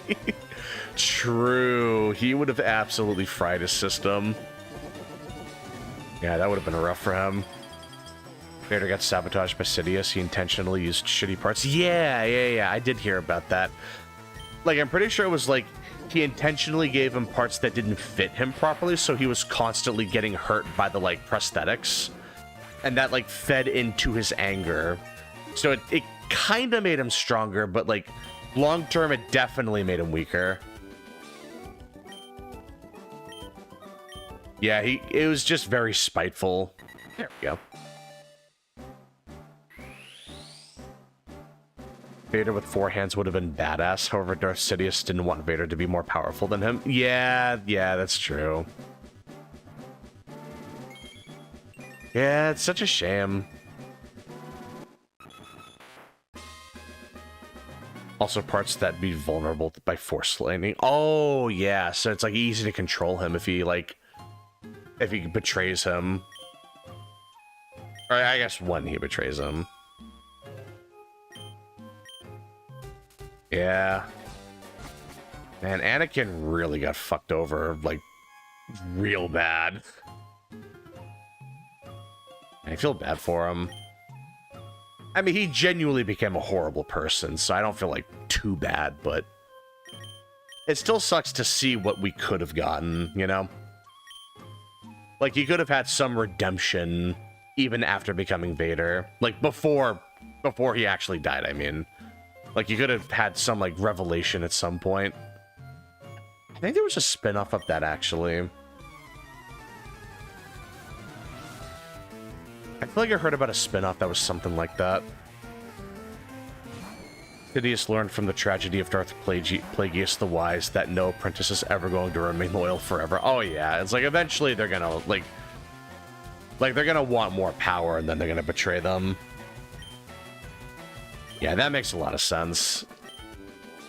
I mean, he's speaking from experience there. Like, he knows better than anyone. Honestly, Anakin was a victim of circumstances. Yeah, well... I mean, for a lot of things, yeah, but I mean...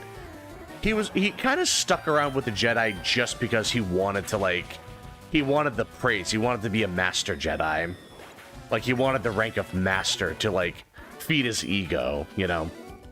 Because, to be fair, he was putting in a shit ton of work for them. He earned that title, but they didn't give it to him. But he could have also just left the council anytime. I feel like part of it is, like, he did it to himself, but, like, he didn't ask for any of this, you know? Like, it is a tragic story. Yeah, let's just do that. If only Qui-Gon didn't die. If Qui-Gon didn't die, that would have been a very different story. Because imagining Obi-Wan and Anakin trained under Qui-Gon, like, both as Padawan, like, that would have been really interesting. And that's not even to speak on any other, like, lore reasons on, like, why, like so many story beats would be different at that point. That would be an interesting spinoff. There were a lot of talks Anakin had with Sidious off-screen during Episode 3. You can find them within the movie's cutscenes. Oh, really? Oh, yeah, I might have to check that out sometime. I've seen Episode 3 a bunch of times, but I don't remember them having, like, an off-screen... Well, I mean, it's an off-screen conversation, but I guess, like, I never looked into anything beyond what I saw in the movie.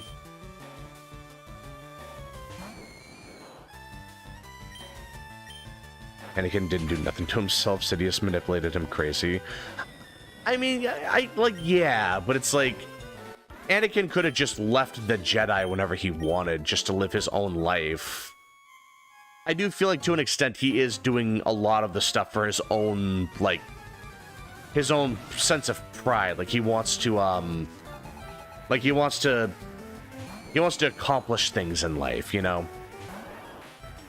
I feel like he could have moved on at some point, Like, he could have quit the Jedi. Maybe I'm overthinking it. Maybe I'm just talking out of my butt. I don't know. Like, I'm just thinking, like, if I were in that position, I probably would have just quit a while ago.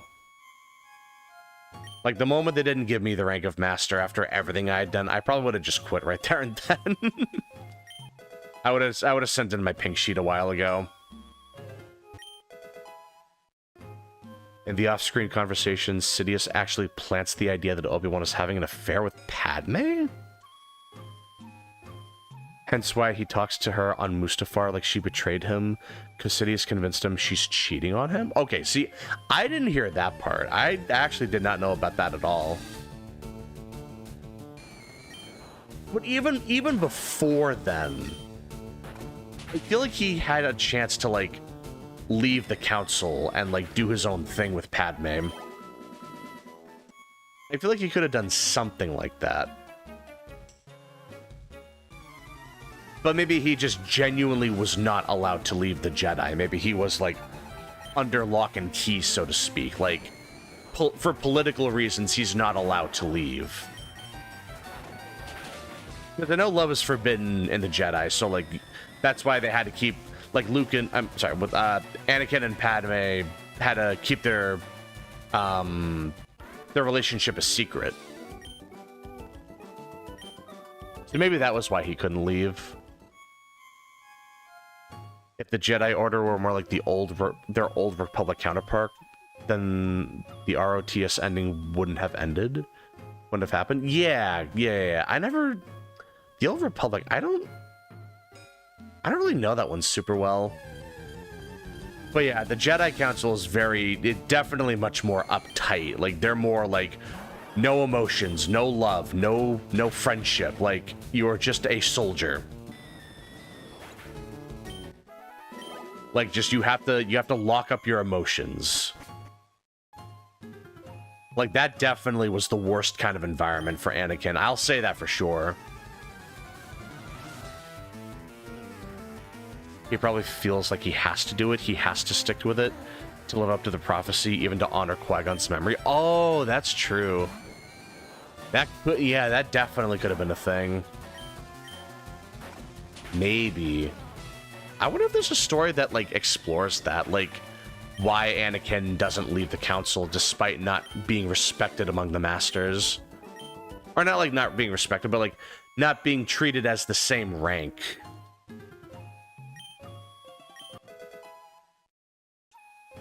They're so obsessed with embodying the light side that they completely forbid forming any emotional connections with anybody.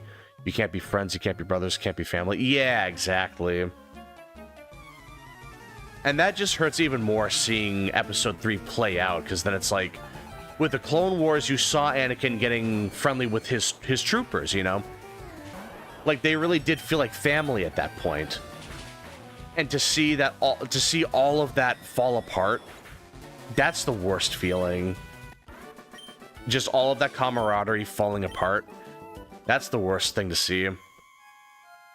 The Old Republic was much more lax, much more gray. Yeah, I think they had the right idea.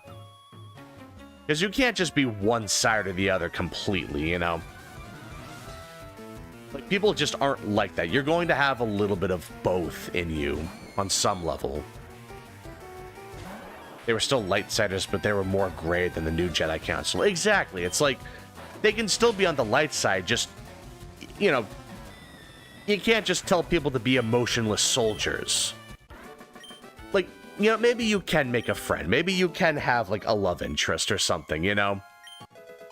I mean, Obi-Wan had a love interest. He was just not allowed to explore that, you know? He wasn't allowed to, like, actually have a relationship. He still had feelings, but he had to suppress them. He was just taught to suppress those feelings.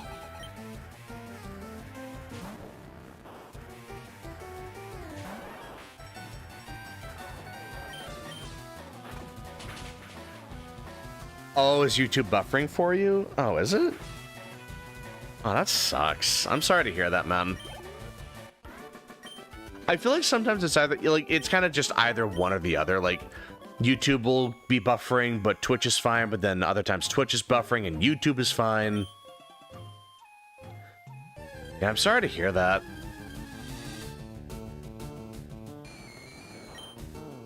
That's still such a shame. Also, this is really good training for Flareon. I needed to nickname them. I keep forgetting. I'll do that after I get through Lavender Town, Pokemon Tower.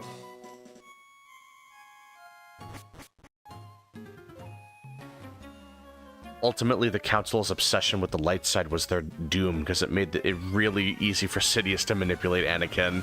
Yeah, because it's like, he was just taught, like, Anakin was just not allowed to show emotions. He had to hide his relationship with Padme.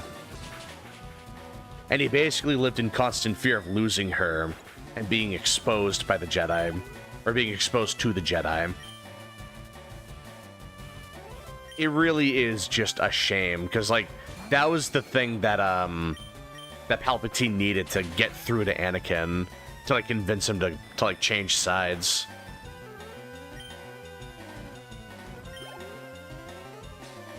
I've been never getting buffers today. Yeah, that's what I mean. It's like, I guess it's just different for some people. Like, every 30 or 40 seconds it'd stop, buffer for a second or two, and keep going on, so I'd be even more delayed. Aw, that sucks, man. Because it looks fine on my end. Like, it's playing through just fine, but yeah, I guess it must just be dependent on your area. Maybe it's like hiccuping for some people.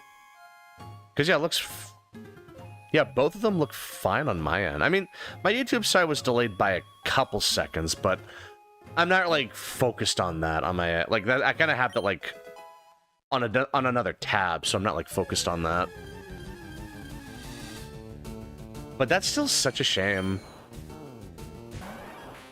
I mean, I do still have, like, the chat box on the screen, so we can still see what each other is saying, so it's not the end of the world. But it's still a shame that, like, it buffers at all. You know, I need to catch a Ghastly. I just realized that.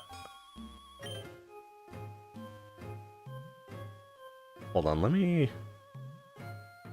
just try to force an encounter real quick. Yeah, here we go.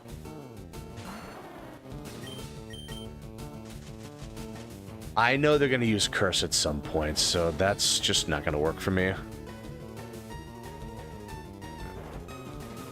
Yeah, if they use Curse, they're going to lose half their health, and that's going to suck. Oh, perfect. I was just about to ask if you were going to nab a ghost type here. Oh, yeah. I try to catch any Pokemon I can see when I'm playing Fire Red and Leaf Green. Mainly because I need to fill out the Pokédex so I can access the post-game. But yeah, Ghastly's just an easy Pokemon to get. I mean, they're literally everywhere here.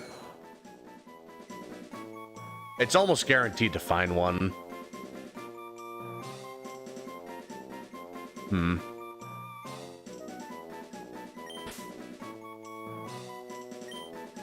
Yeah, we'll just call them Stinko. Because they're ghastly. Gas Giant? Oh, like the star. I should have done that. I'm sorry, I was just being really immature. The 5-year-old humor in me was coming out for a second. The poor girl.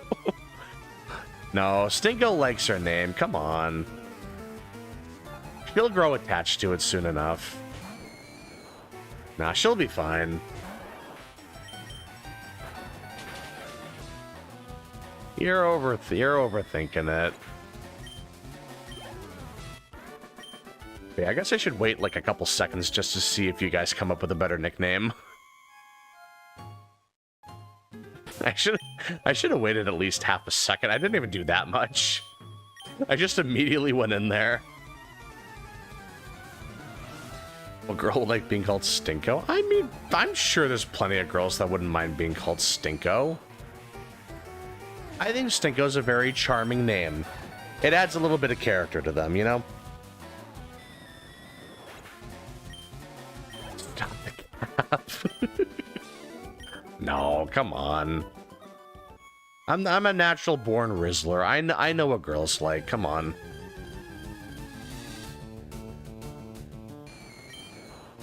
Actually, I could possibly catch a Cubone here as well.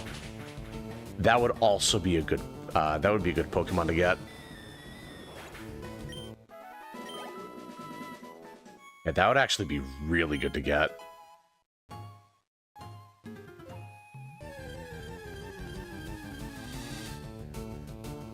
Yeah, we're pretty close to another level up, too. Then we can probably swap off to Bulb.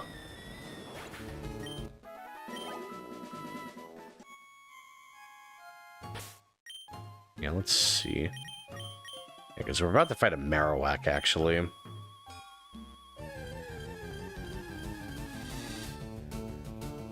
Just hurt your feelings, you know it to be true.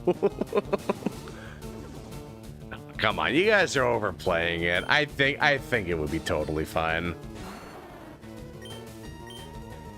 I can attest as a woman, most women confuse me. Exactly, women are just confusing. You never know what they're thinking. Maybe a woman wants to be called Stinko. There's nothing wrong with that. It might not be a very large number, but I'm sure there are some women that don't mind being called Stinko. Like I said, it adds character to them. You never really know. There we go. Not quite a level up, but we're getting close.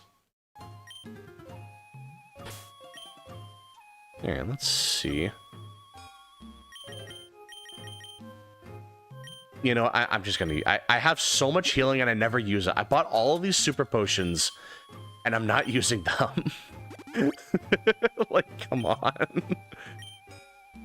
Dude, I need to stop doing that. I always do this thing where I buy healing items and I never use them because I'm like, I don't want to waste them. Like, I'll save it for when I need it, and then I never need it. I do that all the time in games. Like, it is so silly. I don't know why I do this every time. Stinko the masochistic Ghastly. Why masochistic? Can't they just like their name because they think it's a lovely name? Oh, you don't think Stinko's a very, very lovely name? You don't think it's, like, got a charm to it?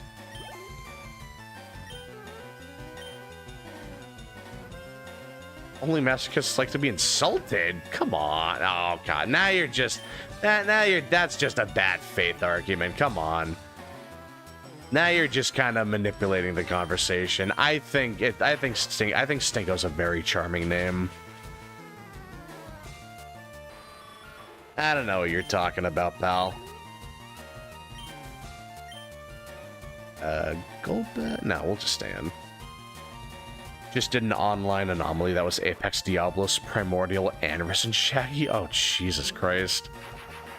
It definitely sounds like you had your work cut out for you. Holy. That would've... Dude, that sounds like a tough fight. But that's the thing with Sunbreak. It's like you never really know what you're gonna get for investigations. Like, it always holds your attention somehow, you know? Like, I can always appreciate that.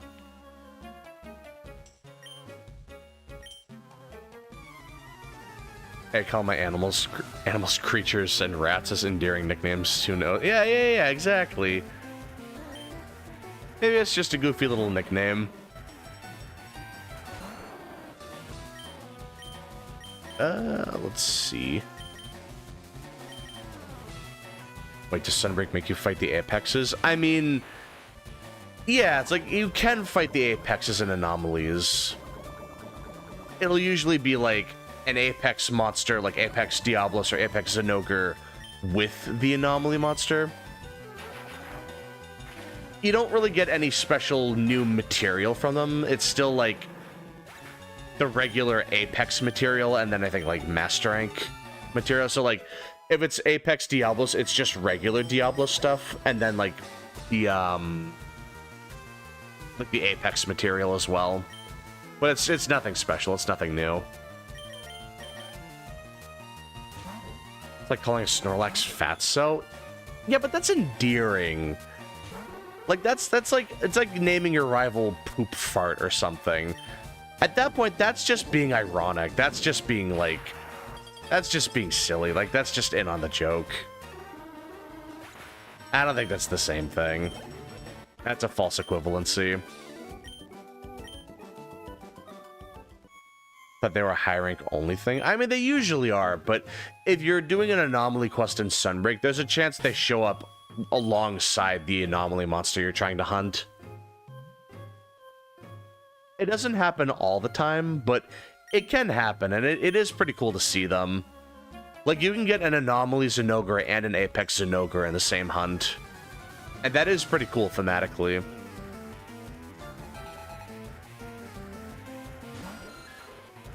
I don't think there were any faints either. They were super friendly after the quest. Oh, nice. Yeah, I feel like a lot of Sunbreak players are pretty chill now. I feel like a lot of the sweaty people left, and it's a lot of just really chill people now, if I had to guess. Guess there's one more reason I should be going back to Rise eventually. Oh yeah, you should definitely play Rise. It's a really fun game. Honestly, it's a super, super chill game to play now. It's a lot of grinding, but I feel like the community is a lot more relaxed now.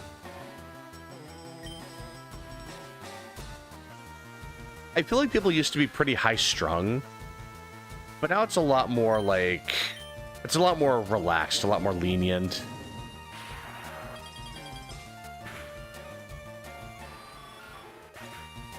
Guild cards were given. Oh, nice. Yeah, it's always nice exchanging guild cards.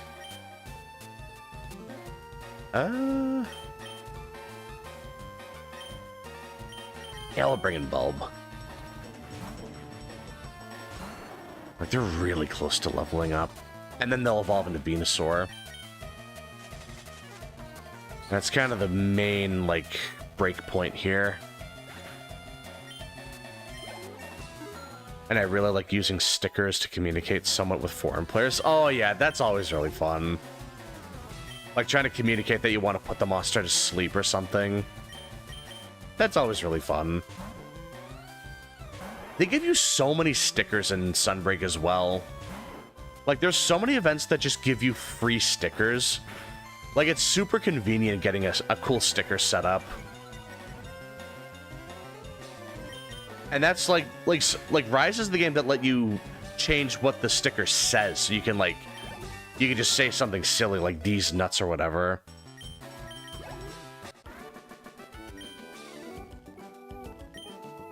Damn, this gameplay is so engaging. It's like ganking 20. It's like ganking people 20 levels below you in WoW. You just press one button and win. Yeah, that's Pokemon in a nutshell. You just press A and watch things die. The modern games are much easier, believe it or not. Because you actually are like 20 levels above everything you fight. It's actually kind of insane. Like, the game, like, Pokemon is notoriously easy to play. Even the harder games are fairly easy. The difficulty comes more in, like, the competitive scene, where it's like, you have to really know how to make a team and min-max everything.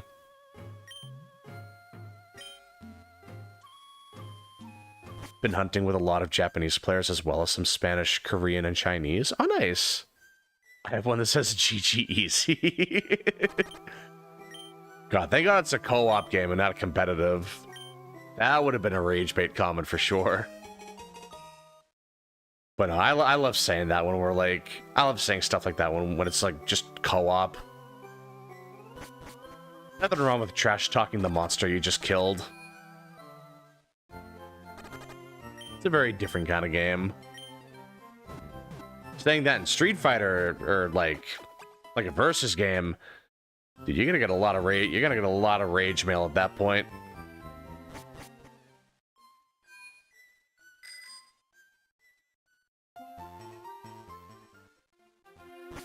Oh, is that what you do with Korean players? Oh, okay. With the little squiggly dash in, so you know they know you're being nice. Oh, all right. I didn't think that would be, like, important or anything. Well, that's good to know. Oh, you know what, actually? It'd be a lot faster if I went to the other side. Yeah, because the sooner I can get to Fuchsia City, the better. That other way kind of drags out a little bit. This way will be much better just to do some, like, level grinding. Actually, no, we'll train up Stooges. It's a lot of fighting types over here. It'll be perfect for Stooges. Oh, that's right, the Snorlax. Okay.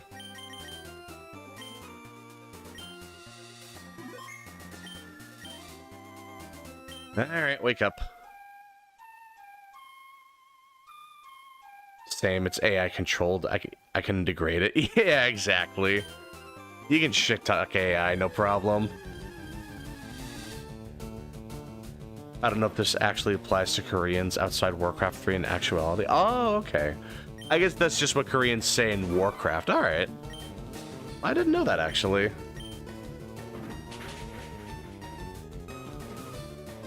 Ooh, that's a reset. I don't want to actually kill it in one hit. I want to catch it.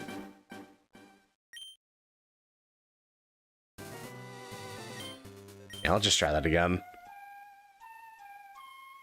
Yeah, Snorlax is pretty heavy, so low kick was going to do a lot of damage to it. They should have seen that coming. But in that game, they always put that at the end of everything. They say as a sign that they're happy. Oh, okay. I guess it's just like the culture of like typing in Korea. Or like the World of Warcraft culture, I guess, in Korea. Like it's like a term of endearment or something. Not term, but it's like conveying like positive, like something positive, I guess. God damn, we are way too strong. Yeah, we are doing way too much damage here. Holy. Okay, so Honeycomb probably isn't the best thing to use here. I think we'll use Stooges. Not my favorite option, but I think it'll be fine. Because Snorlax is a beefy boy. He is not going to go down that easily if it's not a fighting move. Oh yeah, I played Wilds today and kind of forgot about it. There are signs like this for about everybody in Warcraft 3. Oh, nice. It's good to see what they're doing in different parts of the world. Okay, so that's definitely just a two-shot. Even if I land a crit, that's still, like... It still wouldn't KO in one hit with a critical, so that's... I actually feel pretty good about that. How much does return do? That is not a lot. To be fair, Stooges is a new recruit, so their friendship hasn't gone up by quite that much. Actually, I can also just spam Growl to lower their attack. If they're gonna spam Rest anyway, I may as well... And they have Snore too. I may as well just make this a little easier for myself. Yeah, let's see.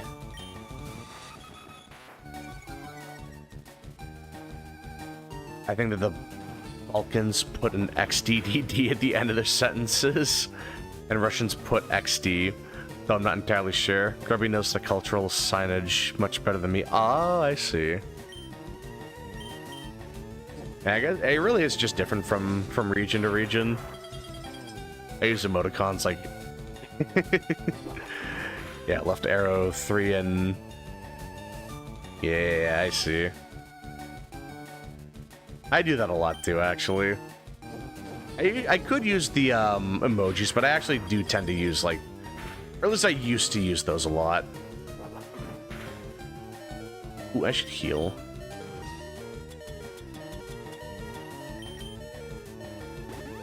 Yeah, let's see. Earlier today, I found someone claiming the Savage Omega got nerfed because people cried too much about it being too hard. And when questioned about any source to back it up, since no one had seen anything of the sort of patch notes, guess what his reply was? Oh, jeez. My dad works at Capcom. He's gonna get your account banned. Probably something like that. At least like an educated guess.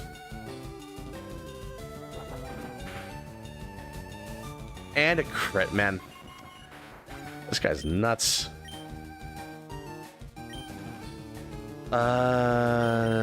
Best bet would be Ash. That's probably the best option I have. Oh, you know, this sort of thing, they'd include, this isn't the sort of thing they'd include in the patch. No, of course, of course. Nerfing one of the most powerful monsters in Wilds. No, that's just like, that's small news. That's just like the comics section in a newspaper. Like, it's nothing important. They wouldn't focus on that, surely. No, certainly not. God, that is such a goofy response. No, they definitely nerfed him. I can feel it. They didn't say anything, but I can feel that they nerfed him. I can feel it in the Force. Yeah, let's see.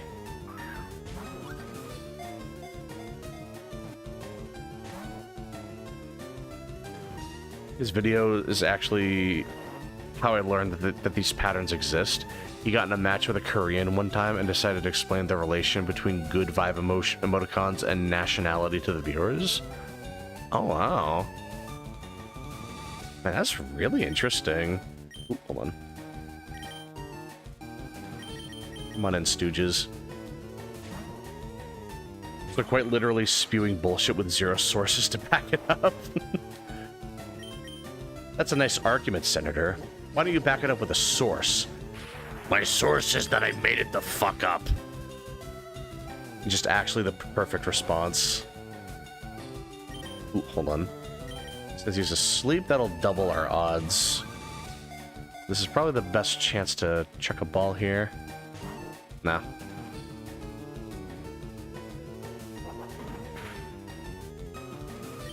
I'll just pop a potion. I'm not gonna risk it.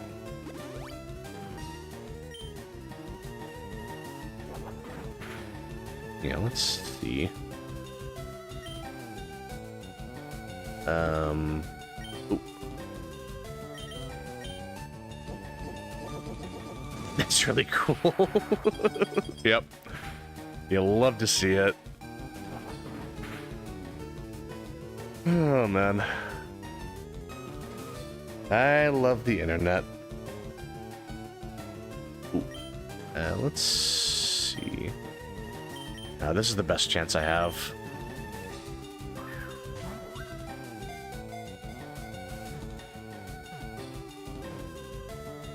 Hey, there we go. Just went out and called him out on it. You can't let that kind of shit slide. I know, it's like sometimes you just have to grill someone when they're like making shit up. That's how a lot of rumors start spreading.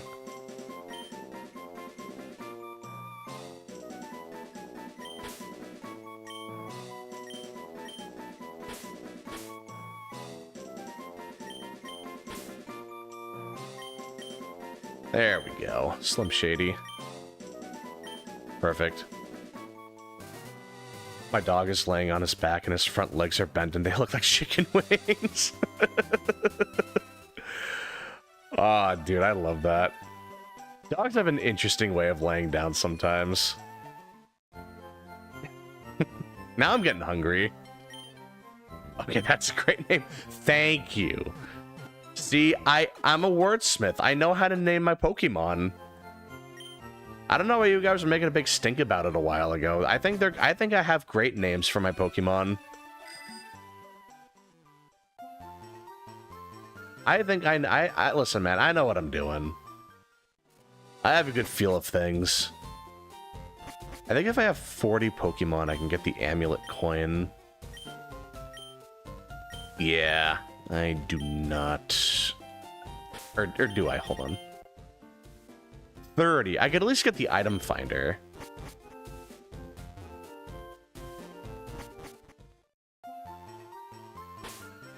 Stinko was the exception. Oh, like Stinko was exceptionally good? Thank you.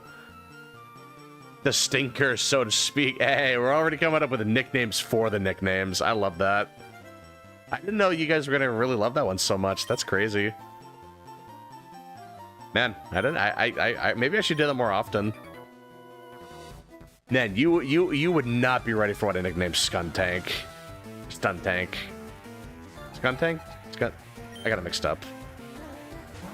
God, you guys are not ready for that. It's Skuntank, because it's a skunk. Skuntank. Yeah, thank you. Yeah, you were not ready for what I would have nicknamed Skuntank. I don't think the world is ready for that. Oh, cool. The one-time Tri-Attack actually helped out with its status. That's great. My cat's hind feet look like chicken legs all the time. Oh, that's great. Nani? God, I haven't watched Fist of the North Star in a long time. I binge watched that years ago, and I loved that anime. It's like the perfect kind of cheesiness, the perfect kind of like over-the-top like anime trends. Like, I love that. Like, it's fantastic. I loved that show so much. It's probably the show that really got me into that more old-fashioned anime. I mean, I already liked the old-fashioned anime, but that kind of like it lit that spark again. Like it relit that spark for that kind of era of anime. GU's abusing me today, so enough of that. What happened? What happened in GU, Rhino? What were you trying to hunt? Yeah, I can only imagine how many like if I tried playing GU solo, dude, that game would have absolutely torn me apart. I was struggling with Kutku in G rank. Like, if I had to fight anything stronger than that, I would have been completely obliterated. No, we'll keep Stooges.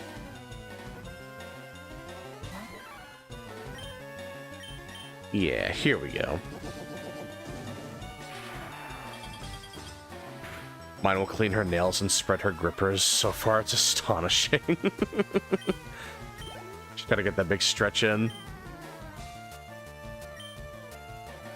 I hear it's actually really nice to, like, grab your cat's limbs. Like lay them on the ground and, like, grab them by the limbs and, like, gently stretch them. I hear cats love it when you stretch them. Like, you pick them up and, like, hold them by their back and they just get to stretch. I hear cats really love that. I can't speak to the accuracy of that. I feel like they would probably scratch you if they feel like they're in danger, but like, I've seen videos of people just picking up their cats and stretching them, and the cats just look so comfy. Red Helm's ass hit me when it was facing the other direction. Yeah, I feel like he would have really funky hitboxes. I'm not too surprised by that. That's still bullshit, though. Yeah, Monster Hunter hitboxes are always kind of janky like that.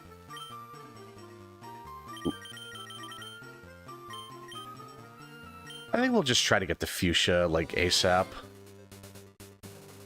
Probably not fight too many people. I can come back here anytime anyway.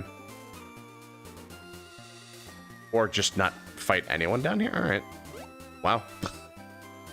Man, that was the best. We pretty much just dodged every single encounter. Not bad.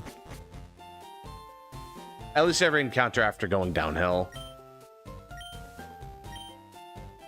Actually, I could get a Slowbro and get Lickitung.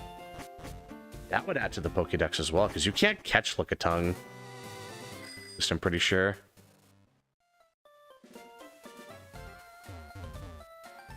You know, that'd be really nice. I gotta nickname my Flareon. I keep forgetting to do that. I don't know why I keep forgetting. Dodu and Dodrio learning fly has always been one of the funniest things in Pokemon. Yeah, it's like, if you use fly in Pokemon Stadium, like, Dodu and Dodrio are just kicking their legs like they're riding a bike or something. Like, they're just constantly pedaling in the air, and it is so funny to see that. Dude, I love that so much. It is just such a goofy animation. But my favorite is when a Pokemon uses Metronome and it flies when it shouldn't, like a Snorlax. And I'm pretty sure it just has the default, like, idle animation when it's in the air. Like, it makes no sense seeing that, but it is so funny. Wait, how much do I have in my bag?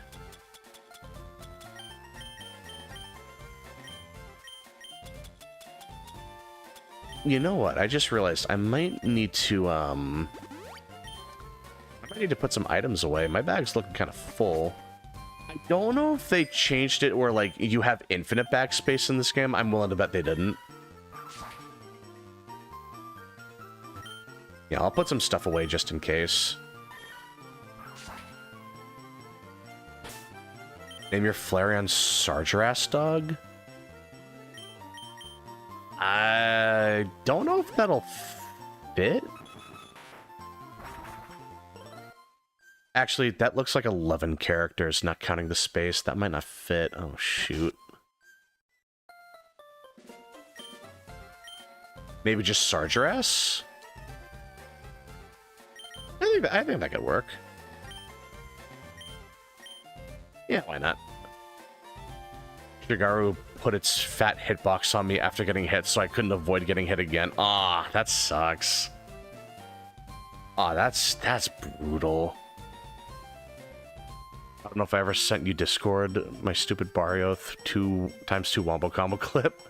You know, I think you did send that before. That sounds familiar. But I guess that was worse abuse. Oh, I think you just sent it actually. Hold on. Oh, Diglett flat. Oh, shit. Yeah.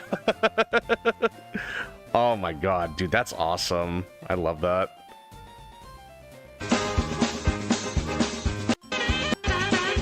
Just literally levitating in the air. That's fantastic. Name her Boof. Oh, God, so many good names. I don't know if your Flareon is quite as violent as Sargeras, though. I mean, Flareon is a sassy nature, so I could maybe see that as being somewhat violent, but maybe not, like, full-on violent. But yeah, thank you for the video, Neon. Like, that's really funny. I love seeing goofy stuff like that. He's doing a lot of fire stuff like Sargeras, so it at least fit thematically. I could definitely see that. But Oof is a really interesting name, too. Fire Sage Dog? I mean, one thing you have to keep in mind is we only have 10 characters for the name. Fire Sage Dog is 11 characters without the space. I don't know if that would work. Oh, jeez. Man, what a predicament. I don't know what to name Flareon, and we're getting good suggestions.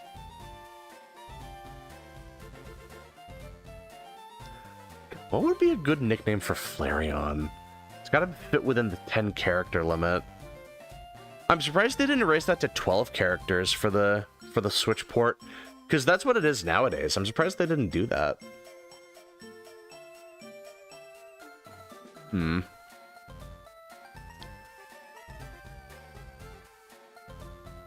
Maybe just Fire Sage? I mean, that definitely works.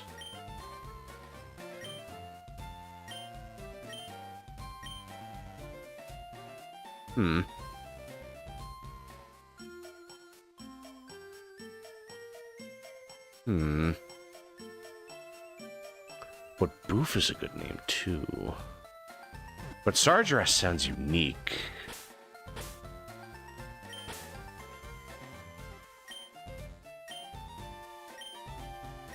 And I kind of like the idea that, like, it's a really tough sounding name, but on, like, a really friendly looking fox creature.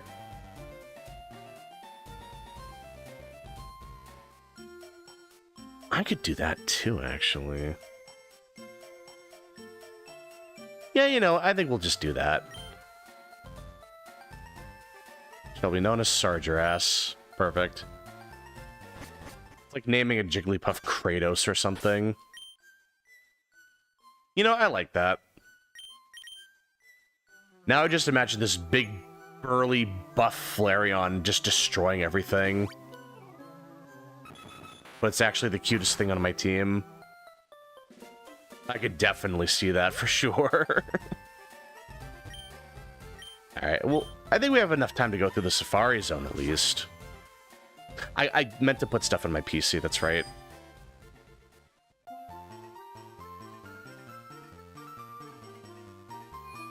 This tiny dog has the same name as the Fell Titan himself. Exactly.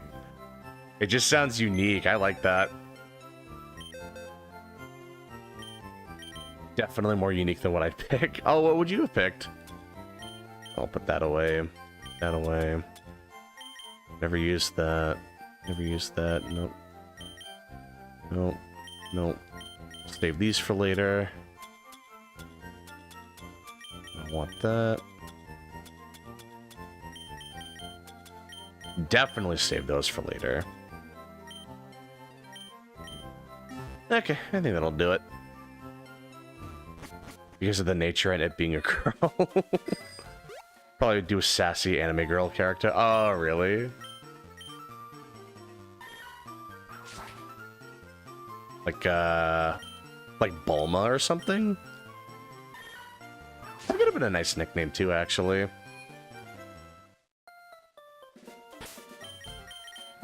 Or maybe like Misty. Because I mean, like the red hair, it would have been somewhat thematically fitting. Oh, we're so close to buying Flamethrower 2. Actually, I could afford it if I sold some stuff. We'll get some more stuff in here as well. Misty would be ironic as heck. Oh, that would have been really nice, too. Asuka would fit, honestly. Ooh, that sounds like a good name, too. I don't think there's anything over here. Nidorino. I'm gonna throw a rock at it. Why did it run? Man.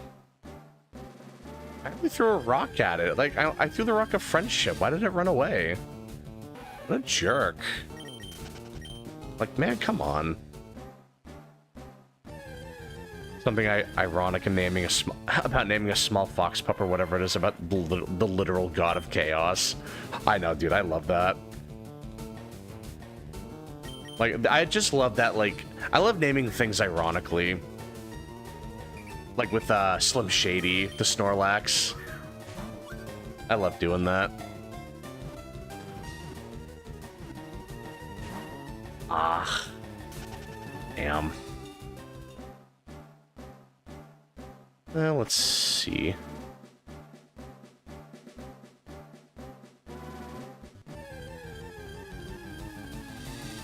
The Nidorino showed up pretty late. Oh, like is the stream delayed for you again? Uh-oh. But it was at a pretty high level, if that's what you mean. Like, that was a pretty high level Nidorino. That would have been a really good level Pokemon to throw on the team. I'm more so hoping I can get,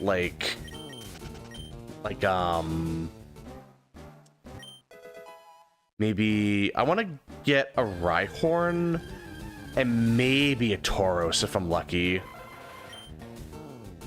That would be really nice if I were able to get that.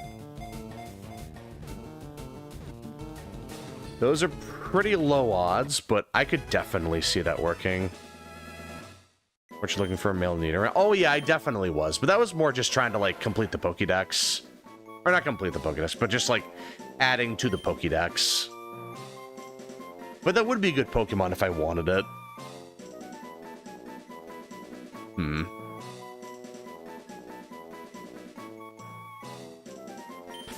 We'll call you Sunny.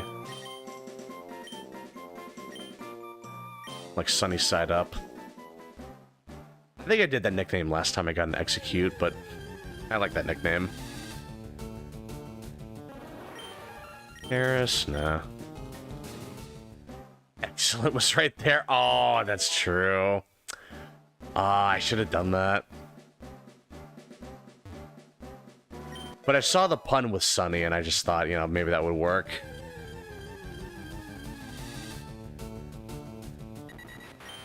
Yeah, let's see. But I think part of it is also, I genuinely don't know what I want on my team. I'm kind of just figuring it out as I go along. I mean, I've already thrown in a couple of Pokemon I didn't really plan on using. Like, I probably wouldn't have used a Meowth at all, but, like, you know, having pickup is nice. But also, like... let me focus on getting Surf, actually. But also, like, I've played these games so many times. I've kind of used a bit of everyone. So, I mean, like, I'm totally fine just using whatever I see. But I'll probably just catch a bunch of Pokemon off stream regardless. Yeah, the Safari Zone is a very, like, picky area to go through because it's like, you have to deal with it with a certain number of steps and a certain number of Safari Balls. So it is a bit of a pain trying to explore everything in one sitting. Oh, we got another shot at it. But yeah, especially because there are other Pokemon that I genuinely want to get. Like, I do want to get a Tauros. That would be a really good Pokemon to put on the team.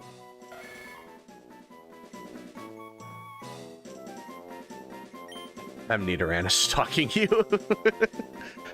Yeah, it must be my secret admirer. We'll go with Spike. We'll keep it simple this time.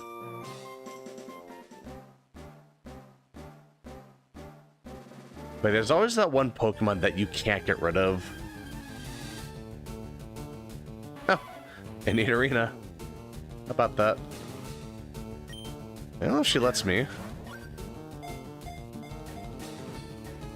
Yeah, let's see. Yeah, there we go. Perfect. Perfect. Yeah, let's see.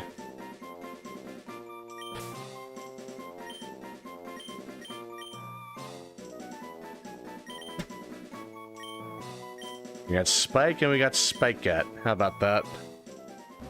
Stalker evolved. She just became a full-on Yandere. Just starts pulling out the knife and killing everyone around me.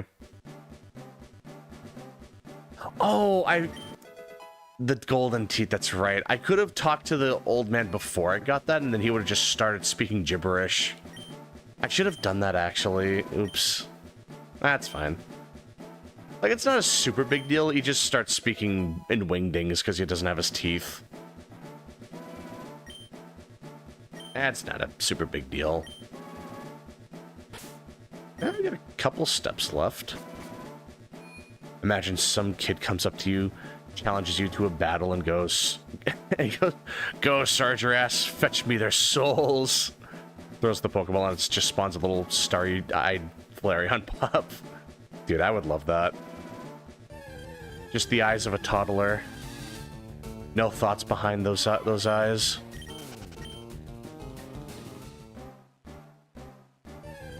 And the first move the Flareon uses is Invade, which turns the sky red.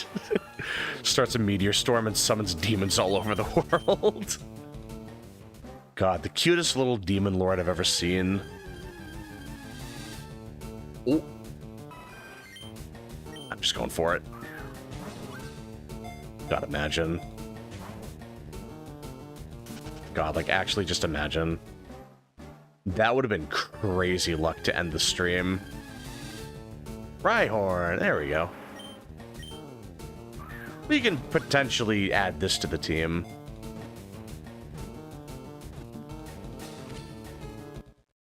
Yeah, there we go. Yeah, this will probably be a good member of the team. I've spent too long on the internet. Yeah, you and me both, brother. You and me both. What to call a Rhyhorn? It'll eventually be a Rhydon. I'm fighting for my life not to call it Rhydon D's. I'm fighting for dear life not to say that. I'll take any suggestions. God, like, if I didn't plan on using Rhyhorn, I would have just said D's. Like, I just would have gone with that immediately. Actually, I know that the game censors you if you try to go for an immature nickname. I wonder if it... I wonder if it would, like, censor this.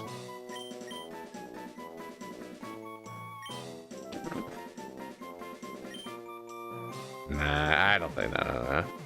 Come on, let's act like we're more than 5 years old. Renea? Huh. All right. I guess we can do that. No reason not to. The look on Nidorina sprite is giving me suggestive vibes. You know what's funny? In Pokemon Stadium, one of Nidoqueen's animations is actually just giving herself a feel. Like, she just grabs her Nidoqueen boobs and just starts squeezing them for some reason. It is the most out-of-pocket thing I've ever seen, and it is just so... Like, that's just what I mean. Like, that era of Pokemon is a completely different beast. You don't see that with Pokemon ever. I mean, it was, to be fair, it was a spin-off game, so technically Game Freak didn't do it, but, like, the fact that that crossed, that made it through the final version is insane. Yeah, like, kind of weird, but it is still really funny. That, like, the kid-friendly Pokemon series is the one that did that. Salazzle does oh, Salazzle, yeah. Yeah, she has her army of simps to do her bidding. That's true. And to be fair, we have Lopunny. And what's funny is she is a member of Flint's team back when he had, like, less than half of his team being fire types. Also the Pokemon leaks. Oh, Jesus Christ. Poor Typhlosion. That guy's been through enough, man. That poor guy's just been... He's been victimized enough. Poor guy's just been through the ringer, I swear. My goat got done dirty. That's another thing that sucks, is the fact that one of my friends, like, one of his first Pokemon games was Soul Silver, and he had Cyndaquil as his starter, so he really likes Cyndaquil. And when he heard the news about what happened, like, it kind of just traumatized him. Not like traumatized him, but like, it really hurt him. Like, it really hit home. Then in comes Hisuian Typhlosion with that look. I like Hisuian Typhlosion. I don't want to talk too badly about him, but yeah. He definitely has a very odd look in his eyes. My God. That poor guy. Like, Typhlosion has just gone through so much crap. I feel bad for him, man. I don't know what they were thinking with that. It's like, between Typhlosion and the Octillery, it's just like, what? Like, my God. Dude, Game Freak was cooking something. Yeah, they were cooking something foul, but they were cooking something. Like, absolutely criminal. That's some crap they would see in like creepypasta or something. Slacking? Oh jeez. The Arceus one? Oh my god, Jesus Christ.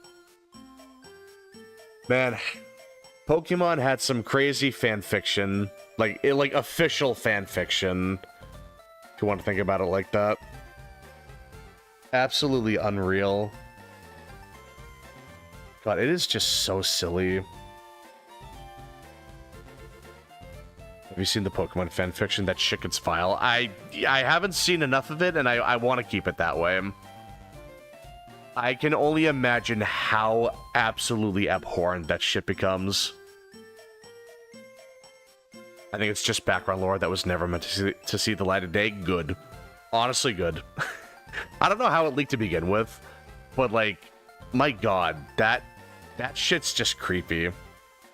That shit is super creepy, man. It's like, I don't mind creepy stuff, because it's like, sometimes it is, like, genuinely fascinating. It's like, oh wow, it's, like, really creepy, but also very, like, deep, and, like, has a lot of, like, lore implications. You see that with a lot of kids stuff as well. Like, it'll just be like Barbie or My Little Pony or something, and then it's like a zombie outbreak story with them, and it's just like the most cursed thing, because it's like, it's a kid's IP.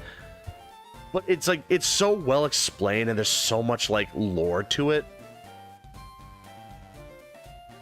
Like, it's so bizarre that's always like, the darker shows have a really comedic fandom, and then the child-friendly shows are the ones that have like the dark stuff to it. Like, it's so weird. Canalab Library does imply the same thing, but more safe word. Yeah, it's like, they said, like, the connections between people and Pokemon were very strong, or something like that.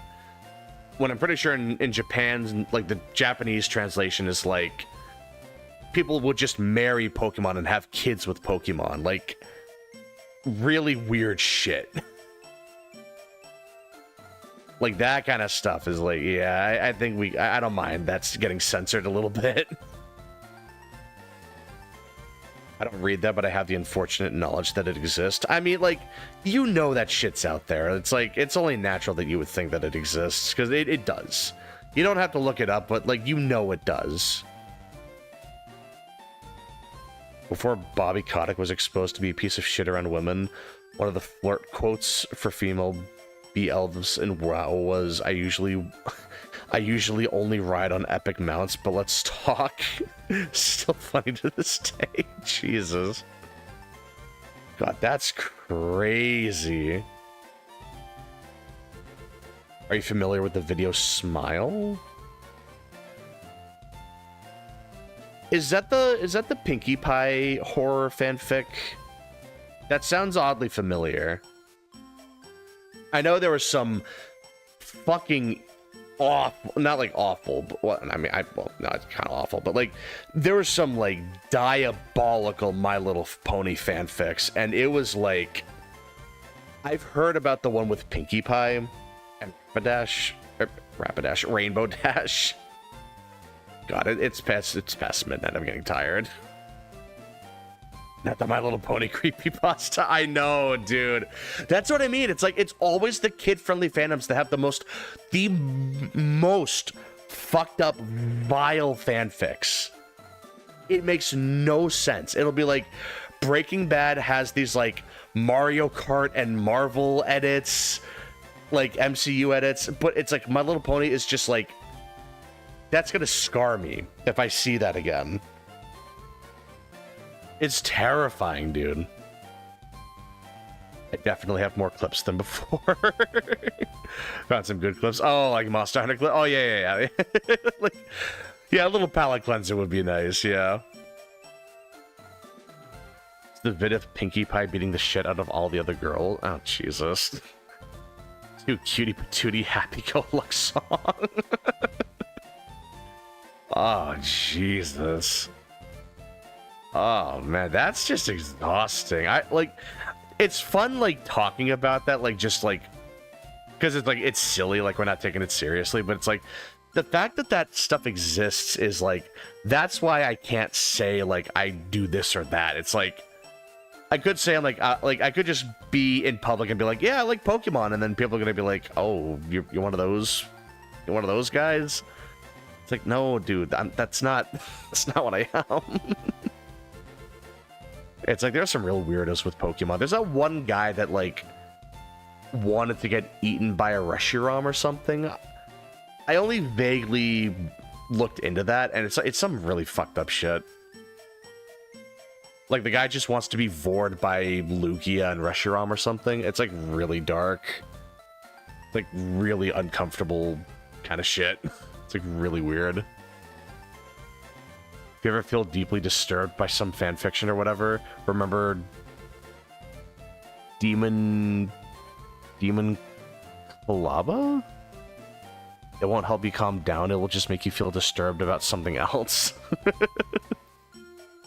And there's horror crossover ideas that surprisingly work. Yeah, I'm sure there's definitely something that work.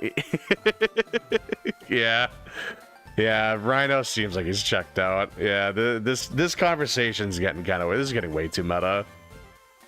Yeah, now we're getting to like the actual creepy territory. As if we hadn't already crossed that, but now we're like way deep in there. My fans, and they find out having intercourse with wild animals is illegal. God. Well, at least I'm not a Genshin fan. I'll take peace in that at least. Not like there's anything wrong with Genshin, but the fandom I hear is absolutely vile.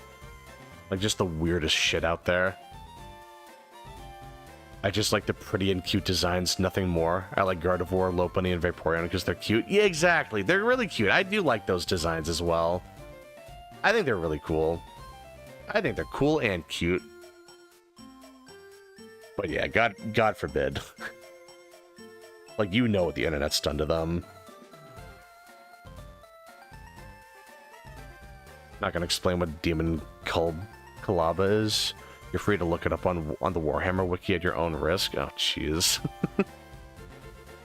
I might have an idea, but I might not. I like any idea I come up with, it's probably going to be worse than that if I had to guess. Acting like most Pokemon couldn't absolutely tear you apart if they wanted to. They really could. Absolutely. Like even like the weakest Pokemon could probably bench press you. They could probably fold you like an omelet. Like, I talk shit about Sunkern all day, but that thing would absolutely fold me like a lawn chair. That thing would absolutely beat my ass. Okay, alright, maybe not Sunkern, but, like, you get the idea. Like, if I try to pick a fight with, like, a Pidgey or something... Even then, like, that thing would probably beat my ass. It would just spam Gust, and I would just get blown off a cliff or something. I'm listening, but yapping about Monster Hunter. Oh, yeah, we're kind of getting the signals crossed here. I know. Like, the topic kind of goes by pretty quickly around here sometimes. Those poor fictional creatures and anyone who wholesomely enjoys them. Yeah. I know, it's such a shame to hear about stuff like that. It just makes it really hard to get people into the fandom, because it's like, you know they're gonna learn about that part of the fandom, like air quotes. Demon Kalaba was an experimental attempt by an Iron Warriors warband at making new Chaos Marines. Don't worry, that particular warband got killed in the end by Ultramarines. Okay, so it sounds like it had a happy ending at least.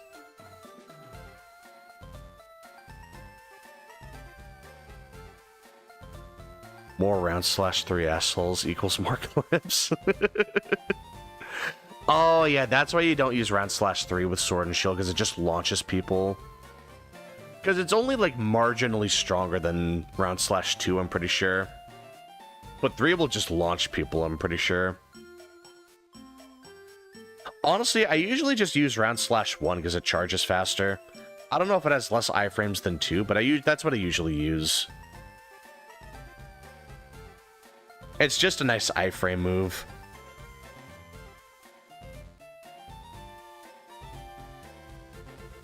Oh man, well, I think I've lost my faith in God for the day. I think I'm ready to turn in, honestly. Just think about the sins that humanity has created. This was a pretty... Honestly, this was still a pretty good stream. Very interesting talking points. I still had a lot of fun just yapping about stuff. Yeah, when you yap to the people start yapping back at you. That's what I've learned. Amen, amen, brother. Hell yeah. You stare into the abyss long enough, the abyss stares back. Type shit. Oh, man. Well, I think I'm just about ready to hit the hay. Hopefully I wake up forgetting all the dark things we had to talk about. Thanks for the stream. Hey, good seeing you too, sweet dreams. Most of everyone has spent too long on the internet. Oh yeah, for sure.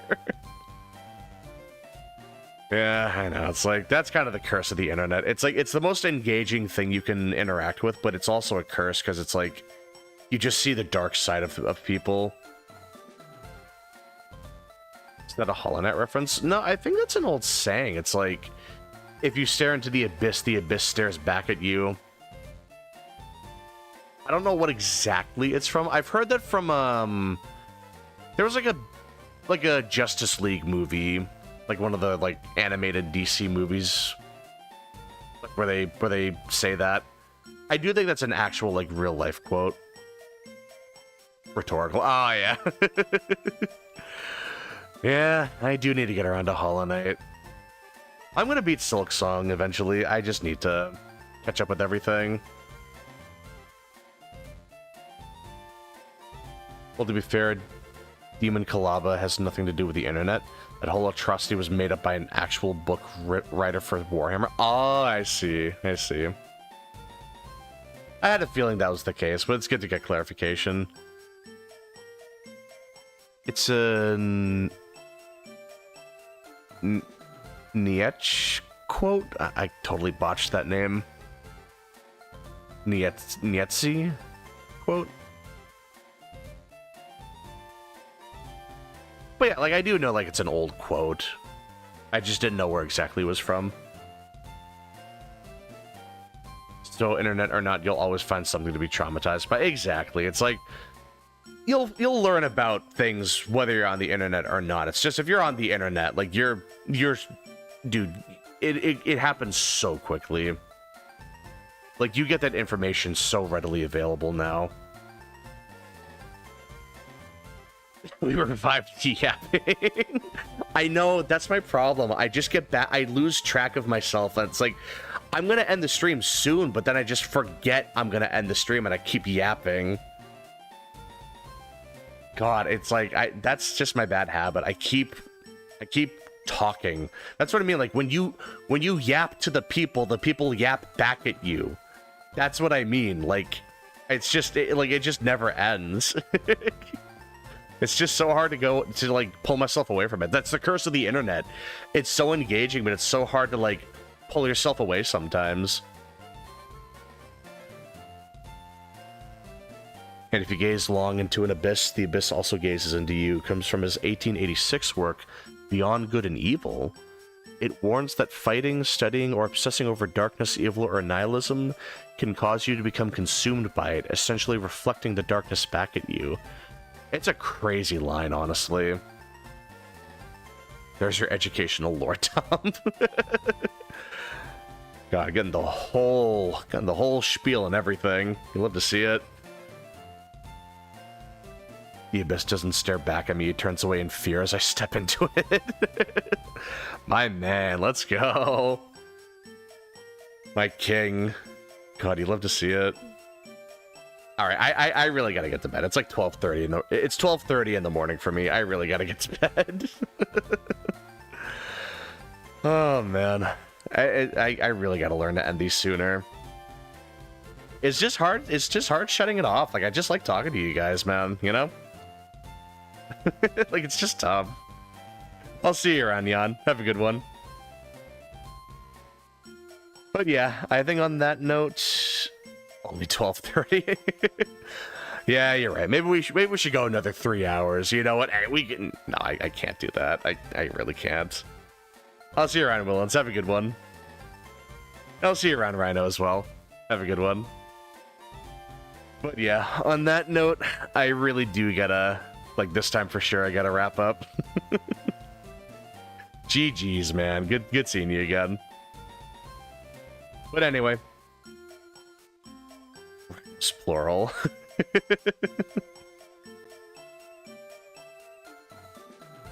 But anyway. Thank you so much for watching. As always, it is an absolute pleasure just hanging out with you guys and shooting the shit for a while. And I'll see you when I see you. Have a good one.